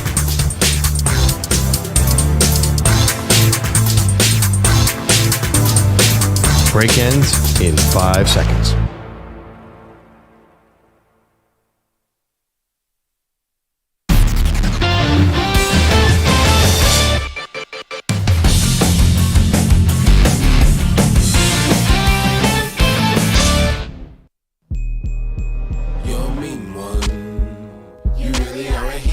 Maggie, these final few minutes of the show are brought to you by Wesley Financial. Stuck in a timeshare and want out? Contact Wesley Financial Group now and get a free timeshare exit information kit at wesleyfinancialgroup.com. Welcome back. Andrew Bogish is in for Andrew Perloff today. We're wishing everybody a very Merry Christmas and Happy Holidays to you all. You know what I find really interesting right now? Manny. Well, Manny's playing hurt today and he's doing a hell of a job. But do you notice that some of the conversation that's happening around college football, and it feels like we've lost the plot a little bit? There is and forgive me if this is a little too much of a media story, but you have certain people, including Kirk Herbstreit, who's one of the, dignified voices, one of the most respected voices in college football, kind of calling out the Ohio State fan base for suggesting that Ryan Day would have been on the hot seat had they lost this game to Tennessee. Now, thankfully for Ryan Day, he doesn't have to live with that because they blew out Tennessee, and that was a signature win for him. But I just find it funny, like, you're covering college football, right? We understand that this is one of the wonkiest sports we have. Jimbo Fisher had a buyout of $77 million, and Texas A&M boosters paid that just to get him out of there to hire the head coach from Duke. Like, it is a bizarre sport where we're never sure what's going on with coaches. So, and also, listen, I kind of feel bogus, not like an all publicity is good publicity, because there's certain scandals that I think are bad for sports. But us talking about a highly paid coach who could or could not be on the hot seat, I don't understand how that hurts the sport. I don't understand how that's a finger wag. I don't understand how that's you're doing it wrong. Isn't this all part of it? Isn't that in some ways kind of what you sign up for when you're the head coach of Ohio State? Yeah, it was a rational, necessary conversation. Coaches have lost their job for less than Ryan Day was dealing with. I don't know if he would have been fired, but there should have been a conversation had he lost about him getting fired. 100% there should have been. I find it weird because you're in this unprecedented moment of the sport, right? Where everyone is really excited for the 12-team playoff. Super excited. And to be honest, the first round kind of duds. That doesn't mean that that's going to be the lasting memory of this playoff. And we still have a lot of football left to go. So instead of turning towards the positive here and, it's like chastising the fans, or I guess the media, calling them fringe. I don't think these are fringe fans who were questioning Ryan Day. And they want to know the reason I know that is because I saw thousands and thousands of Tennessee Volunteer fans in the Horseshoe. I think that was a message to Ohio State, like, hey, we're going to sell these tickets and we're going to sell them to Tennessee fans because we're maybe guarding against a worst case scenario that we think is very possible and probable that could happen. Yeah, there's the internet and radio shows. Like, we heard the fringe being angry with the Buckeyes not being good enough after the way multiple years have ended. So, and Kirk's doing a bad job in this about being an Ohio State guy. At some point you can shift into fandom and lose the journalistic side of this and defend what you want to, but you need to know like where the guardrails are. And he's just way off base on this. It was just an interesting one, because we still have, again, a lot of football left to go here, and hopefully a lot of good football. To call out one fan base and to call out the media for having expectations on Ohio State, of which the fan base also has expectations, I thought was just a really unique thing to do in this moment. You know what I'm saying? Totally agree. And know who else had questions about Ryan Day? Kirk Herbstreit. Because guess where he sent his son? Right over to Michigan. So there is a son there and say, you know what? I'm not going to send my son back there because maybe the coach won't be there. I'm going to send him to Michigan where the guy just started his career. I'm just saying. Yeah. Thank you, EJ Stewart. Put a punctuation mark on that. Thank you to Manny Rodriguez for doing the board and also the updates. Thank you to Rami Levy as well, holding the fort for us in the back. Appreciate you. Merry Christmas.